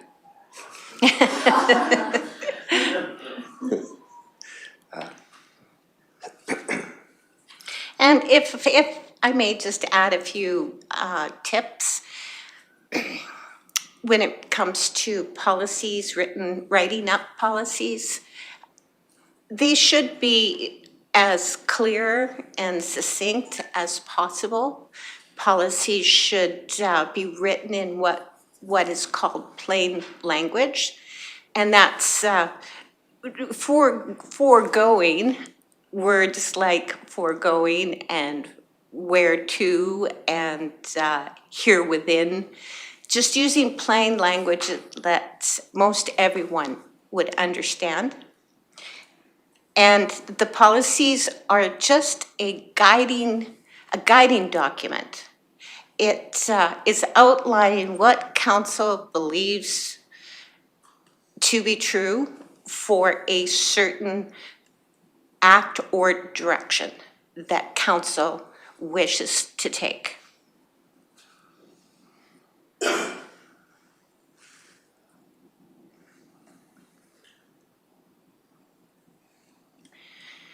So I'm thinking that the policy statement and the purpose would meet council's approval as amended. I'm seeing support in that, Okay. yep. All right. So the next section is the principles, and again, just improving on the wording, trying to clarify the wording, to also some of the amendments have been just for grammatical purposes. Not much has really changed in that section. In the definitions, there have been quite a significant amount of additions, and the purpose for adding these definitions is to clearly outline what this policy is speaking to.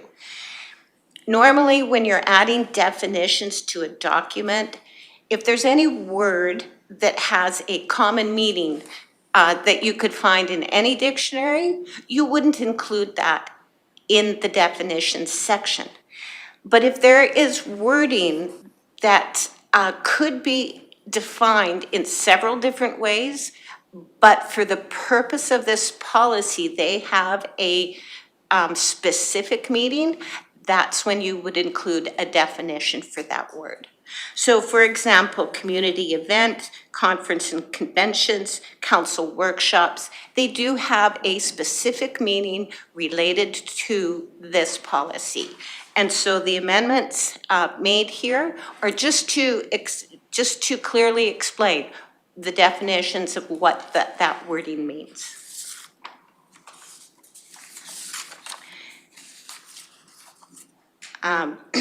Next definition is for counselor municipal orientation training sessions, and then social events, and then speaking engagements.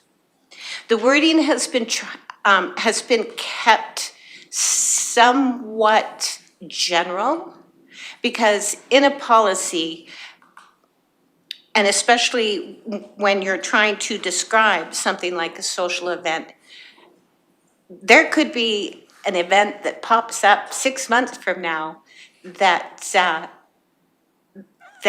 if you were to specifically name that event in the policy, it wouldn't be included because it would be a new event. So that's why the wording is somewhat general for the definitions. So any comments about the definitions? Councillor McCully. I think my question would be is where meetings with constituents crosses over into events. Like it would be, or not event, but I don't know how to explain this, but like it would be a meeting with more than one constituent, or where is that line, I guess, where it turns into not just a constituent meeting, but it's more of a group meeting or a...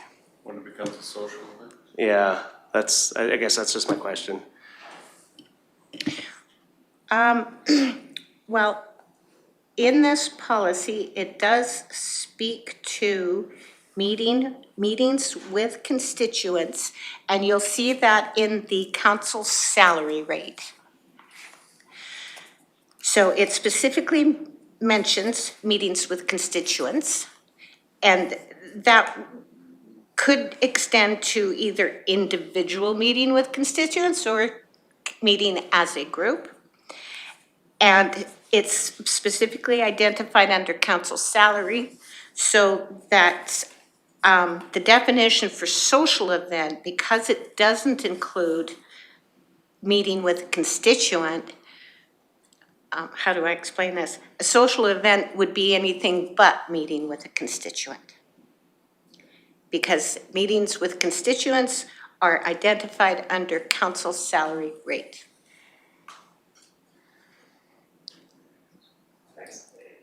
For me, I guess it's the business is sometimes done with the meetings with constituents, and you're being paid to go to the social events. And maybe, I don't know how much it affects some people, but for myself, if I go to Nordeg, for example, for a business meeting, it's a minimum of 3 hours out of my day. And if the meeting is longer, it's, up to 6, it's a long day. Then you're not getting remunerated for your meeting, you're just, because it's with constituents. You are getting remunerated, so to speak, but it's included in your salary. Correct, yes. Now, if, should council wish to discuss this further, that definitely could be moved to a per diem, right? But then I could see where it can get abused, I think. There's a line somewhere, and I'm just wondering where that is.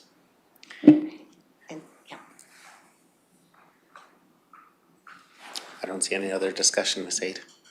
Oh, Councillor Humphrey, you have a comment? Please.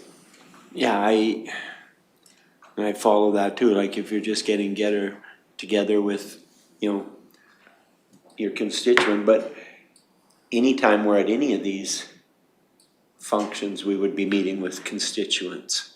And being remunerated for it. So if you were getting together and there was multiple people wanting to get together, that's not just a meeting where you're meeting somebody and having a coffee and carrying on. It's more than that. Then, you know, I can see your reasoning behind that, Councillor Macaulay, because, you know, if you get together with 10 different constituents at the same time, then you obviously are not going to just be there for an hour like you would be half an hour to an hour if you meet somebody, have a coffee, or meet them at our council meeting room. You get together with a group of people like that, you're going to be there for hours. And I think that goes beyond. I think it's something that council should consider as being apart from that. Maybe that meeting with constituents should be just worded to be, you know, 1 or 2 or whatever at a time kind of thing, right? It does take on a different meaning, a different time constraint. I don't see any other comments at this time. Or further discussion. Please proceed, Ms. Haight, I guess.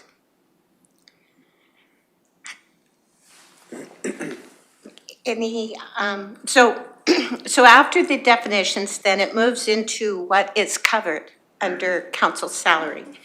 And the list here is regular council meetings, strategic planning committee meetings, the annual organizational meeting, councillor drop-in sessions, meetings with the CAO, meetings with constituents, and any chief elected official duties, meaning any reeve duties. And that could mean if the reeve happened to be called into the office because of needing to sign some documents or any other chief elected official duties as he represents Clearwater County. Now, this list here, this is what is subject to amendments by council. Maybe before discussion begins, we can look at what's covered under the per diem rate. And the per diem rate is any board, committee, or commission meetings, council municipal orientation, training sessions, including municipal service level reviews, elected officials' provincial emergency management training, council workshops, conferences and conventions, the elected officials' education program, meetings with any other municipal council, provincial, federal government, and government agencies and stakeholder meetings. Speaking engagements, this is where community events and social events taking place within the county and neighboring municipalities, that's covered under per diem rates, and council retreats. So did council wish to move any items in this list from one category to the other? And maybe if I could just clarify, meetings generally is, the definition of meetings generally means that you are gathering for a sole purpose. It's to discuss particular items, as compared to a social event where there's typically no agenda. It's just truly social, for visiting, for talking, for gathering together, enjoying company. As compared to a meeting, it's much more formal. And a meeting can take place with an individual. And in this case, in this policy, meeting can take place with other counselors, with provincial MLAs, ministers. A meeting can take place with the federal government representatives, with other agencies. That would constitute a meeting. So if that helps determine what counselors should receive as salary as opposed to per diem, and vice versa.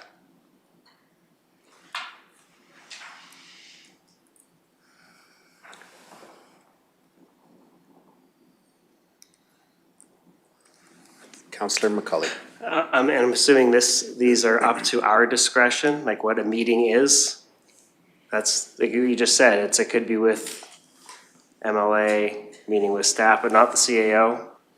That's included in, just 1 second here.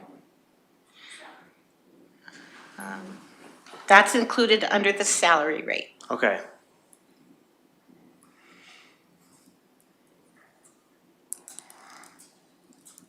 And I guess the speaking engagements outside of the county, all over on this thing. That doesn't include speaking engagements inside the county, or yes, it can? Well, if the community event or if the social event included speaking by a counselor, then that would be considered under the per diem rate. And maybe it would help if, like, council's salary rate, there are certain duties and responsibilities that counselors must perform as an elected official. And the listing here is part and parcel of those general duties and responsibilities of a counselor. The per diem rate covers all of those extra things that counselors are not necessarily required to do, but they should do. Okay. Does that help explain the difference between salary and per diem? Councillor Humphrey. So, and I think this is just coming back to that constituents thing, and then I want to clarify counselor drop-in sessions. That's covered under a different policy, and the drop-in sessions are completely voluntary. It's only if a counselor wishes to participate in the drop-in sessions, and then that policy would apply. However, Oh, that's where the counselor is at a certain place and people can drop in. yes. So that's still a meeting with constituents. Well, the drop-in sessions are a little different than meeting with constituents. A drop-in session is a regularly scheduled time, whether, and it's scheduled, I believe in the policy, each counselor is scheduled at least once per month if they choose to participate. It's held at the county office.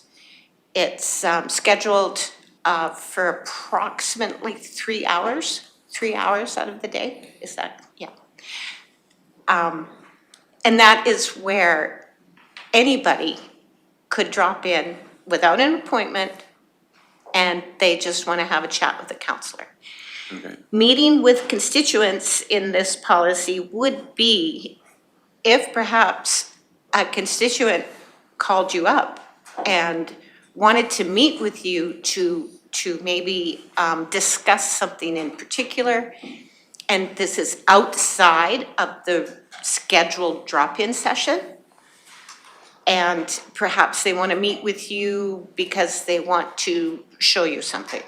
They, you know, something on their property, or they want to show you something on the road, or that's the difference between the drop-in sessions and the meetings with the constituents. Okay. I do have one consideration maybe. For strategic planning, it is currently in the current council salary rate. But I do know that for preparation of time, committees, boards, meetings, it is seems to be getting more and more extensive. To move the strategic planning committee to the per diem events, or over to that as a similar to the broadband committee.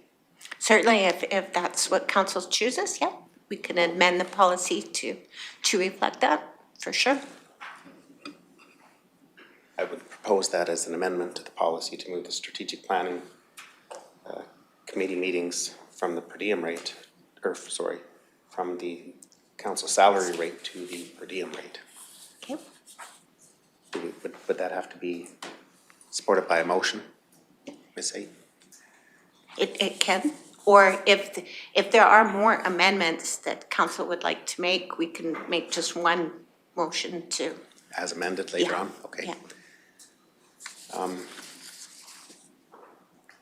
Not seeing any objections at this time to that suggestion. Are there any other, is there any further discussion or any other thoughts, comments? Councillor Cermak. Yeah, Missy, when we go in these meetings with a counselor, I do it quite often, I usually charge mileage, but I do not charge my time. Is that acceptable? And that's like meeting with a constituent, Yep. like meeting with a ratepayer? Yep. Well, according to the amendments here, yes, that would be, because meeting with constituents is included in the salary rate. Yep.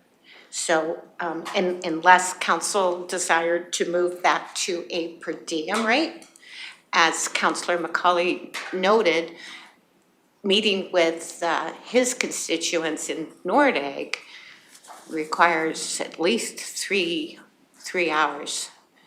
Me too. but- Yeah, but and- I yeah. charge mileage, That's right. and that's it. And that's acceptable, right? Mileage? Mileage, definitely, yes. Okay, That's yeah. covered under the travel and subsistence policy. That's coming up next, yes. I'm okay with meeting with a constituent that I pay, it's out of my salary. Yeah. I think that's part of being a counselor. Just for clarity, Councillor Cermak, you would be in support of leaving resident meetings included in the salary rate, or would you like to see that as a per diem rate for meeting with? So leave it in the councillor's salary rate. Okay, just wanted clarity, thank you. But I want you to be able to charge your mileage. To Right. get to them. Absolutely, yeah, open and transparent, so that there would be mileage for the travel to pay for your fuel and Yep. wear and tear on your vehicle, okay? Deputy Reeve McKay. I would just like to make a statement in agreement with Councillor Cermak that as inconvenient as it can be and time consuming, that meeting with constituents it's part of what we signed up for.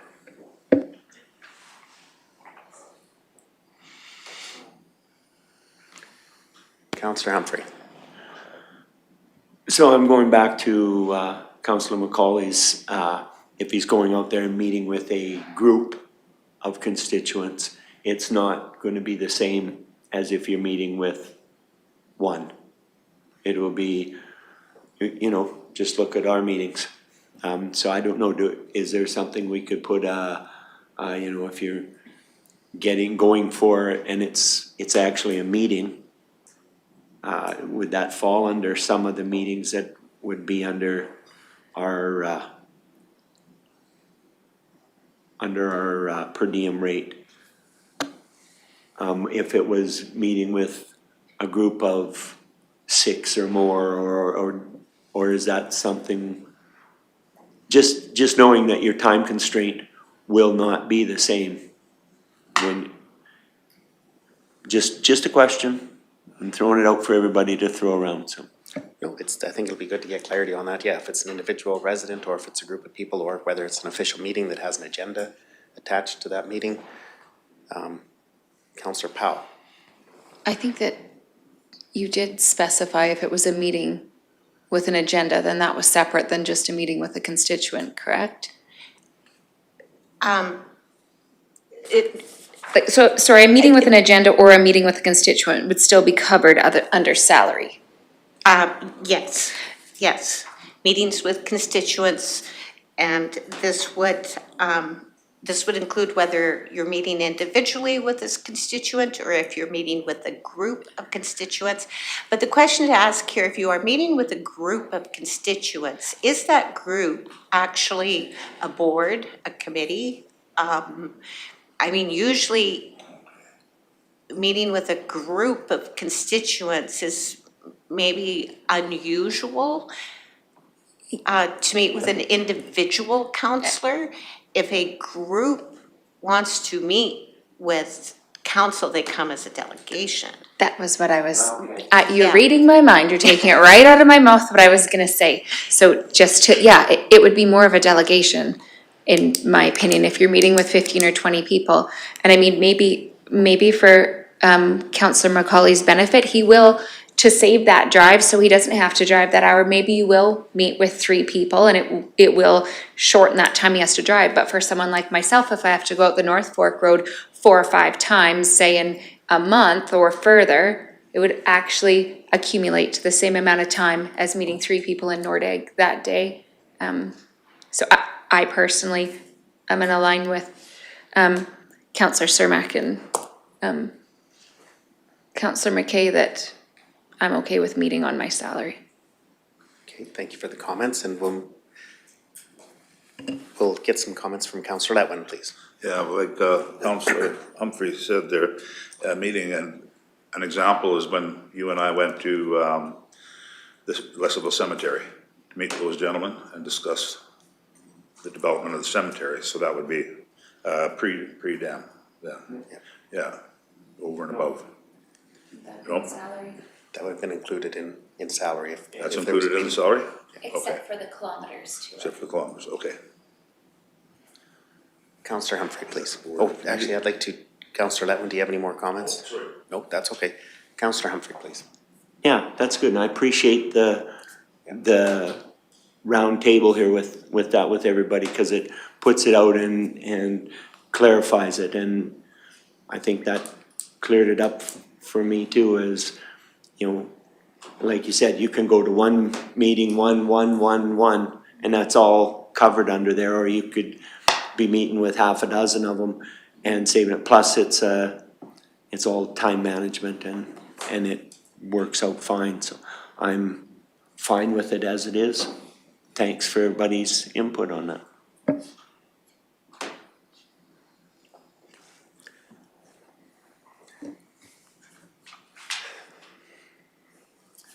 I don't see any more questions at this time or comments, Ms. Hates, so please proceed. Okay, so moving on then to the next policy, which is the conferences and counselor attendance at conferences, conventions, and annual meetings, and professional development courses. So this policy just provides further detail on exactly what is a conference, convention, which ones are eligible for the remuneration.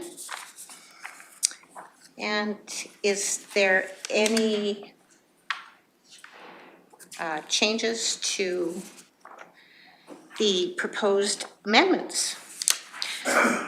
So again, in the conferences policy, the policy statement has just been, the wording has just been cleaned up, also clarified. under the purpose, the same thing there. So now what council may want to dive into is what the approved events are. And what this means is that it's not a requirement to have a motion by council to authorize attendance at these conferences and conventions listed under item 1, and also including the professional development courses under item 1. Deputy Reeve McKay, please. Ms. Haight, what is the Alberta Care Conference? That is the Alberta, it's the recycling, solid waste conference once per year. They usually rotate from different larger centers like Grand Prairie, Lethbridge, Calgary, Red Deer. And it's a conference that's geared towards elected officials to help them understand what the provincial and federal legislation is regarding solid waste. It's also helps to educate elected officials on different policies and programs that are coming up and innovative ways for handling, for waste management. Okay. And that's separate from the Recycling Council? Yes. They're two separate things. Okay, thank you. Yes. I guess I could offer a little bit of background on the CARE conference.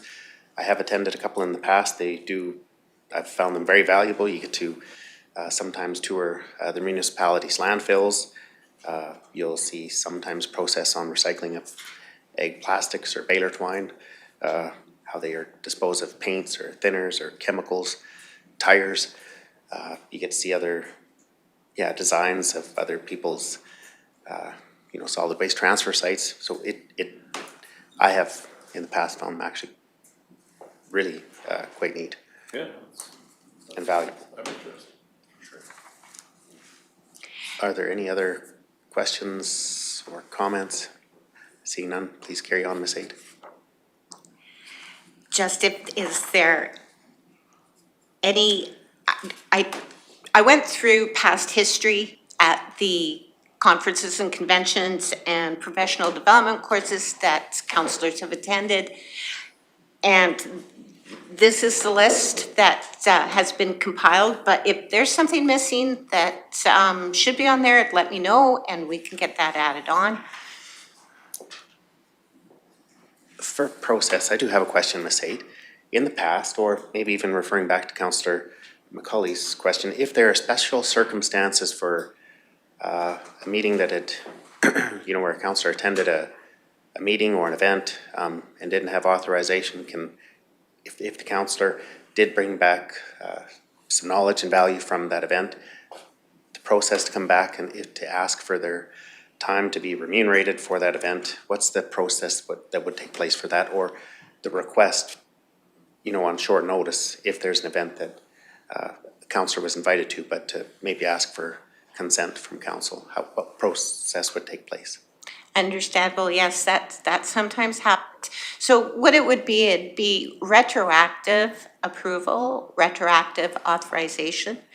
So commonly, the councillor would perhaps bring up the request or the fact that that they attended a particular conference, convention, or event that was not covered underneath the policy for approval.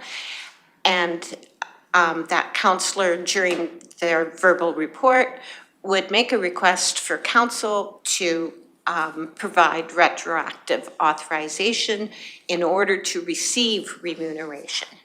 And then a motion would be made and council would vote on that motion, and should that motion be carried to authorize the councillor's attendance, they would receive remuneration. If that motion was defeated, then remuneration would not be paid. Thank you very much for the background on that and the additional information.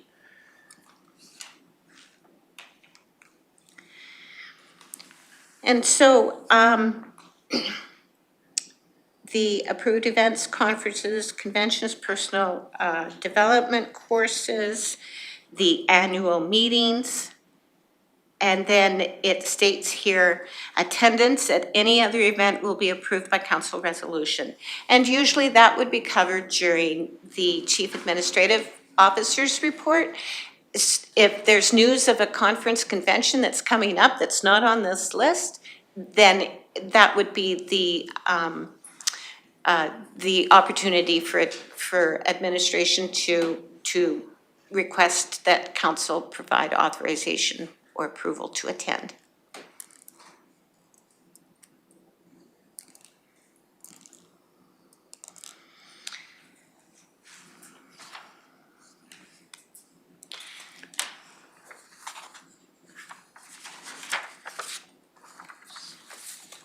Does that all look good to council? I'm not seeing any discussion or, no, everything, I don't see any comments at this time. Okay, so now the last one is the travel and subsistence policy. And so,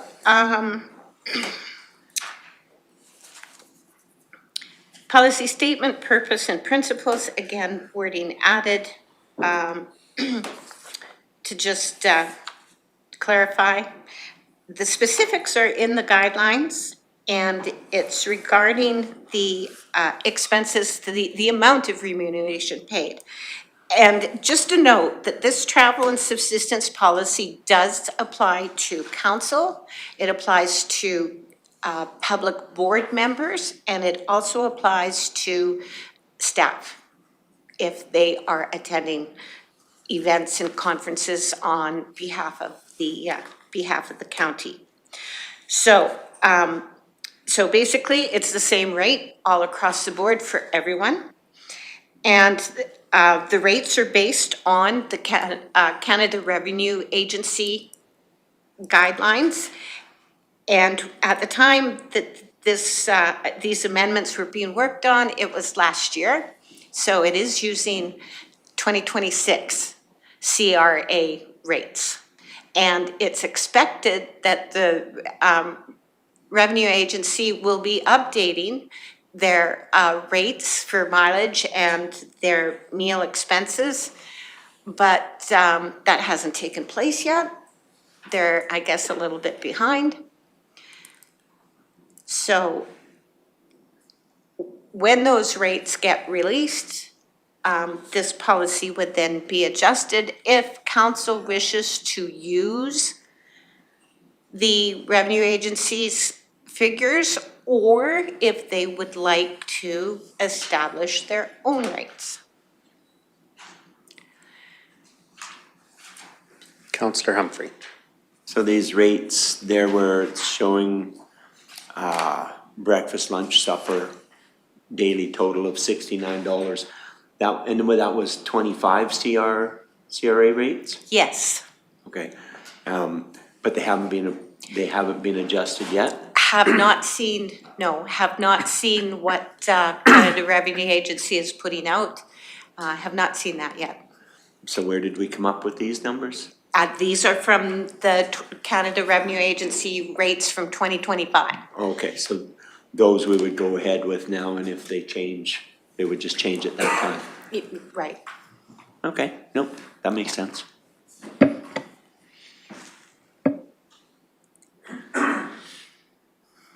And this policy also includes reimbursement in the event that the meal receipts are lost or damaged. And so just to point out that these rates here only apply if a receipt has been lost or damaged, which sometimes happens, like it's in your pocket and it gets washed and it comes out blank. But yet you have out-of-pocket expenses, and it should be fair that you be reimbursed for out-of-pocket expenses. But because you don't have a receipt, it should be just a basic amount. And as mentioned earlier, this basic amount is based on the Canada Revenue Agency basic amount. Councillor Humphrey, please. Well, apparently I need lots of clarifications. So what you're saying that $23 is not a cap on it. So if you have to go for supper, because it's pretty tough to find somewhere to eat for $23. So if your bill, your receipt says $46, then you get reimbursed your 46, not your 23. Exactly. Oh, okay, Excluding alcohol purchases and also capping the customer service tip at 15%. So- And I'm sure you're all familiar, sometimes they'll prompt or they'll automatically add 18-20%, but this policy caps the tip at 15% gratuity. It seems a little unreasonable with what we're going through that we're not including alcohol, but I'll let it pass.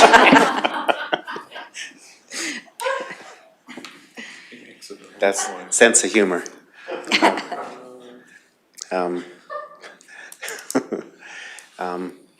I did see Councillor Letwin, did you have any comments?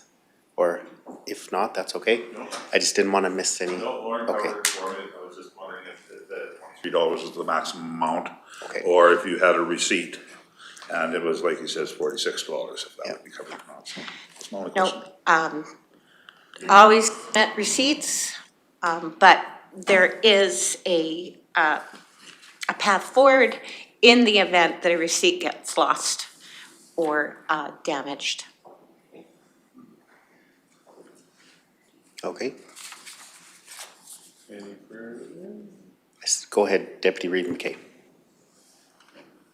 I was just gonna make a motion to to adopt the policies as amended. And that amendment was the move of the strat planning from salary to per diem. Aside from that, I would like to also double check with Councillor McCauley to make sure that travel was accommodated and the discussion took place was appropriate, and did that alleviate or address your comments? It's silly thing. It's fine. I'm not trying to, I don't know, I have a lot of meetings I end up having to go to, and Nordeg just is a long ways away. I think the one that I see on here is speaking engagements outside of the county. I think it should be speaking engagements, period. Just if we're invited for a speaking engagement, it doesn't really have to be outside of the county. It should be anywhere. And maybe if I could adjust that as a friendly amendment on the motion. Speaking engagements, period, if you're requested to speak at a meeting, I think that covers honestly most of my concern at the end of the day. Okay. Would you accept that to your amendment to your motion, Deputy Reeve? Yeah, absolutely. I was just wanting to read through it there quick. It's on the end of the per diem one. It's third line up, fourth line Yeah, up. on page 143 of the agenda. It's specific speaking engagements outside of the county. I think if we cross out outside of the county and just left the speaking engagements, I'm good with that. Agreed.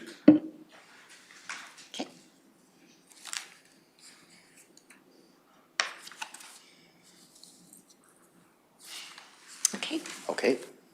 I'm gonna call the question. All those in favor? That motion is passed.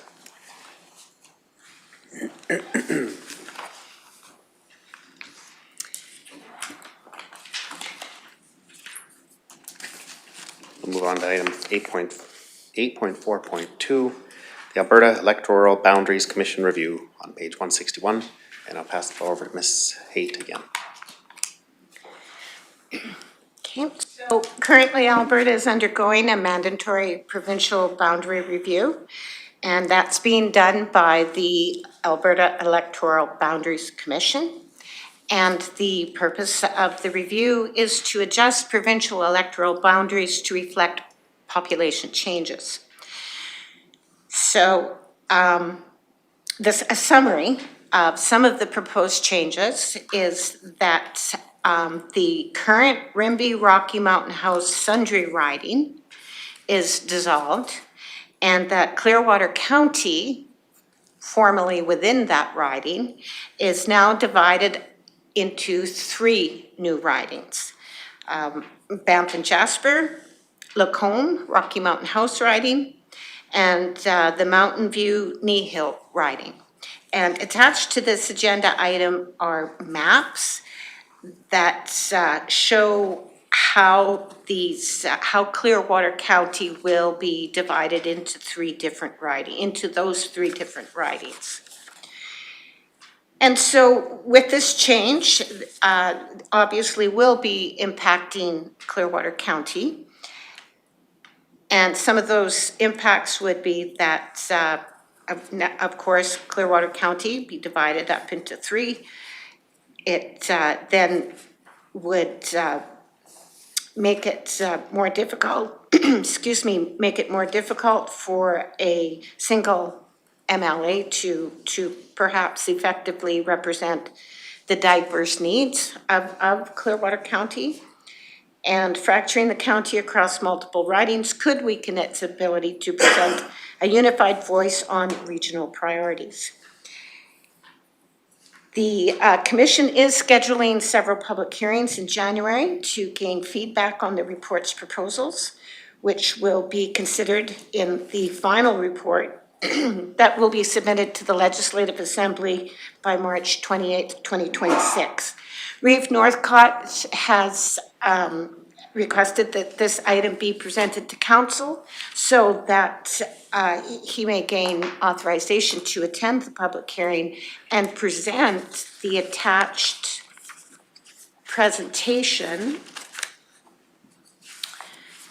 present the attached submission, proposed electoral boundary changes affecting Clearwater County.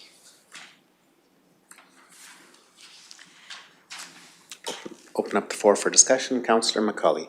I'll just go ahead. I'll make the motion. The council authorizes Reeve Northcott's attendance at the Alberta Electoral Boundaries Commission's public hearing on January 19th, 2026 in Edmonton. And just further to this, we did attend a meeting beginning of December with our MLA, Jason Nixon, and he said these were not going through. These were going to be changed. So I think these are already under, he wasn't happy with what was done, so. Understandable. That decision would still have to take place at the legislature. There hasn't been a decision made yet, but the commission is still taking, having a public hearing, and the time frame for written submissions had passed as it was December 19th as the closing date for the opportunity for written submissions. Is there any further discussion on this topic? If not, I'm going to call the question. All those in favor? That motion is passed. Moving on to item 8.4.3, Chief Administrative Officer, recruitment and hiring on page 170 of the agenda. Ms. Haight, please. Well, big news. Rick Emmons is retiring, and that position will now become vacant effective May 23rd, 2026. So it is now up to council to prepare to fill that vacancy. And there is a certain process that needs to be followed in order for council to successfully hire the next Chief Administrative Officer. And there are some questions that council may wish to discuss while they're preparing for the process. And there is a list of questions here that council may wish to consider. It's Perhaps who will be involved in the recruitment process? Who should council appoint as an interim or acting CAO if the position is still vacant after May 23rd? Should Mr. Ammons be offered a contract extension or offered an hourly service contract? I should just clarify that council is not expected to answer these questions today. These are questions that council will be going through and figuring out once they determine what resource are they going to use to assist council in going through this process. So again, these questions are not for council to answer today. It's just something to keep in the back of your mind for when council does begin the process. So again, the question, should the search for candidates be regional, provincial, or national? Is the preference for a change agent, chief administrative officer to be hired versus a status quo? And just to explain that a bit, a change agent is perhaps council may wish to go in a brand new direction. And perhaps they want to begin a brand new project, something innovative, never before seen. And perhaps that project, in order to carry it off successfully, might need somebody with skills, abilities related to that certain project. As opposed, so would council wish to consider in their search for a CAO, somebody that has those skills and abilities to make that project successful? Or the alternative is council happy with status quo, focusing on projects already outlined, and having the new chief administrative officer just pick up where the previous officer left off and carry on as per status quo? So that's one of a question that council may wish to consider as they're thinking about a new CAO. And also that goes hand in hand with what are the desired qualifications and attributes of the next CAO? Should all councillors contribute to this core competency listing, or should it just be delegated to perhaps the Reeve or 2 councillors? It's completely up to council how they wish to proceed in this process. So the process takes a considerable amount of time. It's approximately 21 to 40 plus hours, depending on how much of the activities that council wishes to conduct themselves. And these are the steps. There's 8 steps. So they need to decide what role councillors will play in the recruitment and selection of a new CAO. There are 3 options for council to consider. They can establish a selection committee, and that could be 3, 4, 5 members of council. If council wished to go this route, then a bylaw would need to be passed. The second option is council as a whole is involved in the recruitment and selection process. And the third option is that council just delegates the process to the Reeve. So should council wish to choose option 1 or 3, motion would be required. The next step is use of resources, and this is, along with step 1, this is the second decision that council would need to make today. And that would be to decide on how they would like to use resources for the recruitment and selection. There are 4 options. The first one is an executive search firm that specializes in hiring chief administrative officers. They usually have a full complement of staff that's available to them to conduct a lot of the background work that's required for the recruitment. And of course, because they do a significant portion of the work, it comes with a price. The next option is a human resources consultant. Now, they will do as little or as much as council wishes them to do. And again, pricing for that would be depending on the amount of activities that they wanted the consultant to help. The consultant would also, like if council wished to take on the process themselves, the consultant could be used to advise them on how to go about doing the recruitment and selection. The third option, and just please note that this is not recommended as a best practice. The third option is using internal human resources department. The reason why it's not recommended or considered a best practice is because the human resources department, if this process was assigned to them, they would be effectively interviewing and selecting or providing recommendations for their own boss. And that's a very awkward position to be in.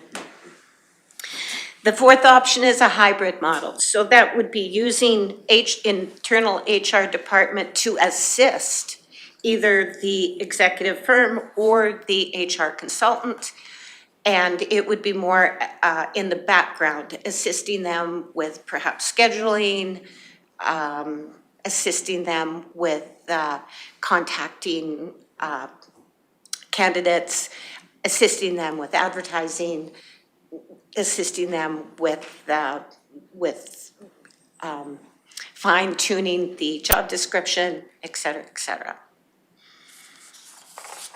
The step 3, and again, this is not required today, but this is what council is going to have to do fairly soon, and that's review the CAO bylaw and the job description in order to prepare for the recruitment and hiring.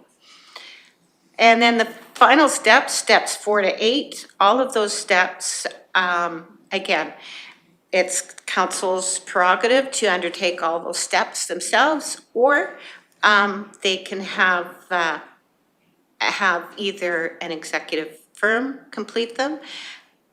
Consultants may complete some of those steps, or council may direct them to complete all of those steps. Again, costs would be subject to the amount of activities that council wishes them to carry out.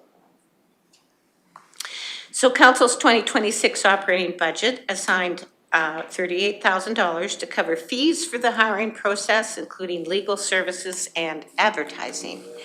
And that budget was based on an executive search firm's fees from the hire of the chief administrative officer in 2021, right? Yes, in 2021. One thing to note about hiring an executive search firm is that usually they come with a guarantee, so that if the candidate, for whatever reason, does not carry out past the 3-month probationary period, the search firm will start all over at no charge. So for council today, if they could direct staff on to which resource option they wish to use, whether it's option 1 or 2 or 4. And also, if council wishes to look at the options under step 1, And if council wishes to have a selection committee, then a motion would be required. If council wishes to delegate this, this activity to the REEF, then a council motion would be required. Thank you for the, thank you for the information, Ms. Haight. Personally, I know that I think it would be appropriate to have all council members included in the recruitment selection process, but I'll pass the floor to, I think it was Councillor McCully, you did have your light on first, so I'll hand the floor over to you. And Is that budget sufficient for this? I don't know. I'm guessing it's probably not. Yeah, 30% if that's taken. The average is anywhere from 20% to 30% of the job compensation. And just, I was through a CAO hiring process back before. I think something that I didn't see in this is history of the county is something I think that needs to be taken, like the knowledge of the county in general is something that needs to be taken into consideration. There's a lot of knowledge that Mr. Emmons has that's gone, and hiring a CEO that starts fresh with zero knowledge of what's going on in the county is gonna make filling that role extremely difficult. So that's my personal opinion. Like someone from the area, I guess, sorry, not to cut you off. And Miss if I Haight, may please. just clarify regarding the budgeted amount, like I said, it's anywhere from 20 to 30% of the job position salary, and as far as I know, that amount budgeted would, yes, definitely be sufficient to cover. Deputy Reeve McKay. I'm not sure that your math checks out, but anyways, I just wanted to, I guess, agree with Reeve Northcott here that I think this should definitely be a decision that's made by the entire council, this council as a whole. Is there anyone that disagrees with that? And I guess then we need a motion for the resources, but without a cost, I'm not sure how.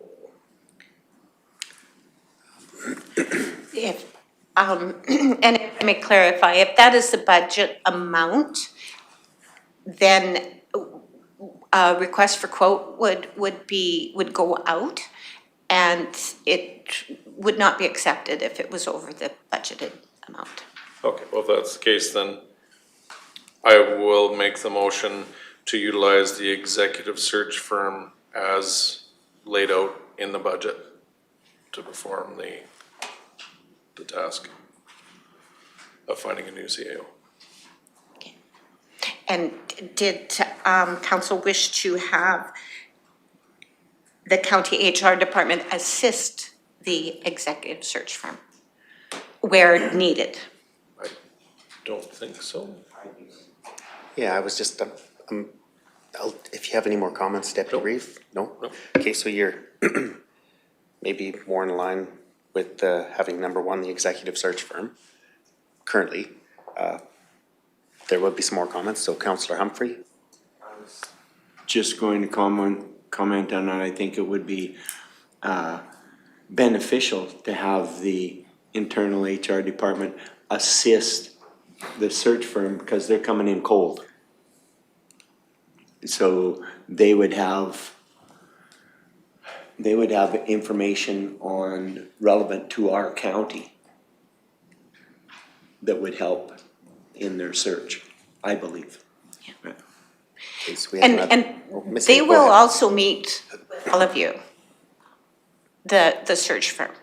They will begin a kickoff meeting. They'll meet with you, and they will ask you, what do you want to see in the documents for the search?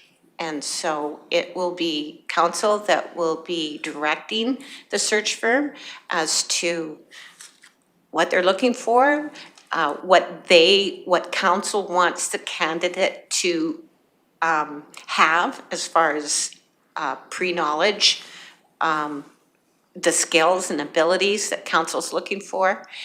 Council is definitely driving the boat with this, even when they use a search firm. The search firm will be relying on council to give them all of the information that the search firm needs. Yeah, go ahead, Councillor, please. So on a daily basis, though, if we had internal, that's our HR representative to field questions from them about the county, or are they gonna deal with us directly? They will deal with you directly. Okay, I was thinking there would be a benefit to having them there. HR will assist in scheduling, HR will assist wherever's needed and required, but the search firm will deal with you directly. Okay. So if we didn't do the hybrid model, what would HR assist, wouldn't do anything then? Our HR?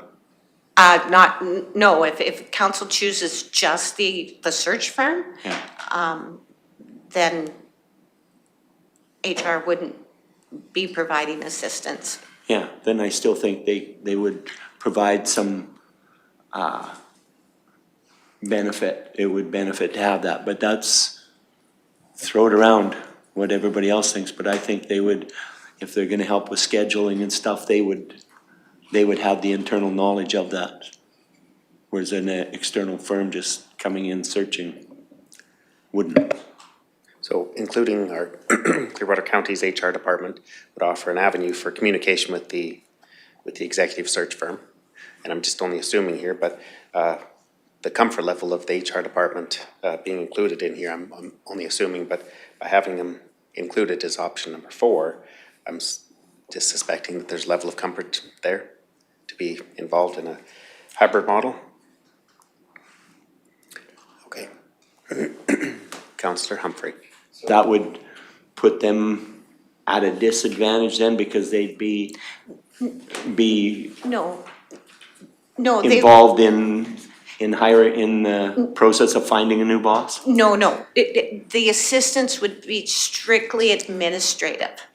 Assistance would be, like I said, scheduling, meetings between council and the search firms. Assistance would be help, going through the job description, the formatting, the wording.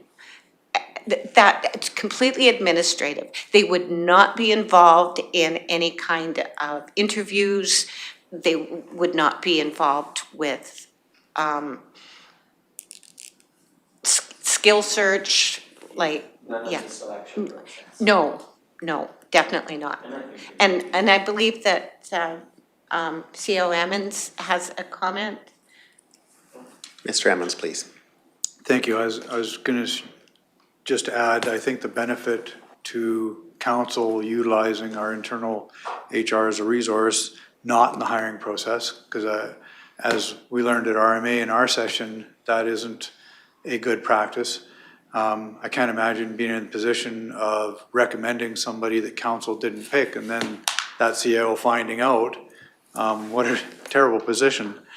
But I'll just speak very personally. My contract goes against many different policies of Clearwater County.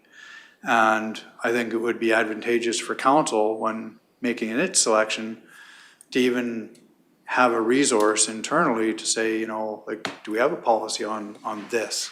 And how are we treating this position different from others? And go into it eyes wide open in your negotiation process and drafting that contract. Having local involvement, yeah. Local involvement to address some of those concerns, as your contract may be not completely in alliance at this point in time, but Councillor Powell. At what point here it says before beginning the process, council may wish to consider the following. Who should council appoint as an interim or acting CAO in the position, if the position is still vacant after May? Should Mr. Emmons, when does that take place? Is that something now, or would that be after we choose? I believe that, that's going to be an item for discussion at the council CAO workshop that's scheduled for January 23rd. Sorry. Yeah, Okay. January 23rd. So, an answer to that question. That was all I needed. Thank you very much. Would come up there. Okay. Yeah.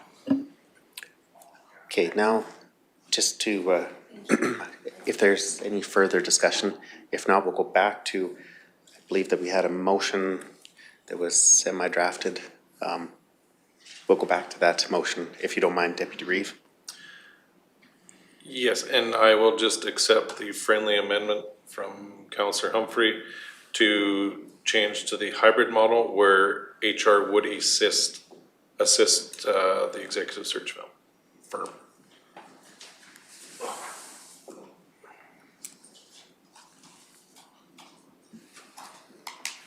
Is that the direction that we're wanting to go?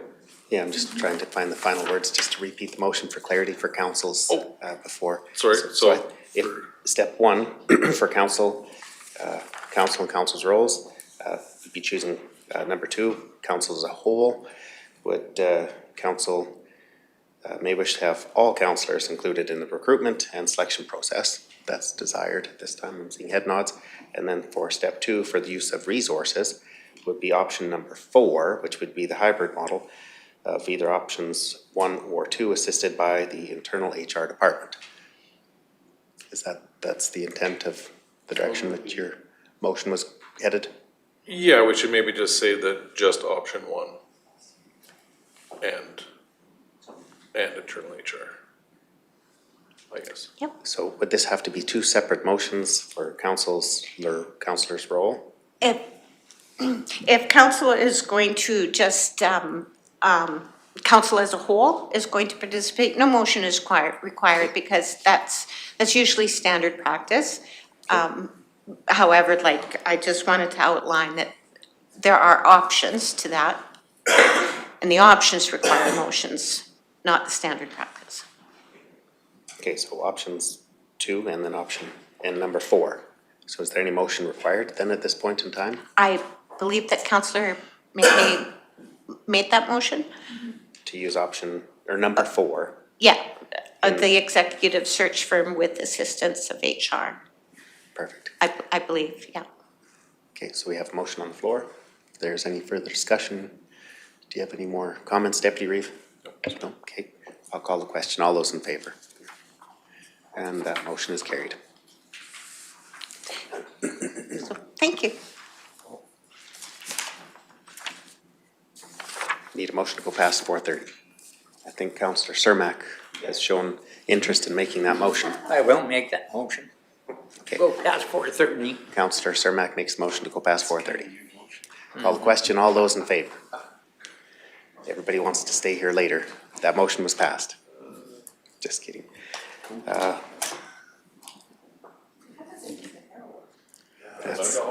That's right. So, moving on to reports. Councillor Cermak, do you have any comments? Okay. Reports. I'm really gonna make sure I don't miss that light again. Reports, item 9.1, Chief Administrative Officer's Report, page 181 of the agenda, and I'll pass the floor over to CAO Emmons. Thank you, Reeve. Northcott and Council. So the January 13th, 2026 CAO report. Alberta Munis 2026 Spring Municipal Leaders Caucus and Conference. Over the course of the 2 days, attendees will engage with colleagues on important topics and priorities. For those new councillors, the Alberta Munis is similar to the RMA that we attended, but for the urban side of things. So I do think there's great benefit for council attendance. Always great to have an appreciation and understanding of different perspectives. I do think it helps us engage going forward. Registration will be limited to elected officials and administrations from municipalities in Alberta. This conference will be held in Edmonton, March 25th to 27th. And as per council's policy, this is an approved function for one council registration. A resolution would be required if more wanted to attend. Okay, at this point in time, if there's any councillors that would like to attend this, or if there was a motion and it was supported, it does not mean that councillors would have to attend if they did not choose to. But if there was councillors that would like to attend, they could. So, Councillor McCauley. Yeah, I wouldn't mind attending one at least. Okay, so maybe what we'll do is I'll make a motion that council authorize councillors' attendance and remuneration for the Alberta Munis 2026 Spring Municipal Leaders Caucus and Conference. Councillor McCauley, do you have comments on the motion? No. Okay. No, sorry. Deputy Reeve McKay, do you have comments on the motion? Are we authorizing two or still just one? That motion currently sitting on the table is for all of council, whichever council members would like to choose to go. Sorry, I didn't hear you. Sorry. I'll repeat the motion, make the motion to authorize all councillors' attendance and remuneration to the Alberta Munis 2026 Spring Municipal Leaders Caucus and Conference. That is the motion on the floor. Not all councillors have to attend if they wish not to, but if there's no questions or comments, I will call the question. All those in favor? And that motion is passed. Thank you, Northcott Council. The next item is the FCM, which is the Federation of Canadian Municipalities Annual Conference. So this conference, more than 1,500 elected officials from coast to coast will attend the FCM's 2026 Annual Conference and Trade Show.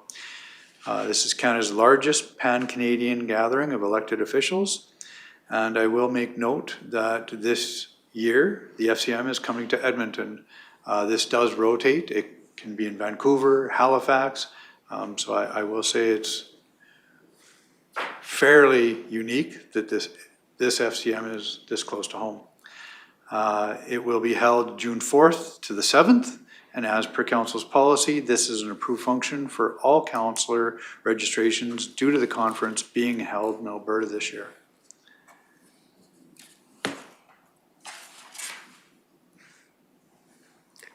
That concludes your CAO report. It does. Thank you very much. At this time, I'd look for a motion to accept the CAO report as information. Councillor Powell, you make a motion to accept CAO report for information. Thank you very much. I'll call the question. All those in favor? Motion's passed.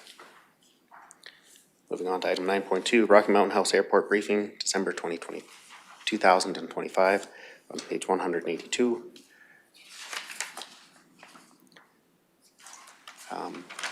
Pass the floor over to administration unless if there are any specific questions from council on this item. I'll let Mr. Emmons. Thank you, Reeve Northcott. So again, just for learning opportunities, this is part of the Clearwater County Rocky Mountain House Agreement. The airport is 50-50 owned. So both the town of Rocky Mountain House and Clearwater County are on title for 50% each. Hence that is, we use the word partnership, but really we're co-owners. In that partnership, the town of Rocky is managing partner. So in our agreement for them to be as part of managing partner, they are really diligent on sending Clearwater County staff and council their reports on the process and what's going on. This is one of those reports as per the agreement.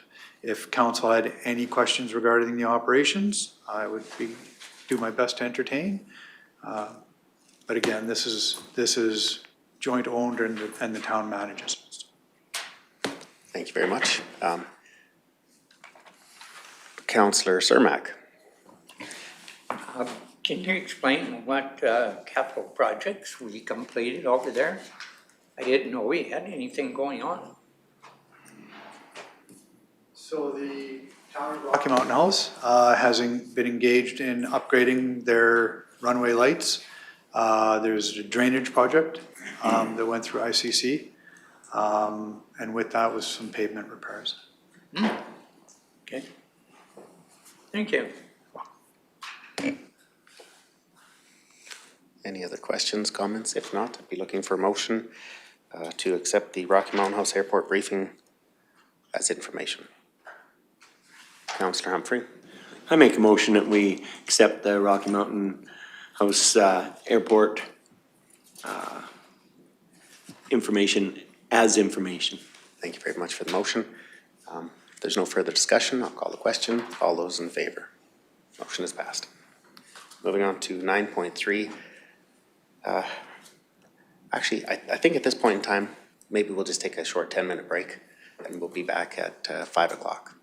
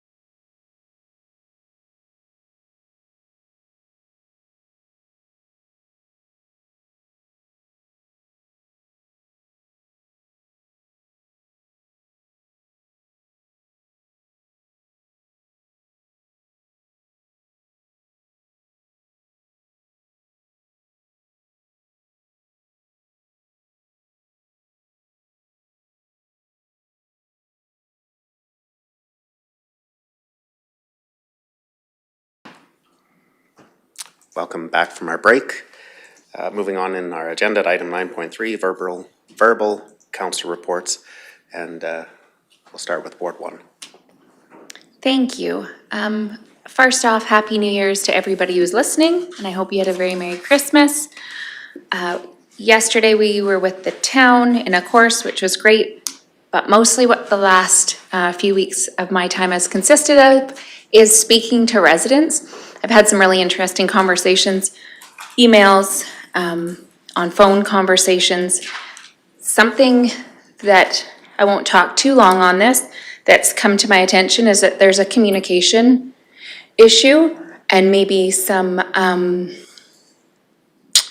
things that are being said that aren't quite correct. So if I could tell anybody that's listening to please reach out to the 7 counselors in this room. There are 7 of us that would be happy to take phone calls and answer the questions that people assume they know and hopefully be here to help in any way that we can. But going into 2026, to create some trust, you need to speak with your counselors so we know what you're thinking. Otherwise, I'm not sure how we're supposed to help.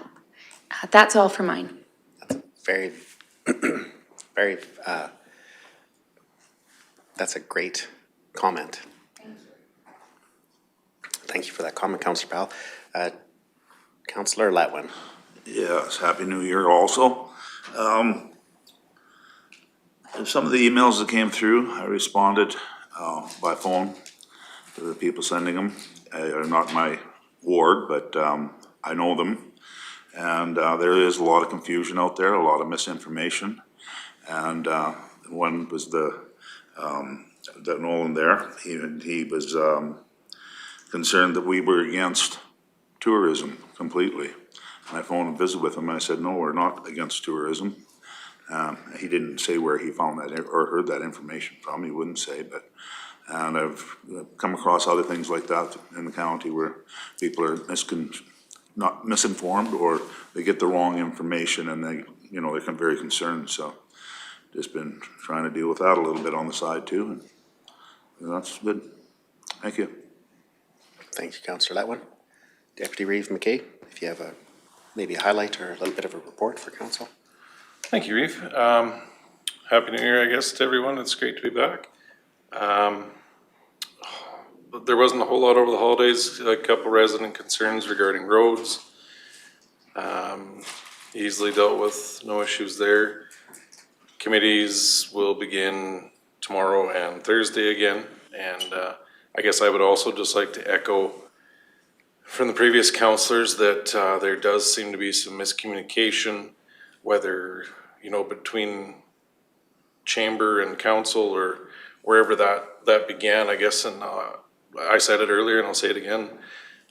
Residents, please feel free to call your councillor at any time to hopefully clear up any of these misconceptions. Thank you. Councillor McCauley.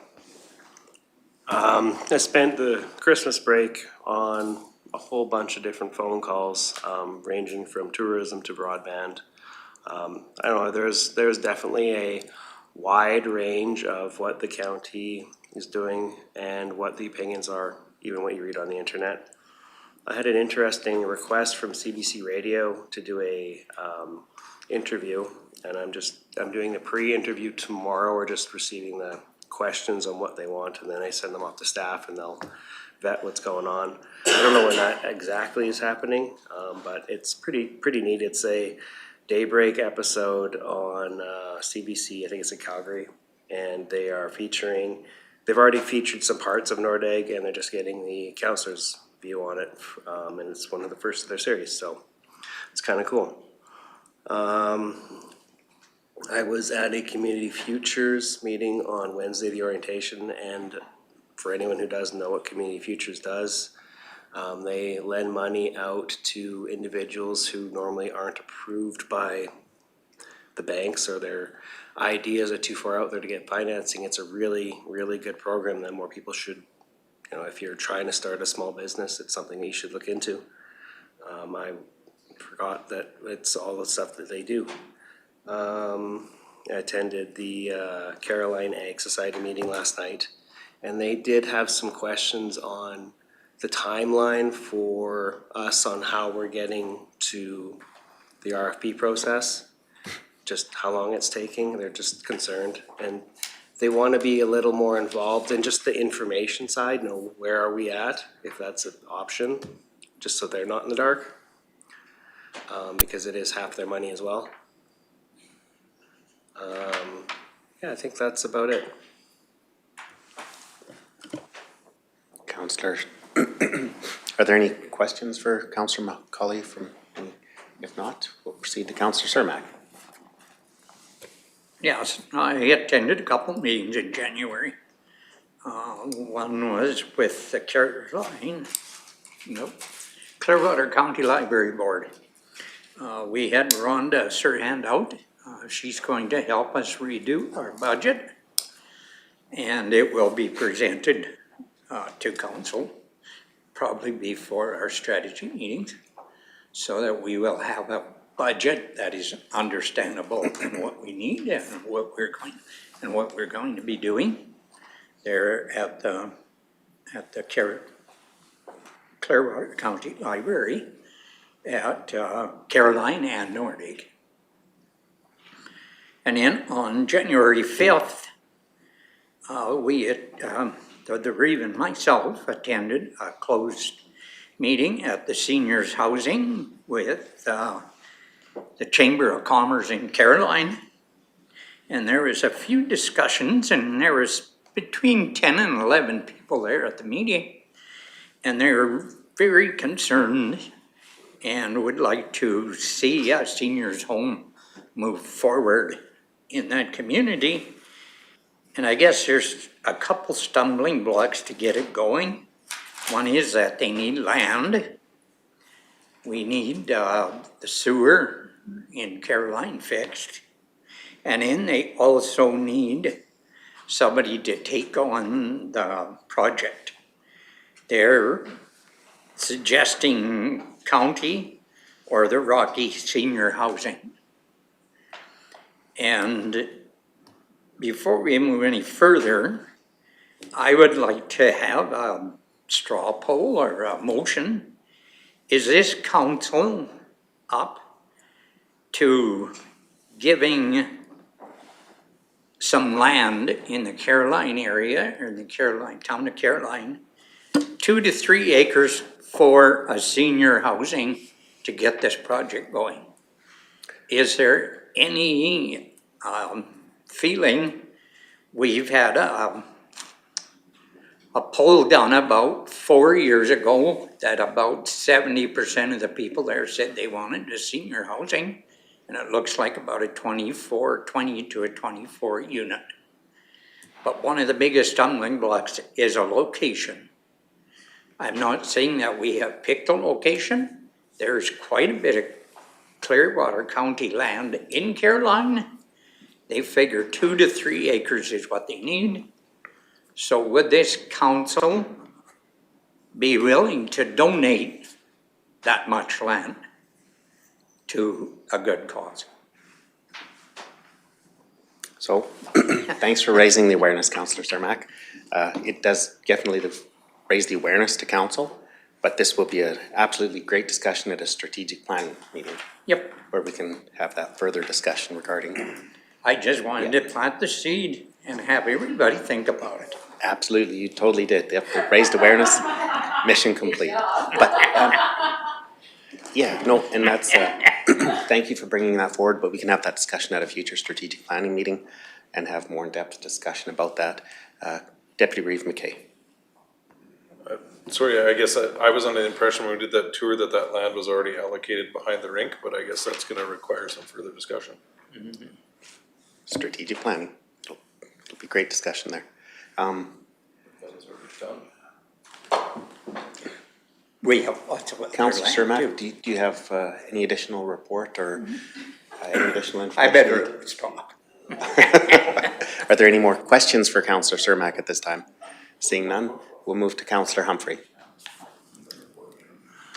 Well, yeah,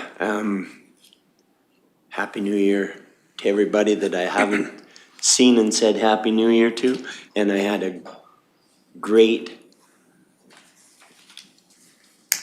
time off, vacation. It was like a real reset. I just pretty much shut down and hunkered down, so it was great. Into the new year now and got back to it. I've been to some board meetings with West Central stakeholders and the rural crime reduction industry crime reduction meeting that I was at, and it was really very informative.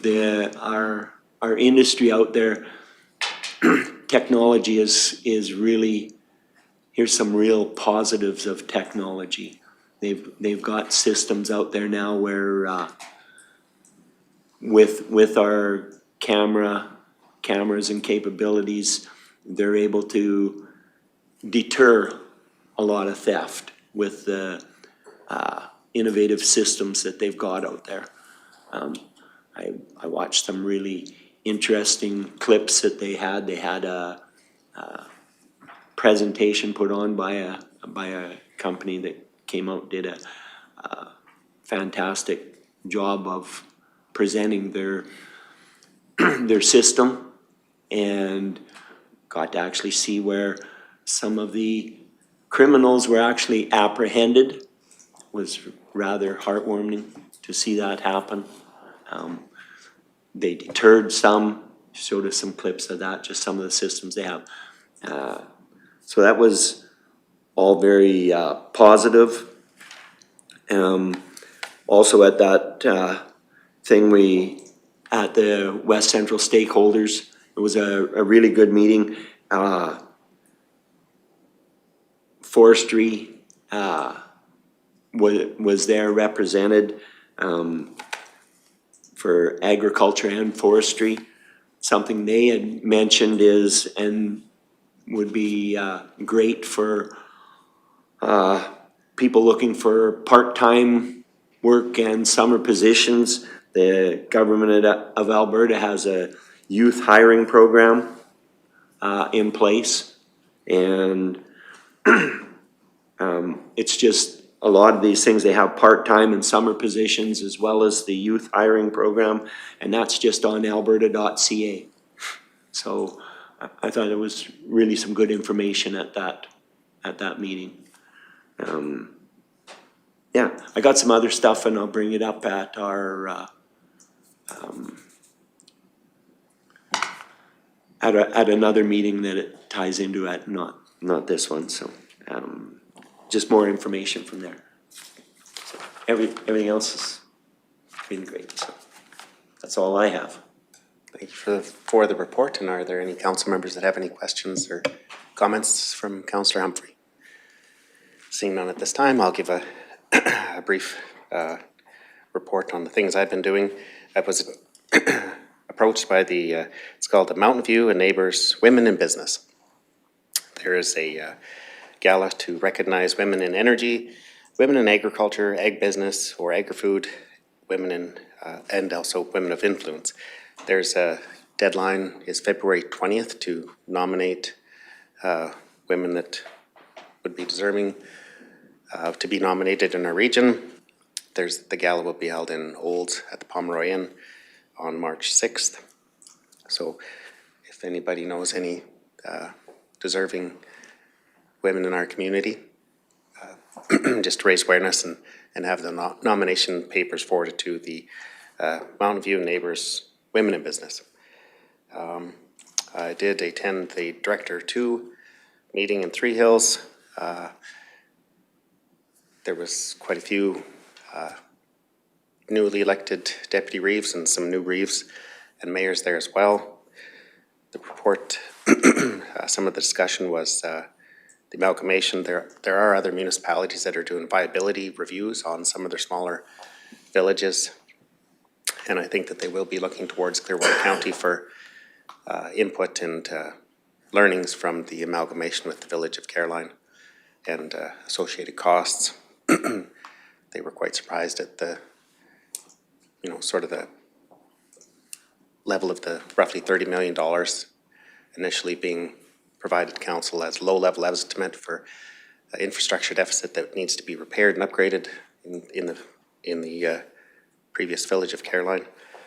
So a lot of people found that quite alarming, the magnitude of the infrastructure deficit there. I did do a small, short interview with CBC regarding a natural gas pipeline going to Nordegg. Clearwater County truly just offered funding for that project but didn't construct it. But it was a short little interview there. And that was sort of, that's my report. If there's any questions, if not, I'd be looking for a motion to accept councillors' reports as information. Councillor Cermak, make the motion to accept councillor reports for information. Any further questions? I see not, so I'll call the question. All those in favor? Motion is passed. Correspondence. Is there any discussion on any of the letters of correspondence? Councillor McCulley. The first one from the letter from the West Country Sustainability Coalition. I haven't personally received anything on any proposed coal mines in our region at all. I don't know where we get some of this stuff from. Is this news or is it stuff that's just not been told to us by the province? Mr. C.A.O. Emmons, please. Provide some Thank you. So perhaps for council, some history on that.